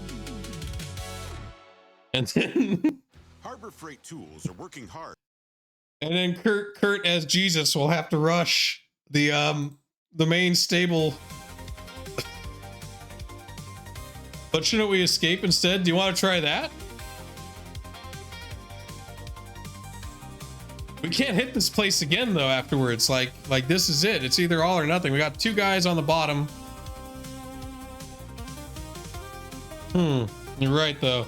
What if they call for backup and a bunch of other guys come on horseback, you know? Through the streets of Bethlehem? We might have to worry about that.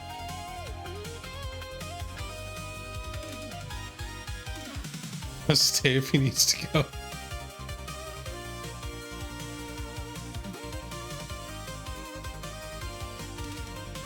The whole place is gonna be locked down. I think it's just like a Black Ops. Like there can't be that many guards here, right? My only real concern is reinforcements. You know, but how long will reinforcements take to get here? There's 2 guys outside. The 2 guys inside we just handled. If there's alarms, it just depends on who else is in the building. Like, you know, there might be more guards upstairs. There might be more guards downstairs. We could fight our way through it, you know, like we could try.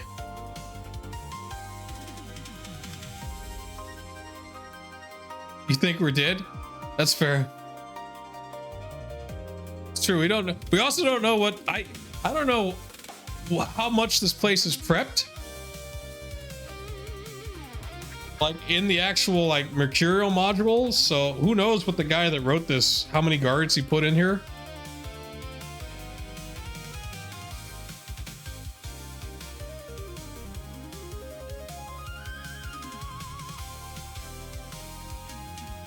We won't have much time to search anything. You're right. We need to try and get answers though. Like,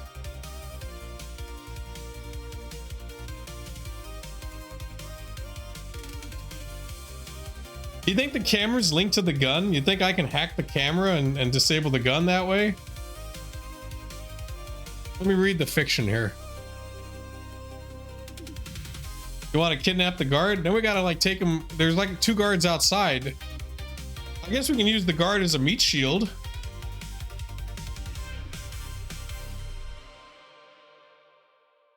All right, let's see. Crush through the doorway. The crawler rolls over the. I can have the drone keep scouting ahead in the hallway.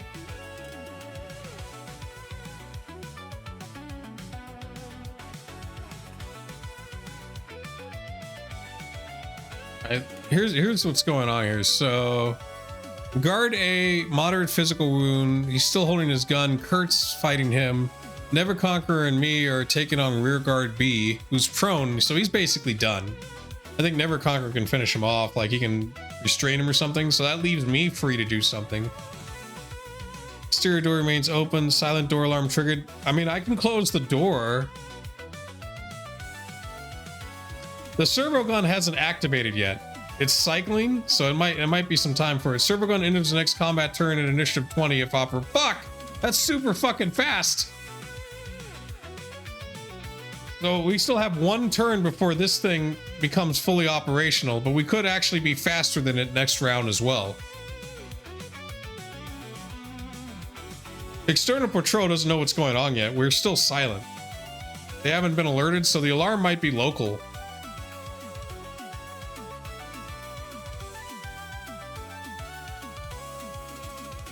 Disable the turret. Yeah, that might be the smarter plan. Maybe I can disable it.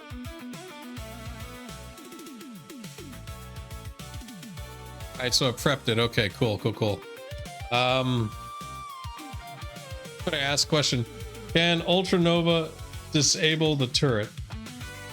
Like, is that even a thing I can do?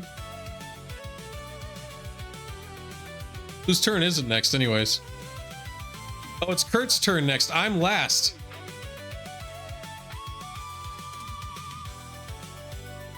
Can Kurt disable the turret?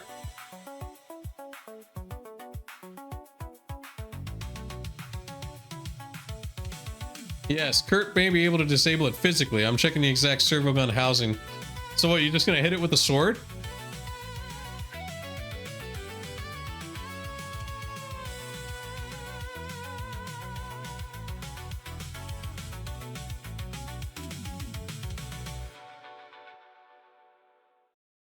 When heartburn hits, Oh, dang it. All right, so we got, so if we notice here, fixed locations and finite number of guards. So there's not going to be like anything more than what's actually supposed to be here. It's not going to spawn a bunch of dudes. So unless they call in reinforcements or the revolver on it. The revolver might be loud though. We're still technically silent, which unbelievable. I'm just hoping that alarm is like an automated alarm, and maybe the alarm is only for the door, for the gun. Like, it might not be as bad as we think it is. Like, if we can disable these 2 guys, close the door, and then disable the gun, we can go down the hallway, go up the elevator. I'm assuming there's an elevator because these guys aren't going to take stairs all the way up to the 8th floor. They're going to take an elevator. Get in the elevator, go upstairs, find whatever is upstairs because that's probably where we need to go.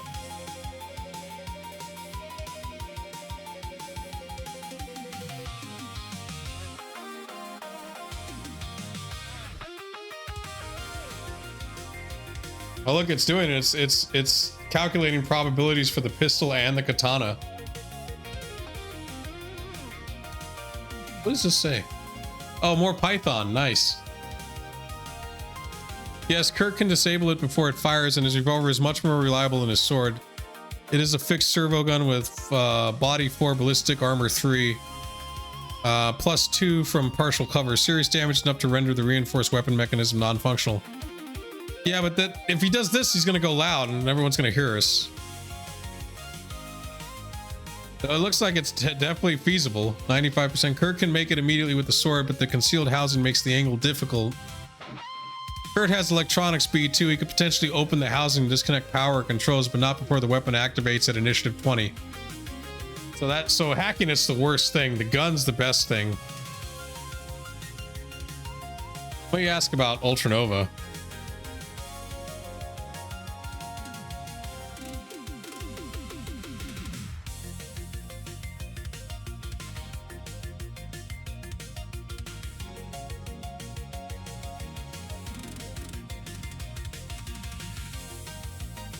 If not, we'll shoot it. Right? Because it's like the turret's a problem.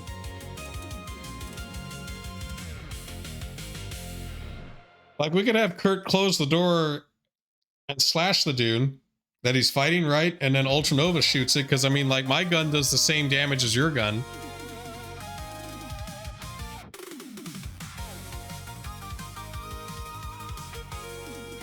You think Neverconquer's stun baton might do something to it? I'll ask once it gives me this option too.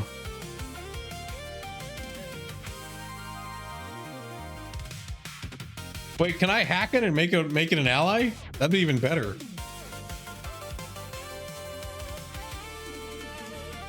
Maybe the camera has to be part of the turret, right? Because like, how the fuck does the turret know how to shoot? It needs some kind of like sensor. This is the first time I've ever dealt with a turret in this game. Like this. The door should close by itself because of springs? Possibly, but it keeps telling us the door is open, which is tripping that alarm. Like we need to close that door. It might just be on hinges.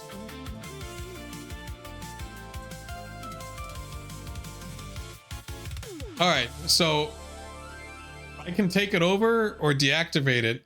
I can take it over or deactivate the servo guns. There's more than one? All right, I would use control slave matrix operation once he reaches the building security slave subsystem, but it cannot do it quickly enough for me. Oh, okay, so I just had to find a fucking way to hack the whole building. Oh, shit. Thanks for telling me, but like not. I need to find a cyber tunnel or physical jack point jack. Huh?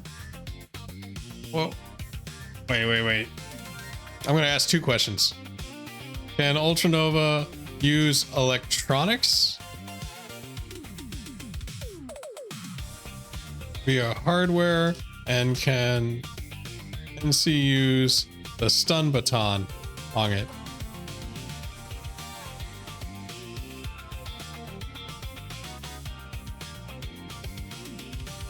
We need to know these questions before we make a decision, because this potentially could be bad.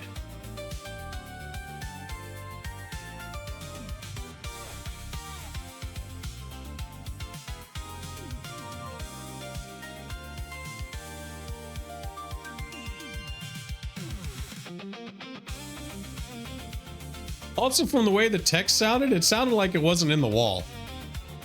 You know what I mean? Like it read that it was in the ceiling. This thing shows it in the wall in Bethlehem, but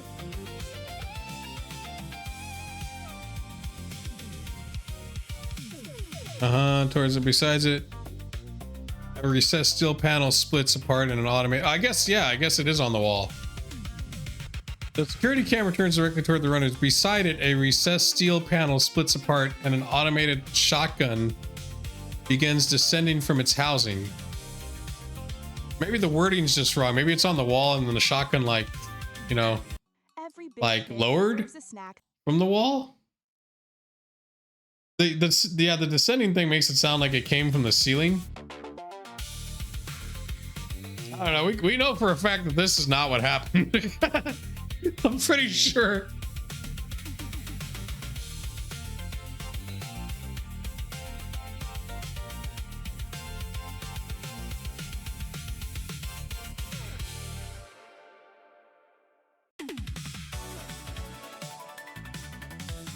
You know, working with the AI is kind of like working with a genius idiot, because you know it'll do these things and then like you tell it to do something and then it does shit like this, and you're just like, what the fuck? Why would I want that?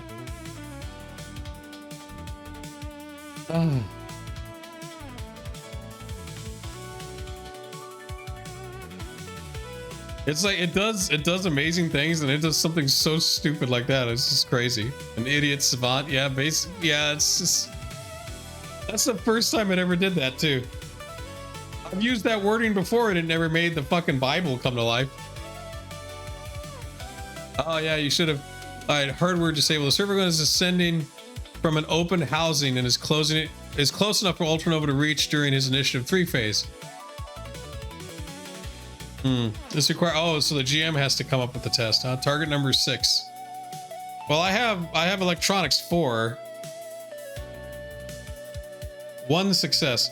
With 4 dice against TN6, Ultranova has about a 52% chance of disabling it before it activates. I could use my karma to re-roll it. That is a fact. Because I have 2 karma. A success shuts down the motor and firing circuit. A failure leaves it operational when it acts.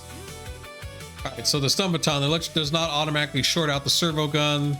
Shock weapons inflict stun damage and disorientation on live targets. The servo gun has a vehicle-style body and armor rating.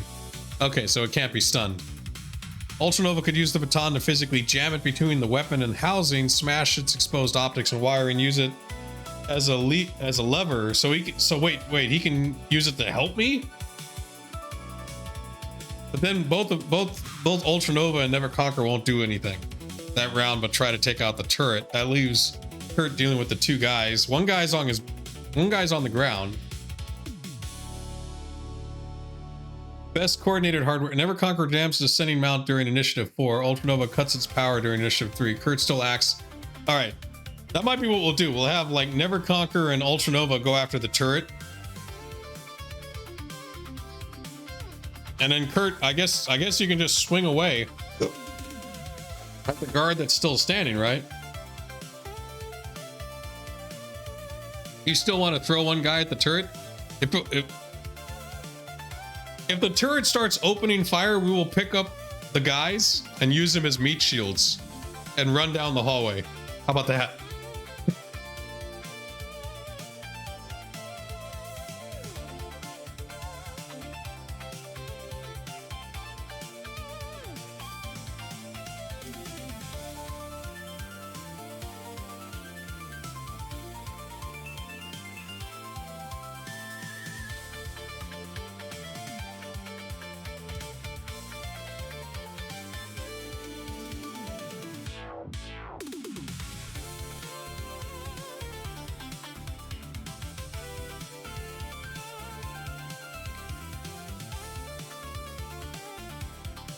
Let's control the turrets and let them loose on the other guards. It didn't seem like that was an option. It seemed like the best I could do is jam its power control. I can't take control of it unless I can get into a computer system. If there's a computer system access point, I can hack it and like use the turrets on the guards. Because there might be more.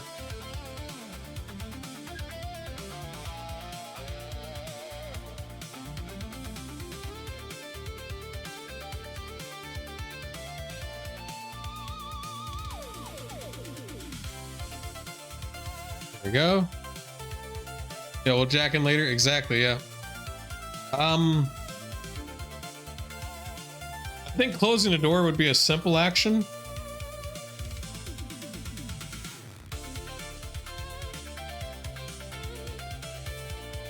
So I'm gonna have Neverconquer close the door.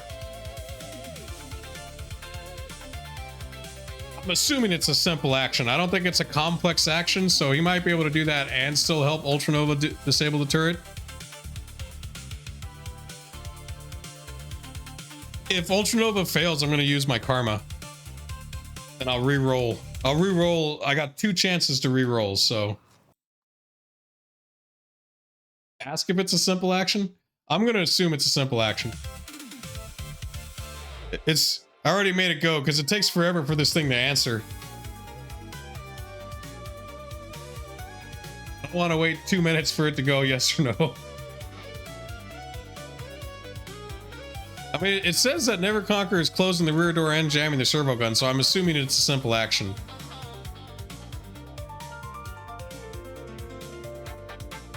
You know, it would be like shouting. Shouting's a simple action, or like I think it's even a free action. I don't even think it counts as an action.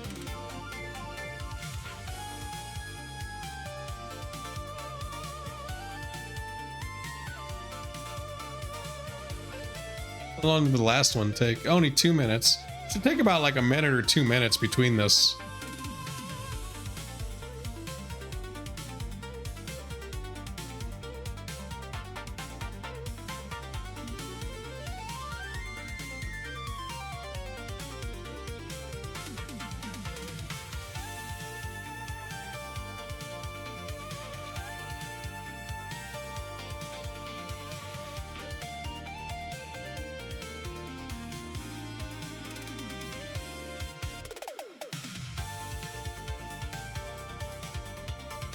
I'm going to try to make another image. Hopefully it's not another biblical one.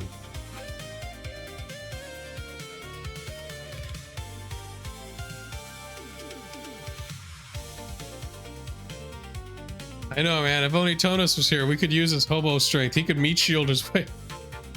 Tonus is basically a murder hobo. We could write that he's just like in the dumpster, you know, and he heard some shit.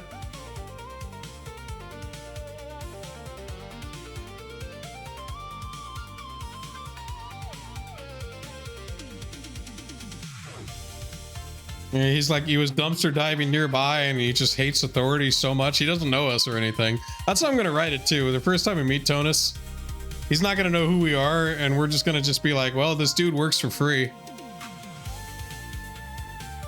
He's very eager and we don't pay him. Could you imagine if,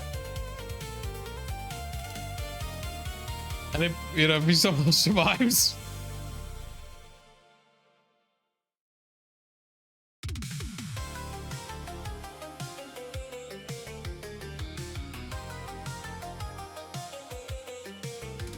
It's so mystical.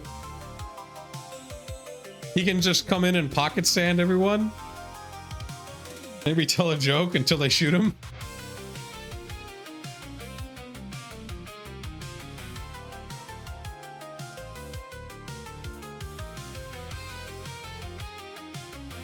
And the music's about to cut off. I gotta find another one. Let's see. Yeah, we'll do Super Contra.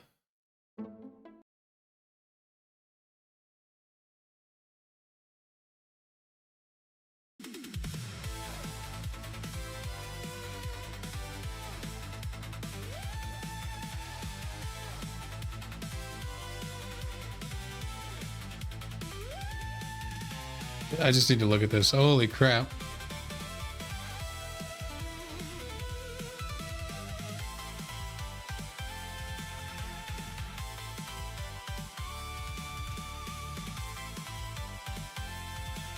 Hey, in Hell March Techno?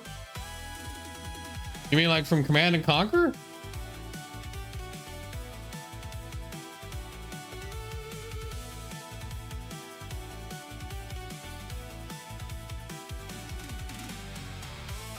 Let's see.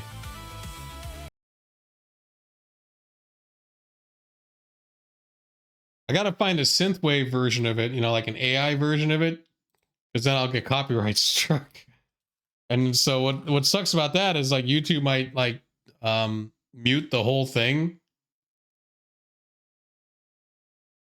That's why I've been using the AI. No, I can't find one that's like AI made. Well, here's one in Dark Synth.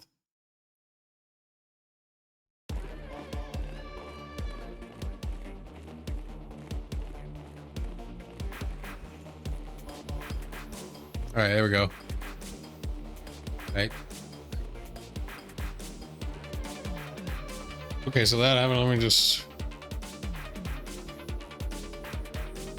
All right, while that's going on, I'll get an image generated. All right, Kurt does not let the wounded agent recover. He advances with the katana held low, forcing the rifle aside with his left forearm. The agent tries to retreat deeper into the corridor, using the FNHR as a bar between them. Kurt cuts through the opening. The blade crosses the guard's thigh above the armored knee, turns and tears across his side. The man slams against the wall, leaving blood on the construction plastic. He stays upright through the training and adrenaline, but his rifle drops towards the floor and most of his weight settles onto one leg. Shit, this guy's still alive? We got a 5 success.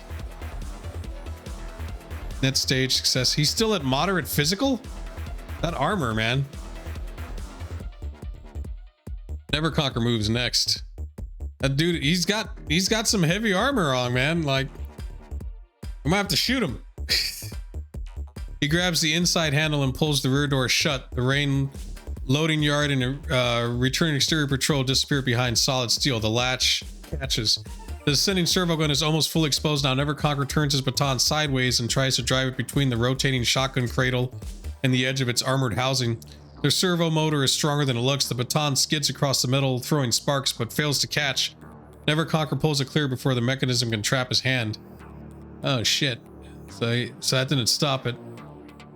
But it was a simple action. What do you know? They're both simple actions. Closing the door and trying to wedge the servo gun. Ultranova steps beneath the weapon housing with his electronic tool already in hand.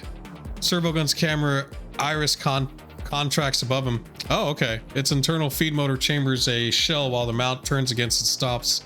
Ultranova gets the housing open far enough to expose the motor control. Firing solenoid and power feed, he drives a probe into the bundled wiring, searching for a line that can kill the weapon without dumping current through the entire assembly. The servo motor kicks. His probe is knocked loose. The power line remains live and the firing circuit continues its startup sequence. Shit. The rear door is closed. Kurt has the standing guard badly wounded. The second guard remains prone and disoriented. I'm going to use karma.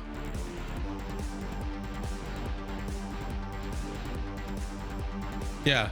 It says Ultranova may spend 1 karma point to re-roll the failed electronics. I'm going to do that. I'm going to use as much, like, if I fail twice, then, like, fuck it. Wait for this image to show up. I can't wait to see this. Hopefully it's like, you know, Joseph and Mary are, like, trying to disable a...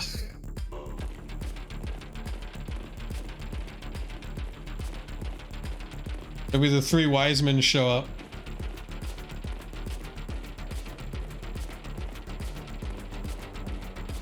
You know, this doesn't sound anything like Hell March. Let's try another one.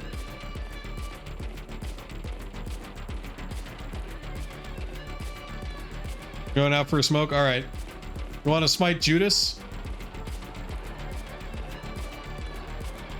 I'm going to turn on Golden Axe. Ah, shit.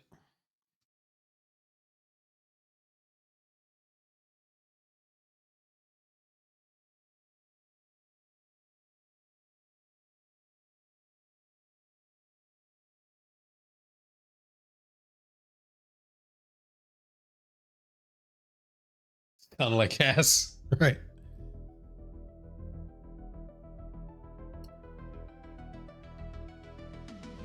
Why is the image thing always like break? I've noticed that the AI is really slow after midnight. It's almost like they turn off half their servers. Either that or like everyone's overloading the servers after midnight. I don't know.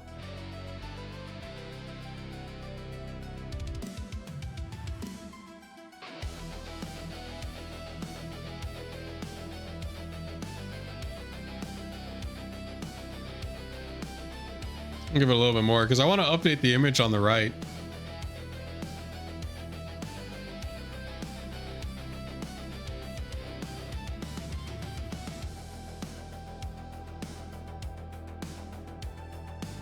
Oh, okay, here we go. Okay, that looks a little bit better. That makes a lot more sense. And it is on the ceiling.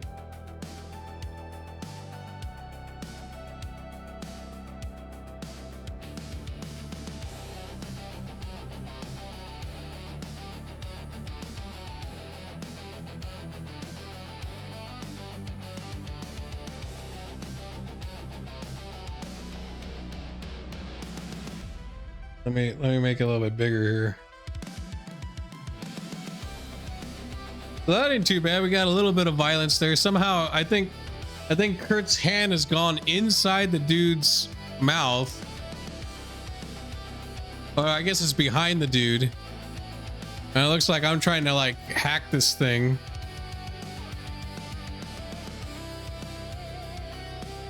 Neverconquer closed the door, so we're good on that, you know. So that's a lot better than the last image. That one gets to go in the corner.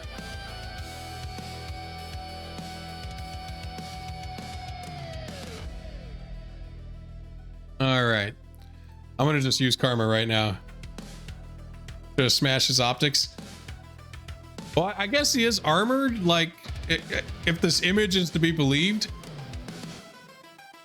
So that's probably why the sword's not doing as much as it needs to.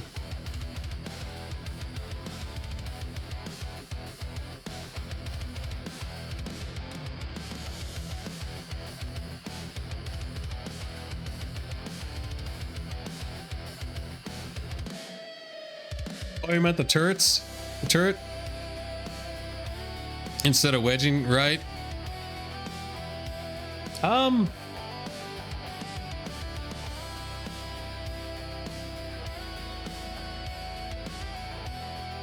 know, the next image I generate, I'm gonna tell it to do it in the style of a 1980s movie.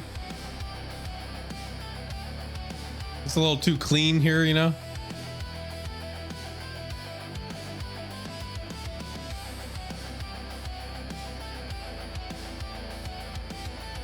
So where's the camera there? I guess there's a little drone.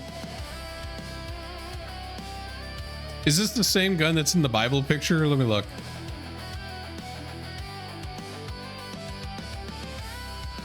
Ah, sorta.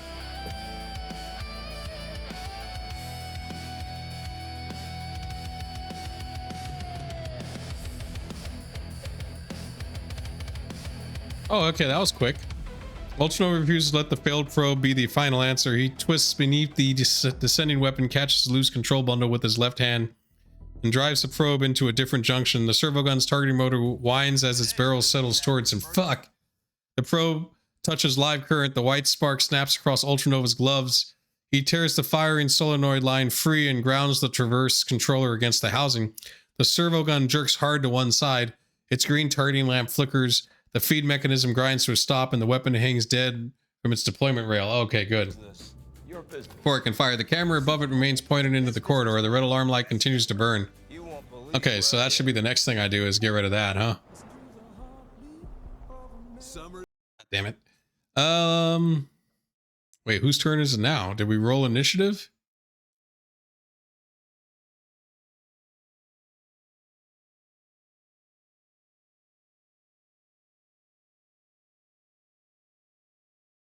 I can't spell initiative, but I don't care.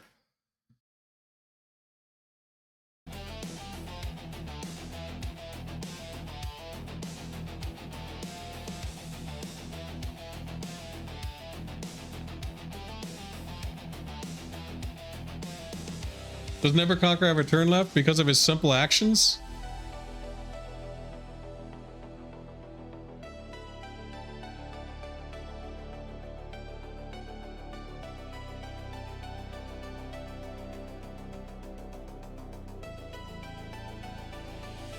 Oh, I guess he did two simple actions, right? Two simple actions equals one major action.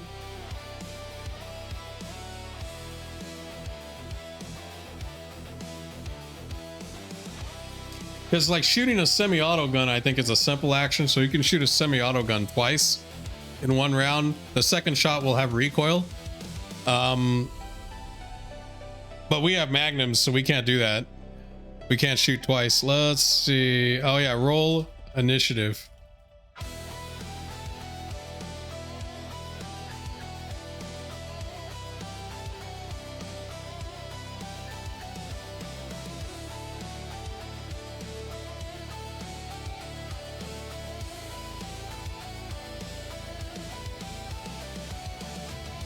This roll shouldn't take too long though, I feel, because we're not doing any combat. It should just be an initiative roll.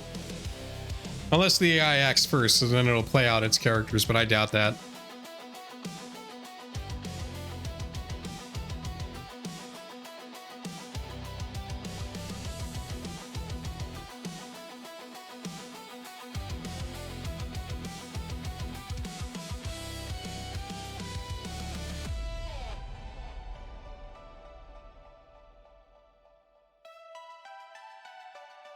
I also don't think there's a live person watching the cameras, because they haven't like alerted the outside guards.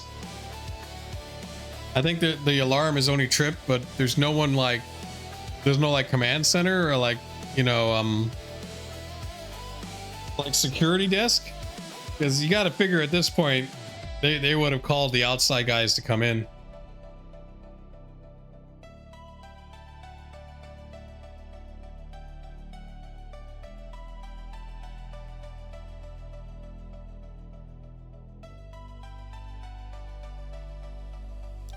Okay, so I go first. I rolled 14, so I got 2 turns. You rolled 12. Neverconquer is also 12, but I guess he has slower initiative. He has a 6, you have a 7, so you go first. Guard B, so the guard, we easily beat them. All right, so I'm first. We disabled that. I'm gonna try to get rid of that camera.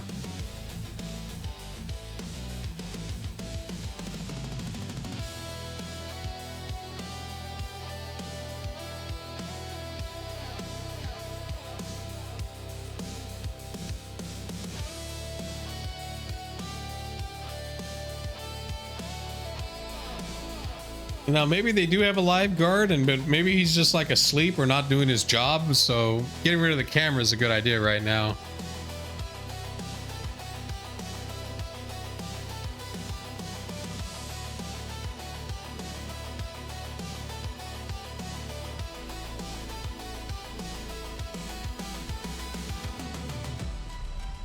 We have to also assume the 2 guys we just beat up, they're probably broken at this point. Their morale is probably done. They might be panicking. Like, I think they're done, regardless of whether we kill them or not, or at least, like, injure them. We could probably tie them up. Alright, Ultranova leaves the dead servogun's power lines hanging and reaches higher into the shared security housing. He finds the camera's local diagnostic lead and clips his pocket signal generator across it. The lens keeps tracking for half a second. Kurt, the wounded guard, Neverconquer standing over the second man, then snaps back to an image recorded just before the rear door opened. An empty corridor, closed door, no movement. The camera's indicator returns to steady green. The alarm is still active and the system may already have recorded the breach, but anyone watching the live feed now sees an undisturbed rear entrance. Okay. So if there is someone watching, they don't know. They haven't alerted anyone yet, so we might be good. All right, Kurt's next.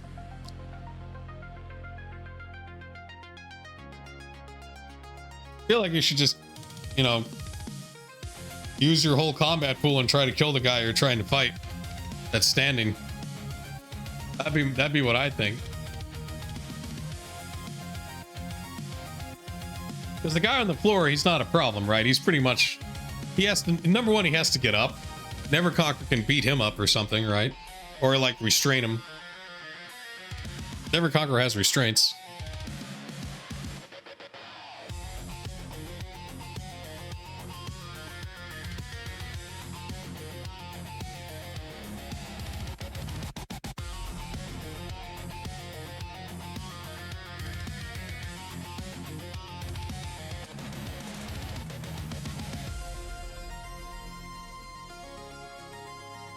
All right. I just made you burn all your combat pool. I figure. When do those guards get to act, anyways? 7, 3. Oh shit, I'm still gonna act twice before guard A can even act. I think guard A is the one that's standing. I could be wrong on that one.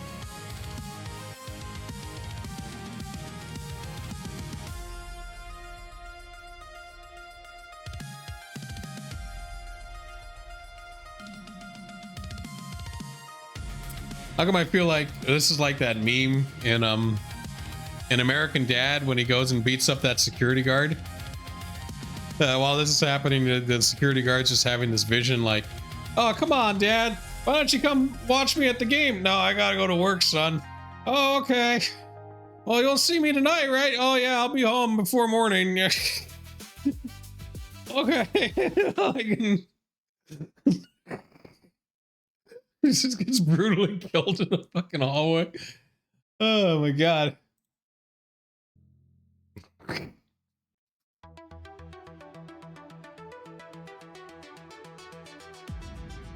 So these guards, these don't look like your typical rent-a-cops, and the fiction didn't say they were like rent-a-cops.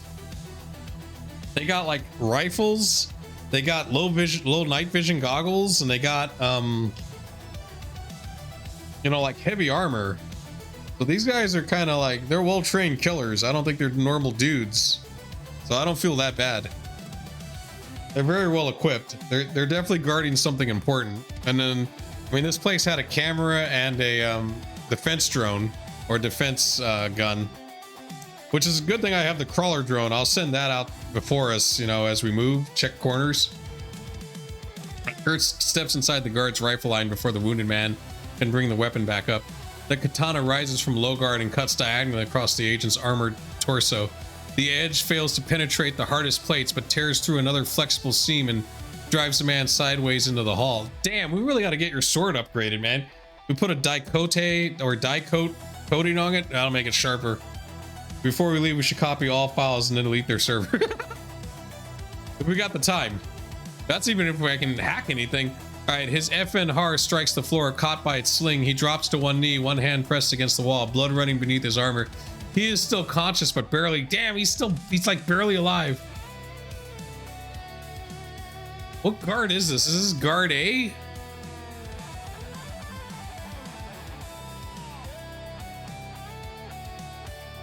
I mean, he's done, right? No, it is guard A. Yeah, guard A, he's fucked.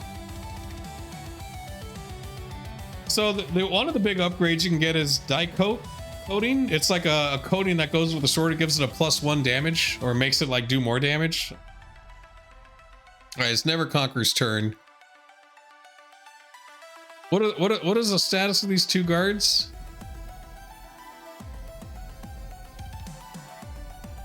I think you can afford it too, right? Like at this point, I think Neverconquer should just like, I think you can restrain the guy that's on the ground because you got restraints.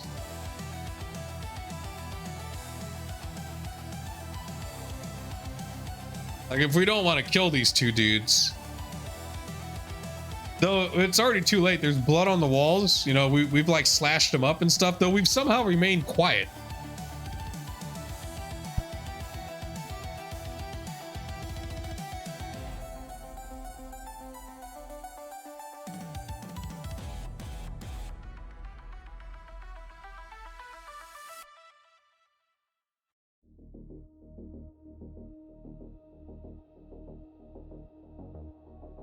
Jazz.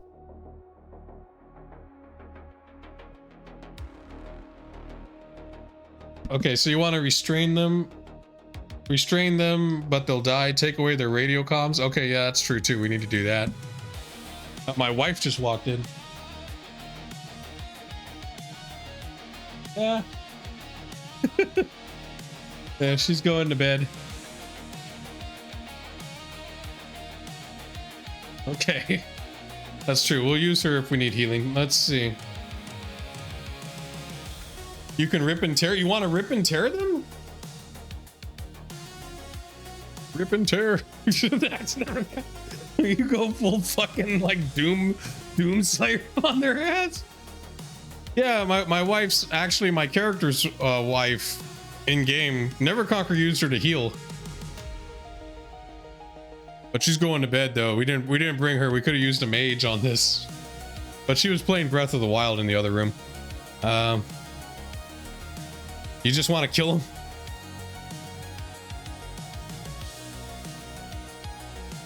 Oh, okay, NC will rip and tear the guard that's prone. And I'm just gonna type that and see what the AI thinks of that. He will use all combat pool.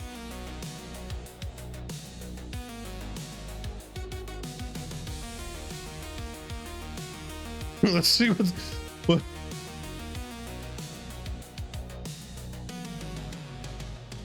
at that. Like Neverconquer just goes and fucking beats the shit out of the guy on the ground. He's just like, oh fuck. It's amazing how detailed we get on this. Let's see, how big can we get on this? Look at that. He's like, he's got the eyes of the killer. He sees that guy. He's like, well, fuck him up. And I gotta make the box smaller. Okay, let's put it over here.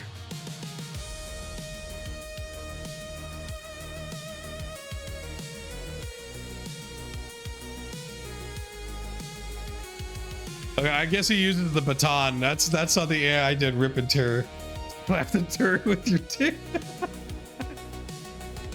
Oh shit, here we go. Neverconquer steps over the prone guard before the man can bring his rifle around. Stay down. The guard's hands keeps moving. Neverconquer drives the stun baton into the gap beneath the man's armored shoulder and holds the trigger. Blue-white curve across the wet armor. The guard arches against the floor, teeth clenched hard enough to draw blood from his lip.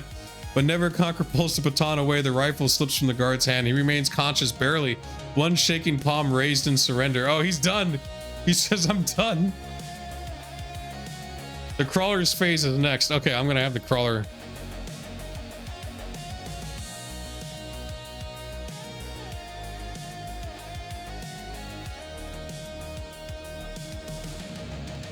There you go. I have the crawler scout the hallway and the other rooms. It'll recon for us a little bit because it can't fight, so. These are all puppies. So that dude surrendered. Neverconquer has restraints. We can restrain him and gag him. The image makes it look like we didn't cover our faces, but we are disguised.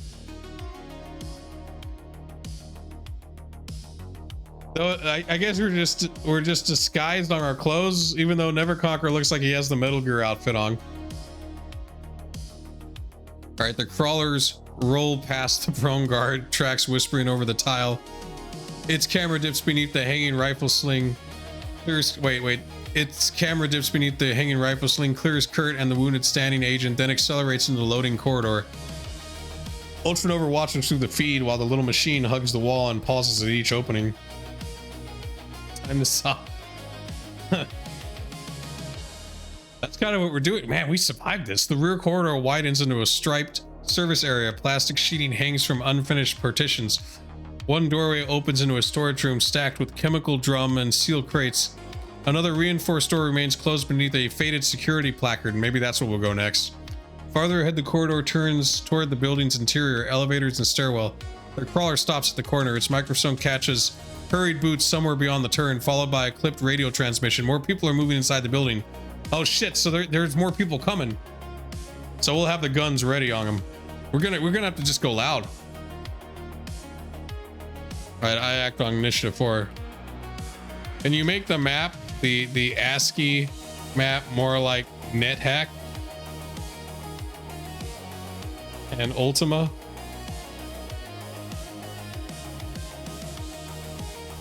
War never changes. This is Snake.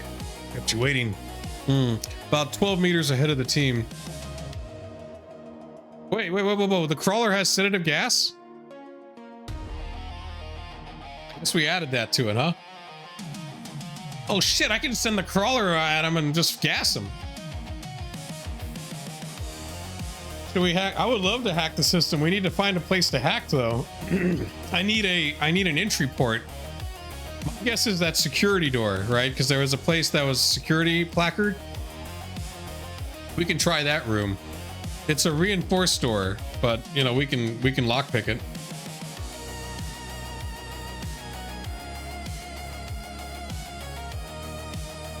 All right, so here's my crawler. It's going through this hallway.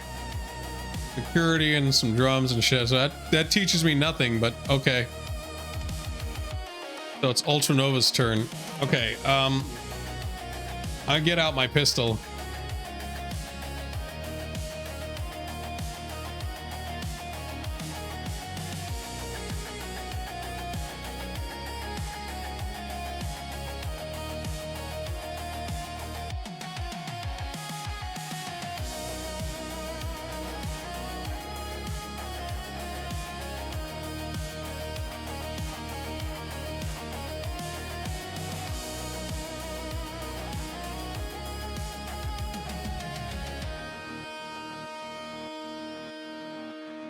I wonder if the guards outside are gonna come inside too. Are we gonna get like surrounded?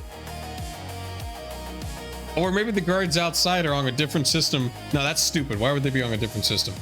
The crawler will gas into the door after it's already barricaded. Guards shut from our side. Did I keep the crawl? Like, can we refill the gas the sedative gas container on it? Because I can keep it at the door that we came in and use it as like a mine. The main goal should be to get to that security door though, because then hopefully I can get access to their systems. And if I can access their systems, I can hack control of do we have gas masks? We should have respirators, I believe.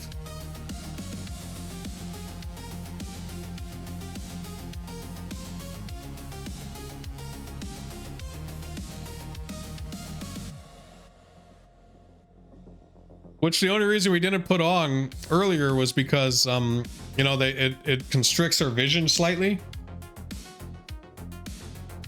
But we can put them on before the gas happens. I believe it's a simple action to put on a mask.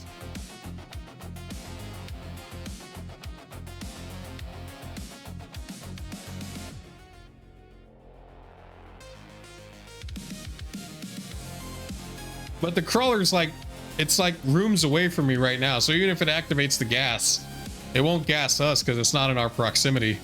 It's like further down the hallway.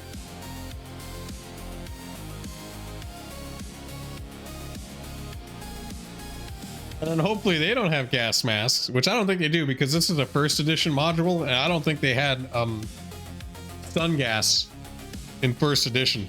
So, you know, unless the AI GM decided to give them that when he ported over their stats to third edition.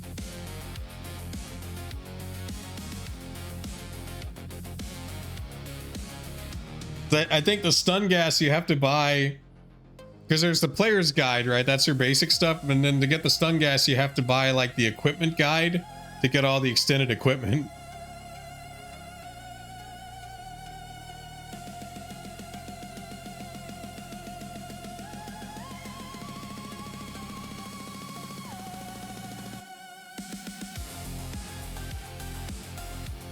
Which again goes back to the whole thing, like, yeah, it was the DLC of the time. Hey, Dungeons and Dragons has it too. Like, Advanced Dungeons and Dragons has the player's manual, right?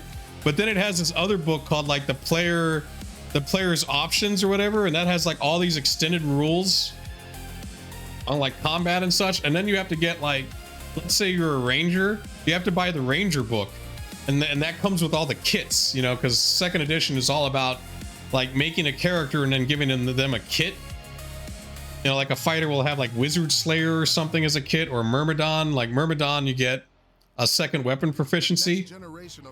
Weapon proficiency is also an extended option too. Like, because I guess AD&D lasted like over 10 years, so there's a lot of different versions of it, and the one that I'm using is like Advanced Dungeons and Dragons 2.5. Basically, it's got all the extended optional rules. Super fleshed out.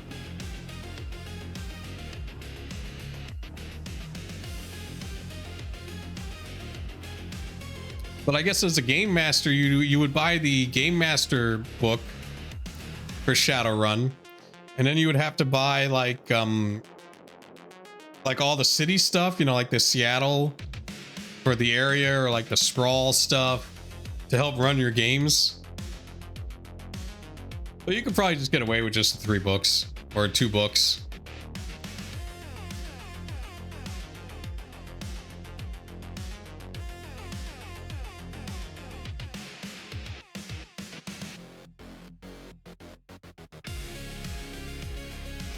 Dang. Python.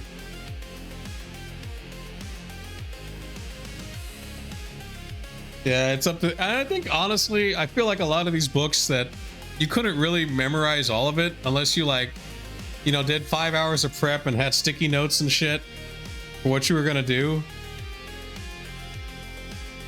All right, Ultranova's hand touches the Ruger's grip, but the crawler's command channel demands his full attention. He leaves the revolver holstered and sends a precise conditional order through the remote control deck. Okay, so I can't cover with the gun while fucking with it.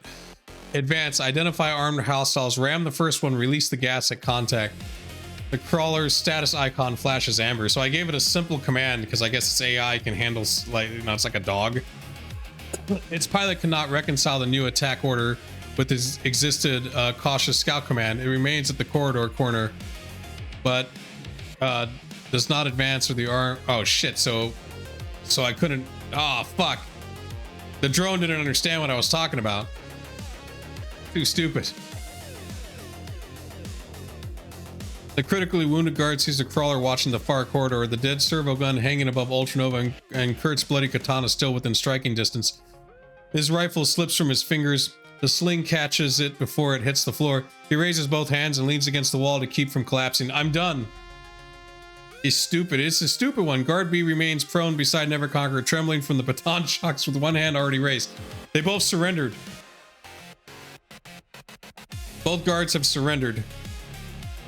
Kurt acts at initiative 2, followed by Neverconquer. Okay. So we can search them. We can bind and search them. Right? Because, like, we got restraints.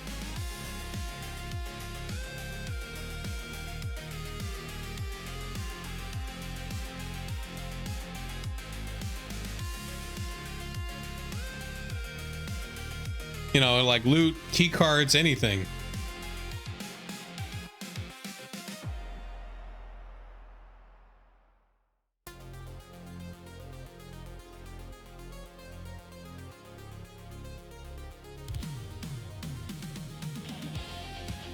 Okay, so Neverconquer will bind him.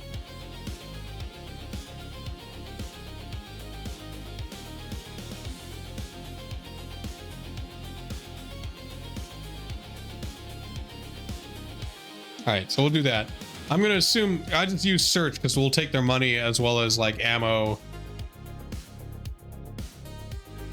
as well as like any kind of like key cards or something like that. If restrained, they're pretty much they're out of the picture. We didn't kill them, so that kind of, you know, helps the heat. There's already too many bodies. You know what I'm talking about? Like we should dress up in their clothes to look like a guard. Do we have the time though? Because they're like, reinforcements are coming down the hallway. That's what the drone said.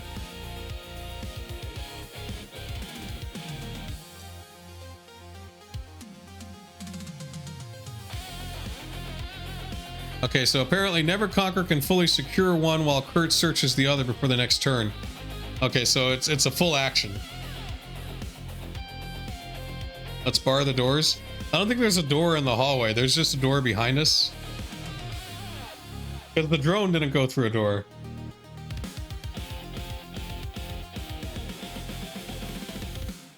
Like, I think I can get the guys coming though, like with the drone. When it's the drone's turn next, because let's see now, initiative. I can also fully take control of the drone remotely and waste my whole turn, which is kind of what happened anyways. We'll see on the next initiative.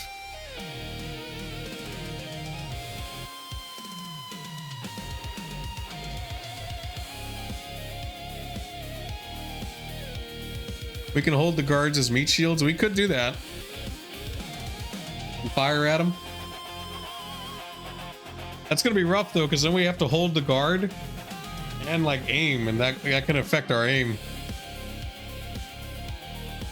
But I mean, it's worth a shot though. Like if the stun gas doesn't knock him out. But both of us are unwounded. No one's gotten hurt, oddly enough, in this whole interaction. All right, Kurt keeps the katana in his right hand and uses his left to strip the kneeling guard. The FNHAR comes off first, then the Fichet Security 500 from beneath the armored coat. Kurt pulls a portable phone from the guard's belt, shuts it down, and tosses all three behind Ultranova. The black and gray armor carries no insignia, name, unit patch, or corporate identification. Oh, they're not like us that just have our names on our armor for some reason? We are professionals, right?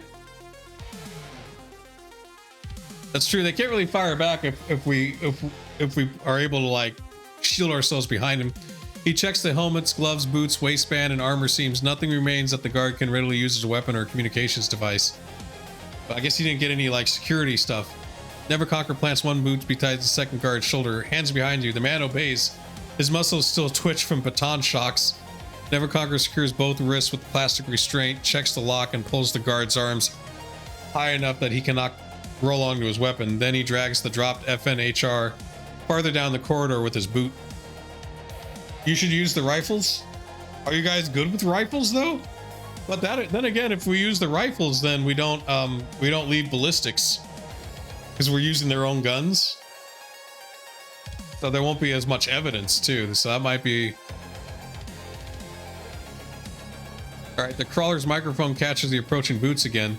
Closer now. The portable phone chirps somewhere beyond the corner, followed by a short voice trend. The team cannot make out the words. They might be planning an ambush then. Guard A still needs restraints. Guard B still needs to be searched. Okay. Roll next initiative.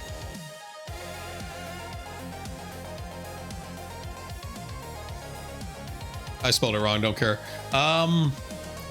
So it's interesting too, like Dungeons and Dragons, the way it works is that, you know how this one, it stops before we make our decision. In D&D, you have to declare your intent before the initiative rolls, which is weird. And the game, and like the AI actually honors that. We have, like, so, like the strategy in that's totally different. Here we can react. Okay, so 16, so Kurt goes first. Then me, then Neverconquer. We both get 2, which is nice. I'm glad we all get 2. The crawler drone only gets, yeah, he gets 2. Shit. He's gonna go dead last. I wonder if I can like take control of the crawler drone though. All right, Kurt acts first. Who needs searching again? Guard B. Guard B needs searching. Do you want to search Guard B? Or do you want to pick up the rifle and cover the hallway?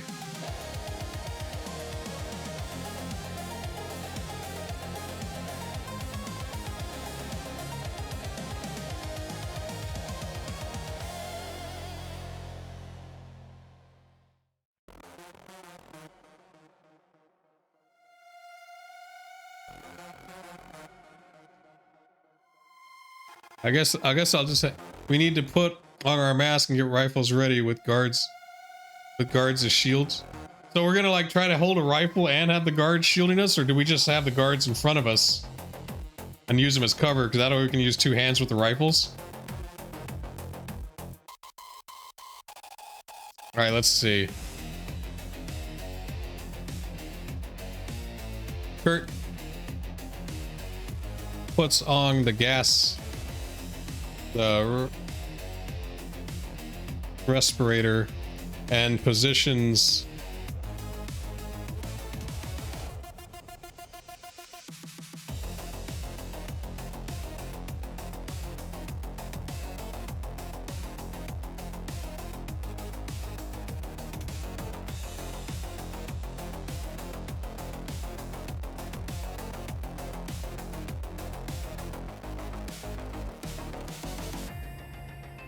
right. So I think what we'll do is so that you can still use the rifle is to go prone near guard B using him as cover, since he's if they're sitting, we could sit behind them like a canoe. See, I was thinking like if guard B is like prone and lying on the floor, you can just go behind him while he's tied up and use him as cover while you have the rifle.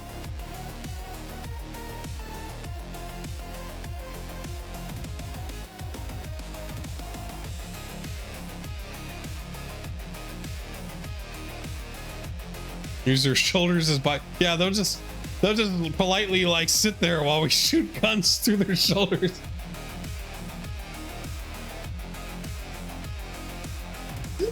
They'll just be like, yeah, sure. I mean, maybe like maybe we threaten them. So I'm hoping that putting on the respirator is a free action. It's either a free or a simple action. Picking up the gun's probably a simple action too. The question is, can you be able to like use movement to hide behind guard B?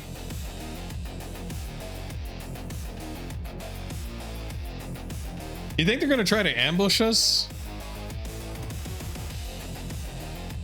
You have a foot on their spine. That's true. You've also like restrained them with plastic restraints, like those little plastic handcuffs.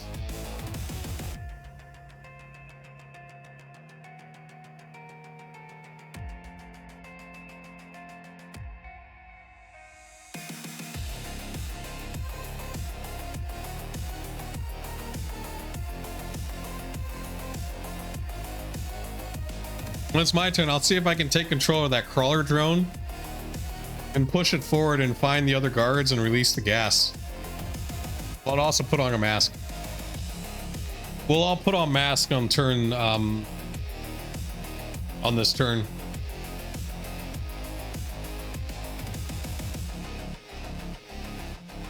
Look at this.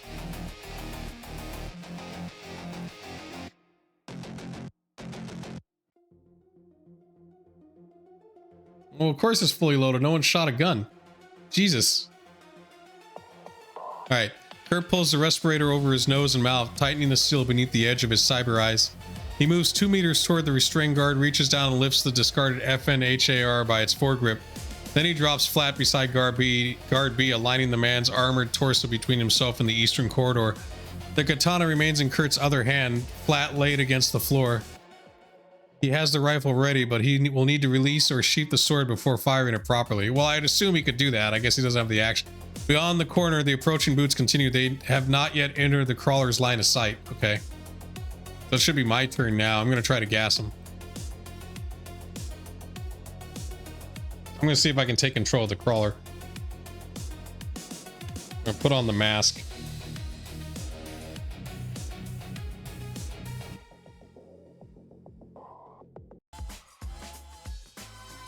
Ah.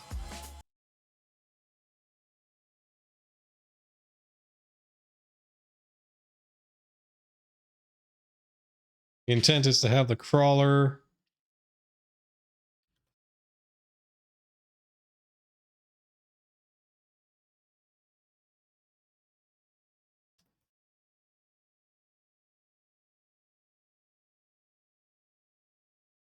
okay, so Neverconquer will put on the respirator.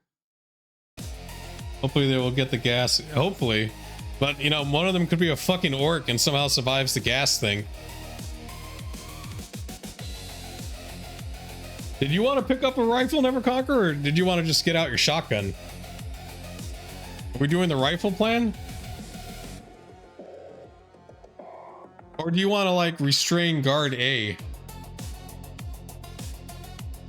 Because guard A hasn't been restrained yet. Guard B hasn't been searched. The shotgun? Okay.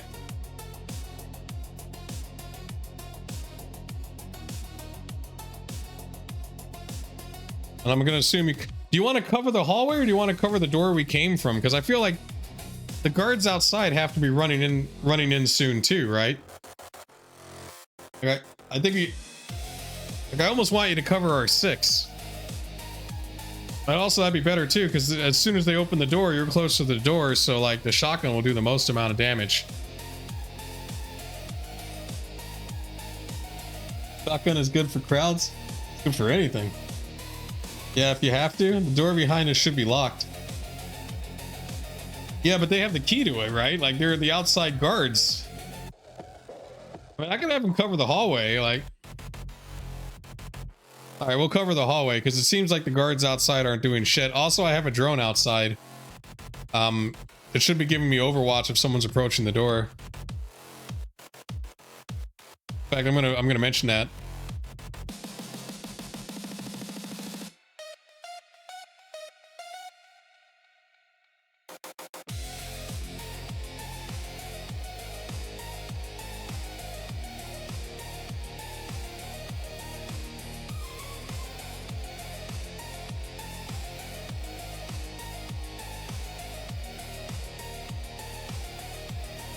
Because I can also use that flying drone to look in the windows of the building as well. I don't want to take it in the building because it's kind of useless there.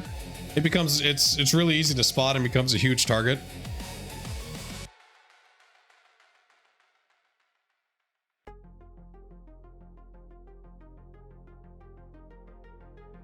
I think the drone outside is much harder to spot, much harder to hear. Inside, it's going to be like, you know, it'll echo through the walls. It'll just be obvious. The crawler's the better one for the inside job, and hopefully we can reload the gas canister.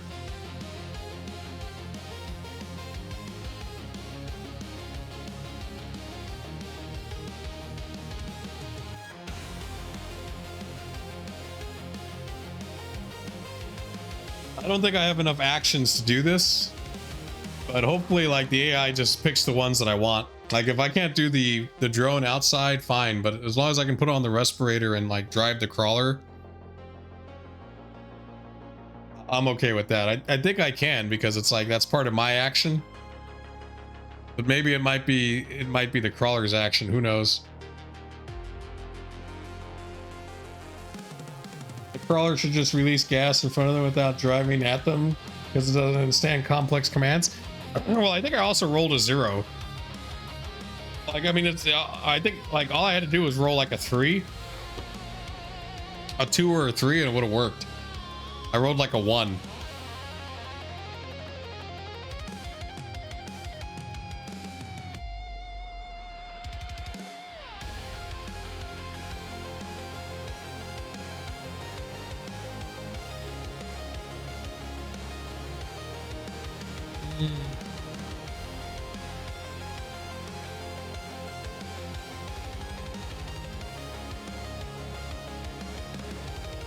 There's no need to dive at them.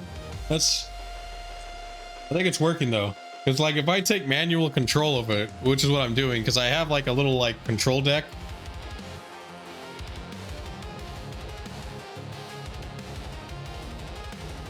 I just want to make sure the gas hits them, because they could potentially like, because it's a Neuro-Stun, what is this, 8?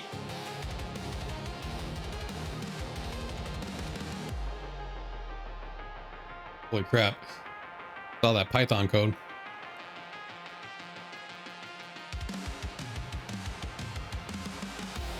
Yeah, I have direct control. That's what I'm hoping happens, right? Because it's my turn. I should be able to like either use a control deck or use my mind on the control deck. So in other words, I have a remote control thing, or I can jack into my remote control and control it with my mind. I think that's like how it works as well. The rigging stuff is kind of silly, but like,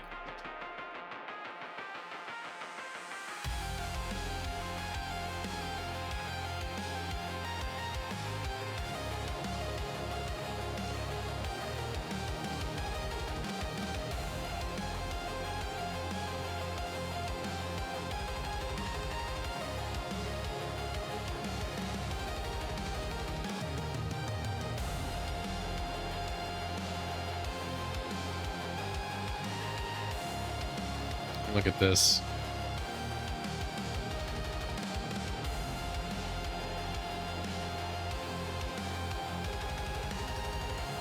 Sheesh.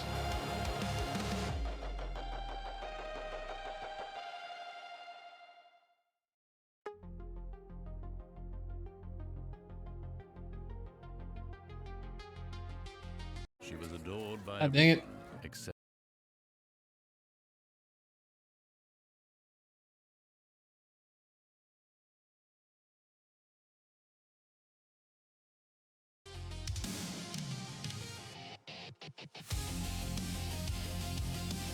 All I got tells you it's rolling hidden defender, which we already knew that they were coming. So I guess I'm assuming that's who the hidden defender is. The Defiance T250 is Neverconquer shotgun. So I'm guessing he shot someone. Because we did the thing where we covered a hallway, which means that we have a it's like a declared shot kind of deal. Like if you say that I'm covering a door or that I'm covering a hallway, if someone just comes in line of sight of that, even if it's not your turn, you know, like you'll have initiative. Okay, here we go. Ultranova pulls the respirator over his face and seals it beneath his cyber eyes. Then he opens the remote control deck's control channel. The corridor vanishes. But Ultranova, the crawler, becomes his body. Tracks against dirty tile, camera, gimbal as his lower microphone feed, filling his hearing. His physical body goes slack beside the disabled servo gun, supported against the wall. The crawler remains at the corner, waiting for Ultranova's next phase to charge. Oh shit! So I only possess it in one phase? Alright, well, I'm controlling it. Next available drone action: complex action to drive, ram, and deploy gas. Area photo. No new command issued. Oh, oh, okay. So it takes another action to retask the That's okay. You guys are covering the hallway. It's fine. Neverconquer fits his own respirator, then reaches over his shoulder and unslings the short Defiance 2 T250. The shotgun comes down into his hands. He plants himself behind the wall edge, muzzle covering the corridor beyond the crawler. A warning appears across Ultranova's crawler feet as the gas system arms. Alright, so we arm the gas. It's a 6S stun, 1 combat turn. Inhalation or skin contact, so the masks don't do shit.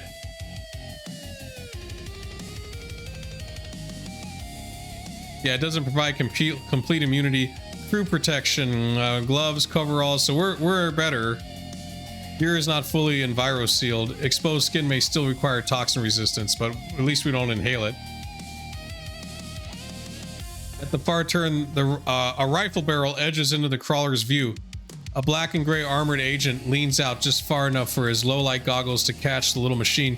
He stays behind the concrete corner rather than entering the corridor. His FNHAR settles onto the crawler. Something else moves behind him, still concealed by the turn. I mean, okay. We still have, like, current phase initiative 6. Go to the next PC's turn. They might shoot the drone.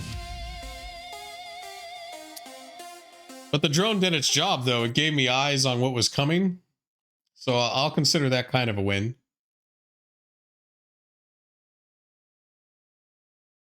And that's the main purpose of the drones, I think. At least my character's drones, is that they're more for, like, scouting and recon than they are for, like, you know, use, like, weapons and shit, though. That might change. I might buy weapons for the drones or upgrade the drones so that they actually can shoot people and stuff. Oh, wait, let me turn the volume up on the music here. There we go. Alright, the armored guard keeps his rifle trained on the crawler but does not step into the corridor. No shot comes before the next runner phase. Kurt acts on initiative 6. I guess you put your sword away, right? So you can put both your hands on the gun? Because your katana's on the offhand.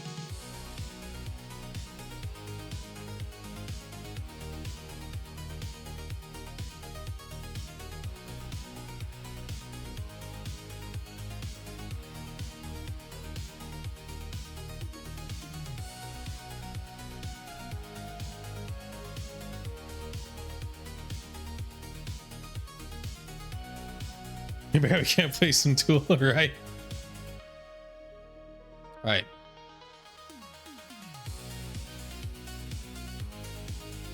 Alright, so he's still got like Overwatch on the hallway. Though it seems like the guards aren't advancing because they see my drone. Alright, Kurt slides the katana sheath across his back without lifting his body from the floor. Both hands settle on the captured FNHAR. He braces the stock onto his shoulder.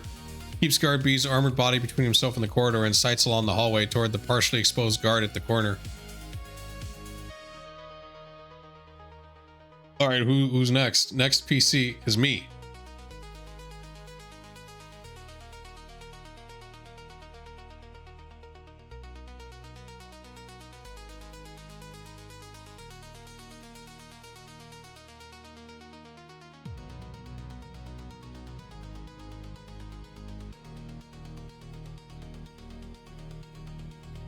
I'm gonna unleash the gas on him.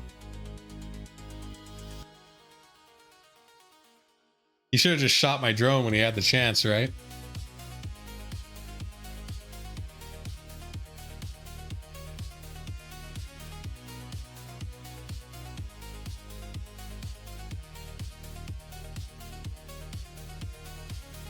an enclosed area, so that's when the gas does the most.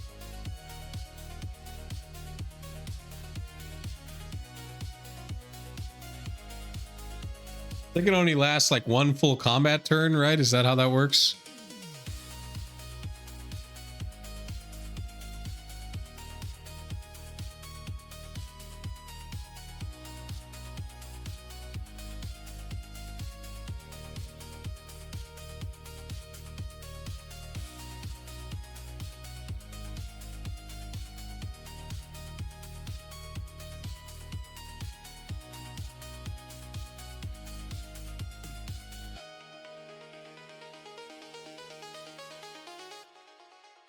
So when we have Tonus, though, we can just use him instead of the drone. We'll just have him go forward with his nunchucks. I feel like we should give him throwing. Oh, that's right. He has pocket sand. I forgot. He does have throwing weapons. I keep forgetting about that.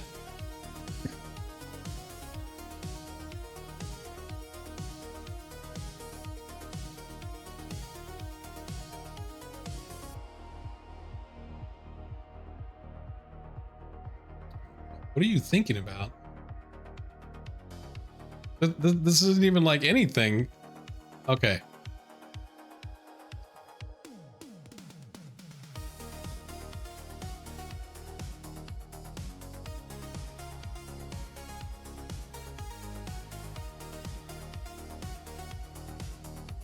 Hey, can I see it roll on the fly? Oh, dang. Ah. Oh, I saw a 6, so we're good. The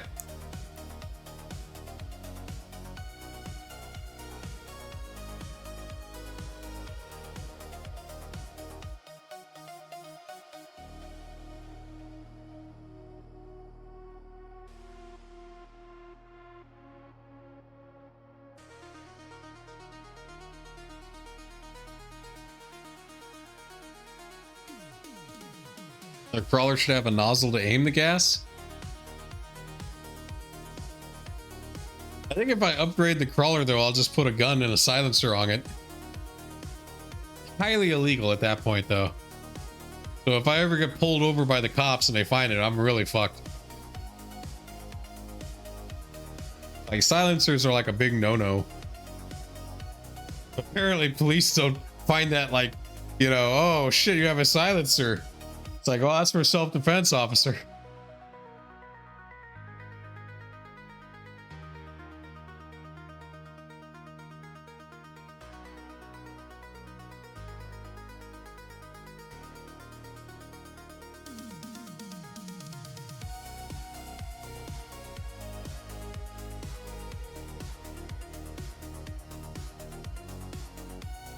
You listen to Violent Pornography by SOAD? Nice.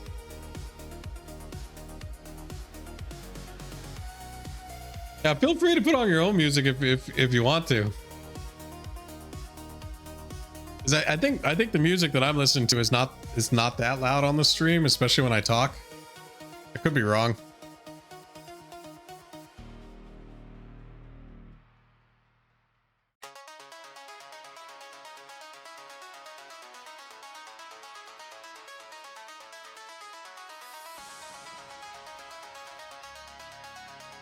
Oh shit, okay, they blew up my drone? Ah! Well, I'm gonna stop looking at that. It's spoilers, man. Here we go.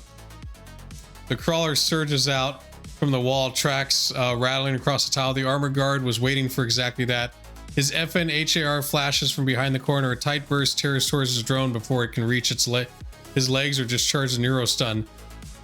Through the control rig, Ultranova feels the incoming rounds as a violent red warning across his borrowed body. Fuck, why is every time I have to read there's a fucking commercial? This is a defensive resource decision before the charge resolves. Okay.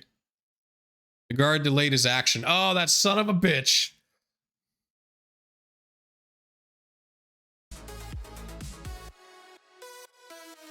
Oh, I got a dodge test. Okay. Choose 0 to 5 control pool. Well, fuck it. We'll use all 5, man. All that just to tell me that. Use all 5.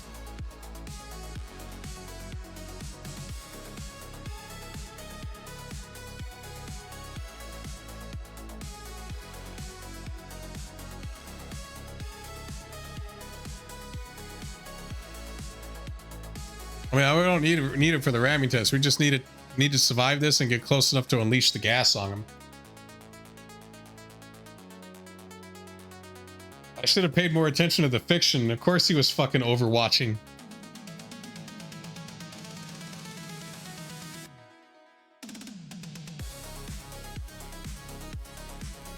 How long did it take for that to figure that out? 4 minutes?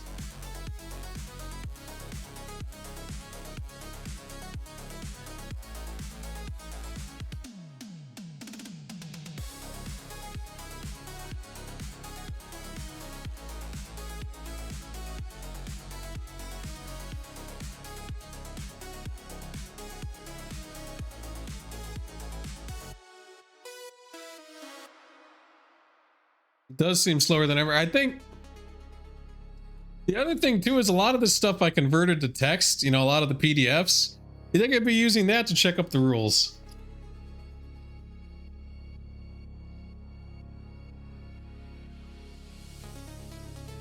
It is Monday morning.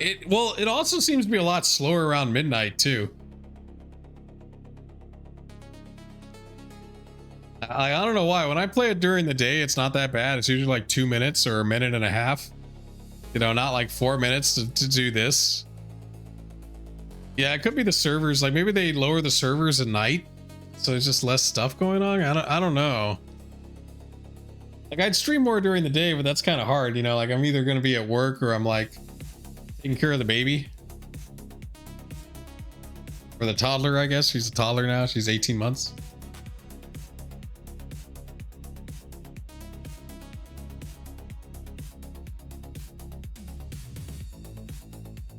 Because the other problem is ChatGPT won't copy all the data from the PDF files because of you know, copyright. So it has to route to the PDF. But that's why I also converted a lot of the PDFs into text files. It should just go through the text files. It can do that a lot faster. And it's supposed to be doing that. I might have to double check that after this is done.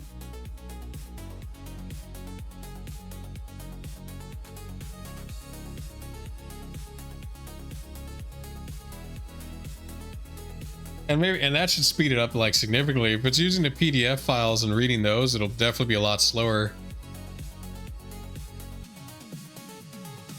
But even then, it knows the exact pages to look up because it's already done a full audit of all the stuff in the source.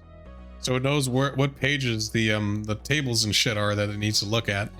All right, the crawler snaps sideways as the rifle fires. 2 rounds hammer sparks from the floor. A third catches the drone's outer casing as it keeps charging toward the corner. Ultranova feels the impact through the control rig, but the crawler's damage has not yet been determined.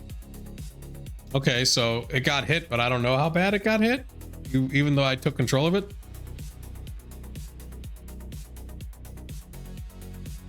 The FNHR burst threatens the crawler with 7M vehicle damage after vehicle scale reductions. Ultranova may add a 2. Okay, so let's add a 2.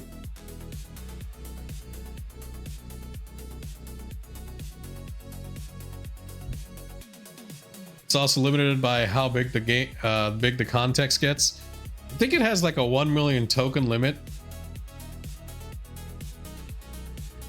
Usually we're pushing like 80,000, or or no, it has 100,000 token limit or some shit like that. I forget, but we're not really pushing it too hard. I think it's just the night, like at night, the AI just slows down. But after the stream, I can definitely see if I can make sure it's routing the numbers correctly and using the text files and not the PDF files, because that would help.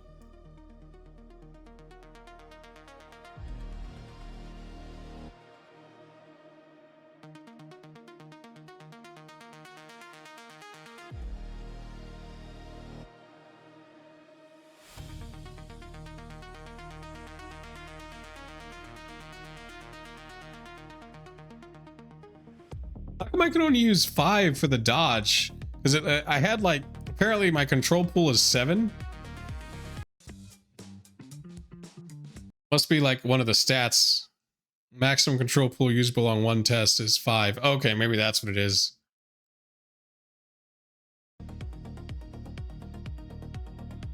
All right, the rifle burst hammers the crawler's chassis. One round tears through the thin outer shell and punches into the left drive assembly.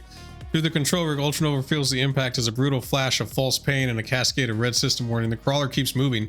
Crawler's still okay though. Final damage, serious damage though. Ultranova drives it around the corner anyway. The damaged left track bites harder than the right. The crawler veers as the armored agent recoils behind the cover. It misses his legs by less than a meter and slams sideways into the concrete wall at his feet. Good enough. Ultranova triggers the payload. The canister valve snaps open. Dense gray chemical vapor erupts along the floor, rolls over the guard's boots, and floods around the corridor into the concealed corridor beyond him. The guard disappears in the expanding cloud. His boots scrape backwards. A radio clatters against concrete somewhere inside the haze. So he's calling for backup. Gas deployment. So we deployed the gas. Visible guard exposed inside the gas cloud, so he definitely got it. Other possible exposure remains unconfirmed, possibly. Oxygen effect resolves after speed 1 combat turn, damage 6 stun. Alright, so we can't walk into it, even with the respirators, but we can walk into it once it kind of clears out a little bit. And now it's Neverconquer's turn. I don't know, you can either like keep, I mean, they're not going to come down the hallway anymore. We could advance into where the drone used to be. Or Neverconquer can like subdue the other guard, like guard A, and put him in restraints as well, because he's still a factor. Which is what it says here, guard A surrendering unbound.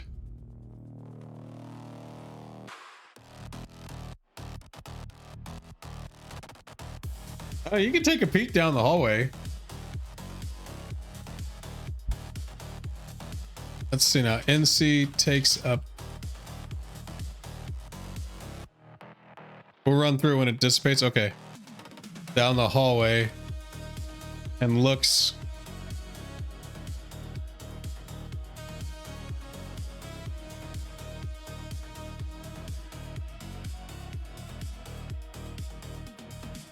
So I'm going to have you like kind of camp the hallway then.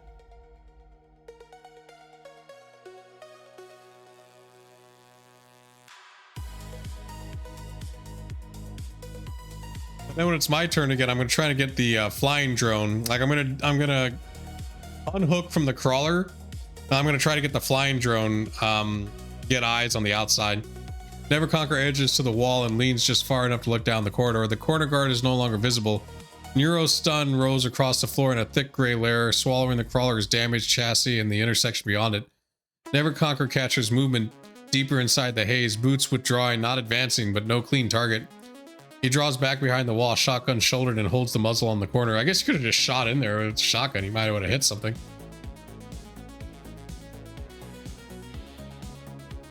Previously exposed guard is withdrawn into and beyond the gas range. Okay, so he's getting out of the area. Combat turn 3 ends unless an enemy triggers Neverconquer's delay shot before the next initiative roll. I guess we just go to the next initiative roll.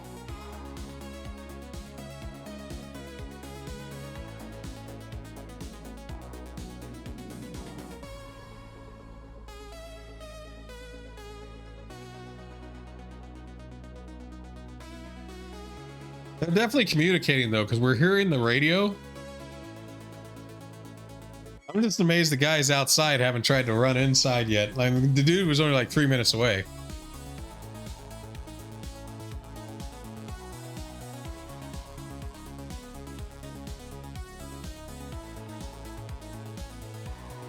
Unless they were trying to cover our, like in case we tried to escape.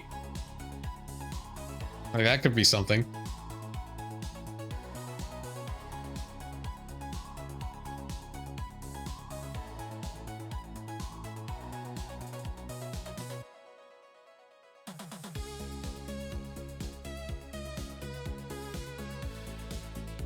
My main goal is to try to get into that security room, because there's definitely something to hack in there. And then if I can like take control of the building, we're good.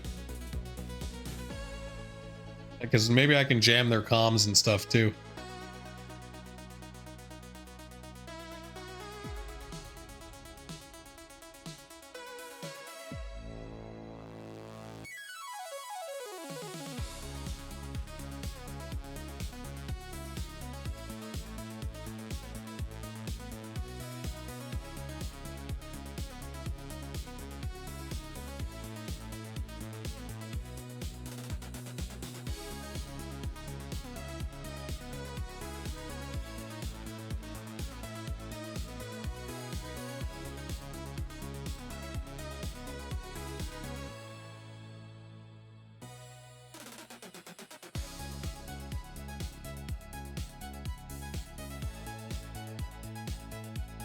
That's about right. About a minute. Over 2 minutes. The crawler's bullet-riddled chassis sends the impact back through Ultranova's control rig in a heartbeat late. His body jerks against the corridor wall. Blood runs from one nostril beneath the respirator, and the sharp pain opens every fucking time I read there's a commercial. He keeps the crawler online, but the machine's damaged drive fights every moment. Okay, let's see. Oh, wait, do I take damage? I do. Light physical. Wait, that ain't too bad. I guess it's like the Matrix. If you die in the Matrix, you die in real life. If I die hooked up to my drone. Alright, who wins initiative? Kurt wins. He's first. 15, then Neverconquer. I only get 1. The aerial robot drone 4. Standing orders, exterior overwatch. Cool. So I'll go after Kurt and Neverconquer. But Kurt acts first, initiative 15.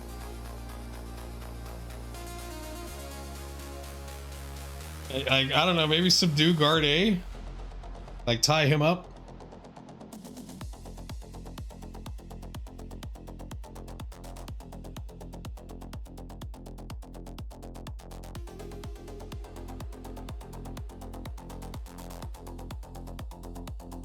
You want to do that? Okay.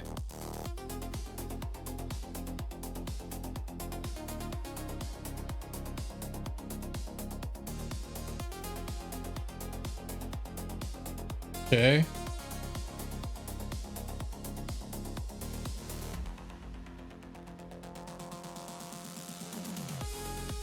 That way we don't have to worry about that guy anymore. Neverconquer's keeping watch of the hall. He can continue to do that on his turn. Kurt lets the captured rifle rest on its sling, rises onto one knee and moves to the wounded guard. Hands back, the agent obeys slowly. Kurt pulls the man's wrist behind him, cinches a plastic restraint tight and checks the lock before pushing him down against the wall beside the other prisoner.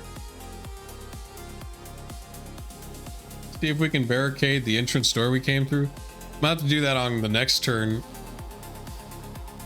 Neverconquer's gonna keep... Neverconquer holds the hallway.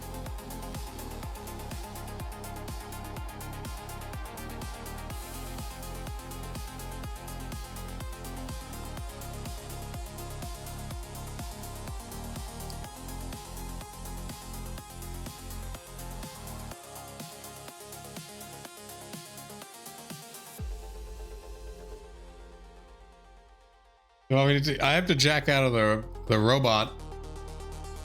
Alright, Neverconquer settles a shotgun into his shoulder and keeps the eastern corner centered through the drifting Neuro-Stun haze. He does not advance. He holds his entire phase, waiting for a clear arm target rather than firing blind into the gas. Alright, now it's my turn. Stop taking control of...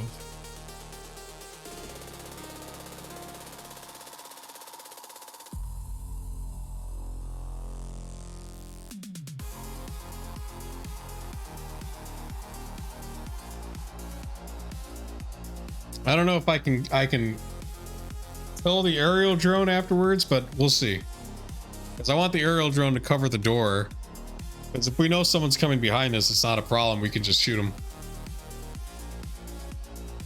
But I'm just curious as to what the two people outside are doing.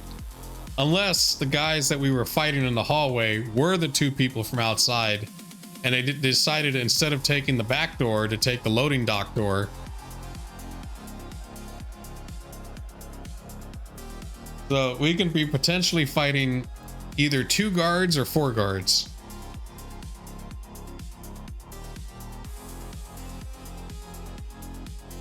I feel like, you know, because this is supposed to be like a beginner module, like we're supposed to be low rank runners. There can't be more than like 4 guards. You know, I hate the meta game, but it's the truth, right? If this is a module designed for like, you know, early runs.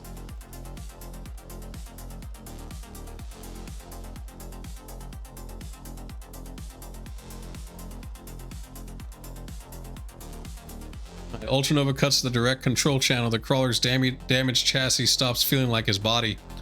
Corridor snaps back around and blood beneath his respirator, electronic tools near the dead servo gun, shotgun smoke and chemical haze in the air. At the corner, the crawler falls back to its pilot and remains stationary, continuing to transmit its camera and microphone feed. Ultranova checks the aerial drone channel. It is still maintaining its original eastern ground overwatch, which includes the rear gate and the exterior approach to the door. He cannot reposition it closer during the same phase after disengaging. Okay, so I'll have to reposition it later.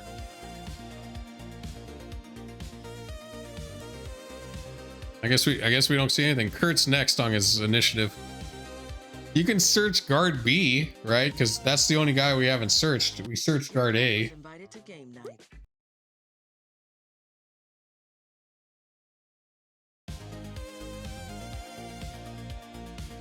We can start pushing up.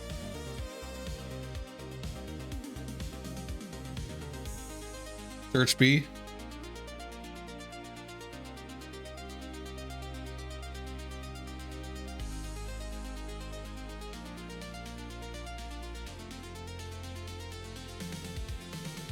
I'm gonna put your goal is to find any security badges or cards, keys even.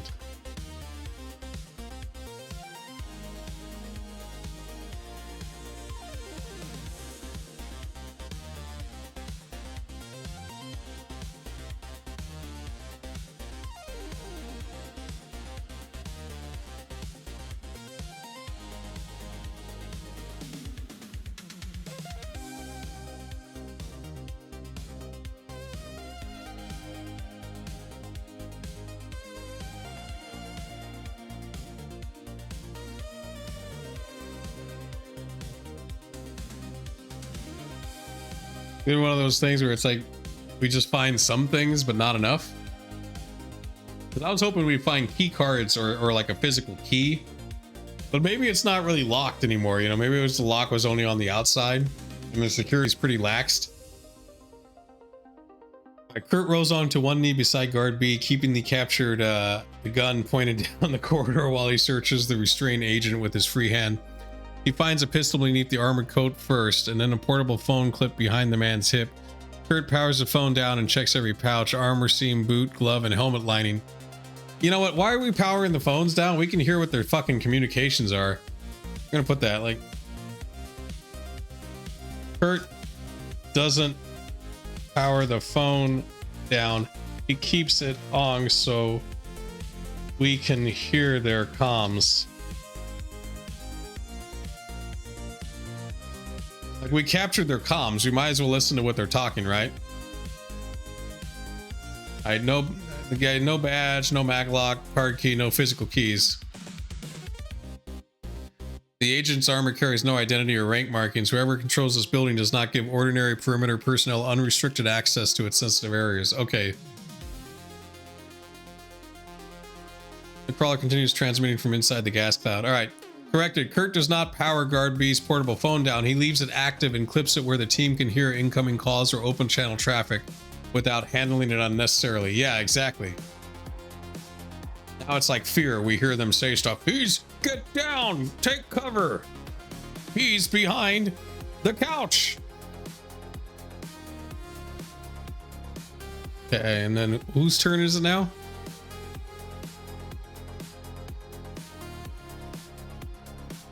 Don't tell me. Cool. Excellent. All right. Continue to next PC's turn.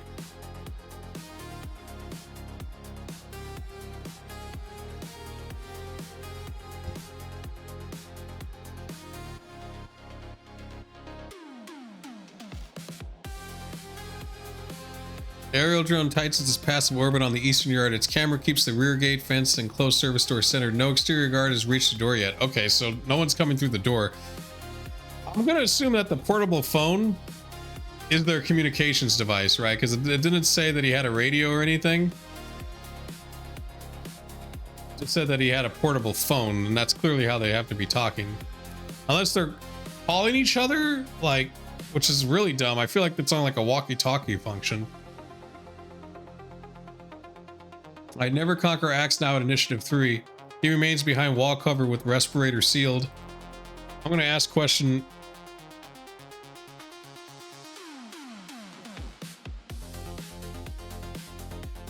gonna ask if the toxin smoke is clear.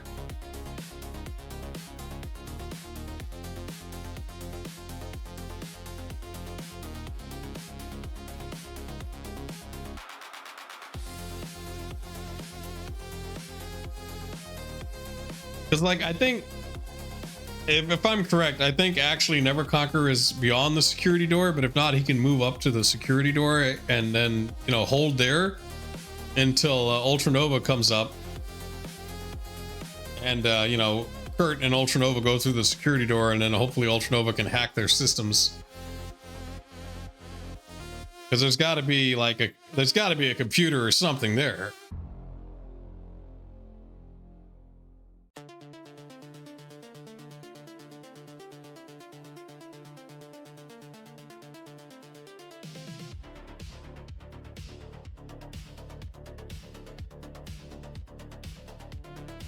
Right. No, the gas has only been deployed for roughly 1 combat turn, about 3 seconds. Neuro-Stun 8 remains active for up to 10 minutes, though strong ventilation and wind can disperse it sooner. The team has not yet confirmed that the corridor's ventilation is clearing it. Okay, so the toxin smoke is just there. One correction is colorless and odorless. The gray cloud I described was initial dispenser propellant mist. Now mark the contaminated area, not the visible smoke. Where the fuck... What this symbol? Okay, well, show me the map, jackass. Like, you haven't shown me a map in the whole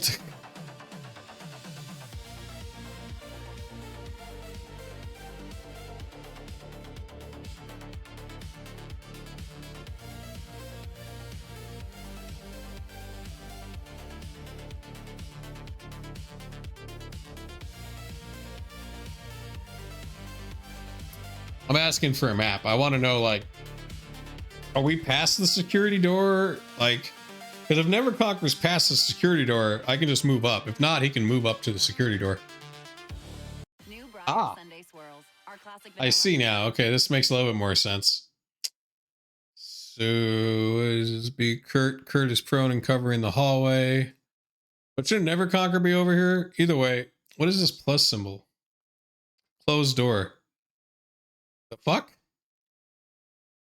Right, either way, so there's gas here.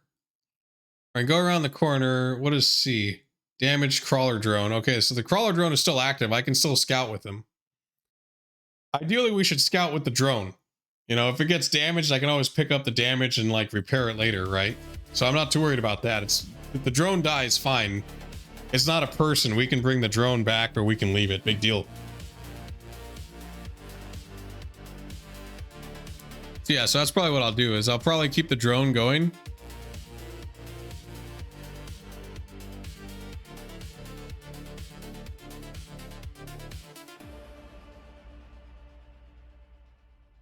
But that whole area around the corner of the hallway is basically done. Like, that's sealed. So we can run through it, I think, right? With the respirators and shit.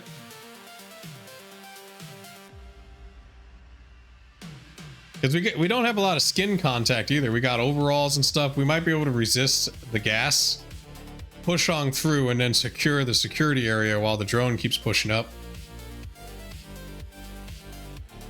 Alright, so it's Neverconquer's. Neverconquer's about 12-14 meters west of the contaminated corner.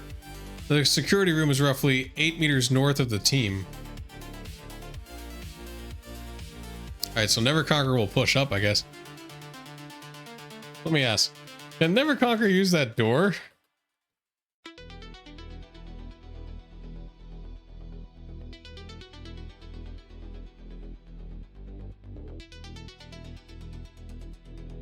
This map's confusing. It gave me like a door here, but shouldn't the door be here?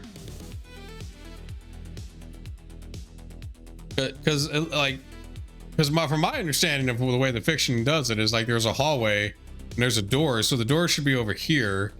I don't know why there's a door here.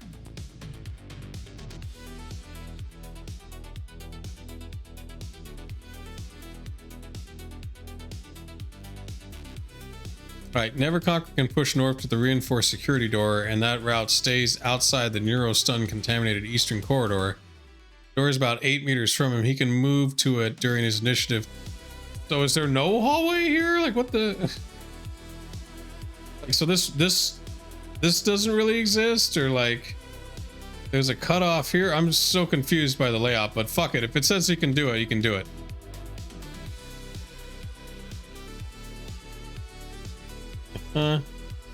Okay, so Neverconquer will push up and secure the security door.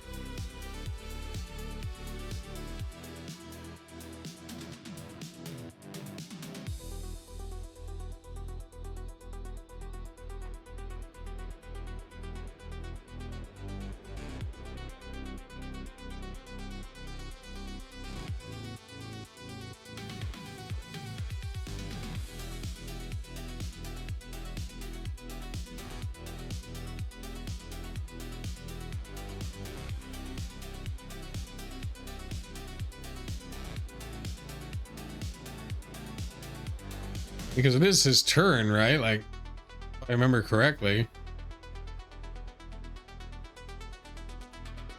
Oh yeah, it is.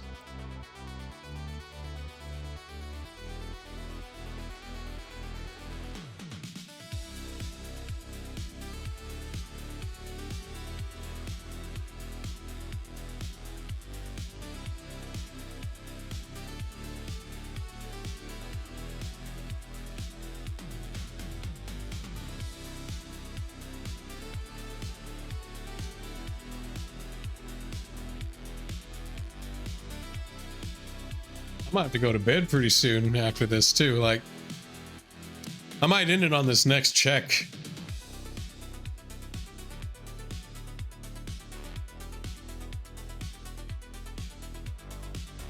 Yeah, in fact, I'll do that. Once this loads in, I'm gonna save the game. Watch, this will be the longest one too. It'll take 20 minutes, and I'll have to sit.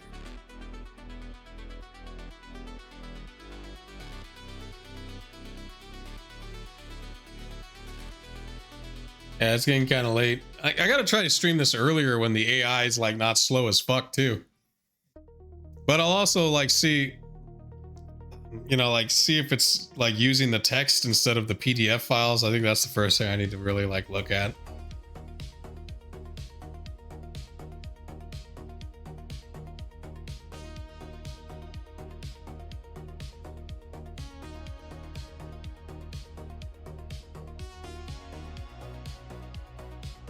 But that'll definitely like make it quicker when it has to look up, you know, stats and everything, and tables and whatnot.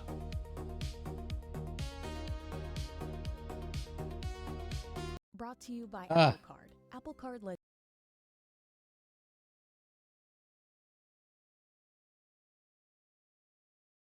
I'm also thirsty too. Like I ran out of tea like 2 hours ago.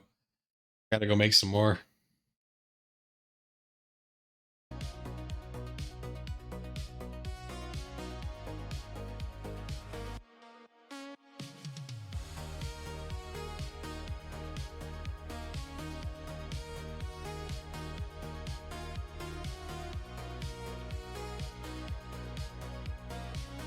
Here we go. Neverconquer moves north along the wall, shotgun tied against his shoulder. He reaches the reinforced security door without entering the contaminated eastern passage. He takes the hinge side, presses back against the concrete, and angles the T-250 across the doorway. The door remains closed. Neverconquer does not touch the handle or expose himself to whatever may be inside. He holds position for Kurt. Well, I didn't want you to cover the door that way. I wanted to like look around, cover the hallway, but fuck it. That works. All right. It's gonna update.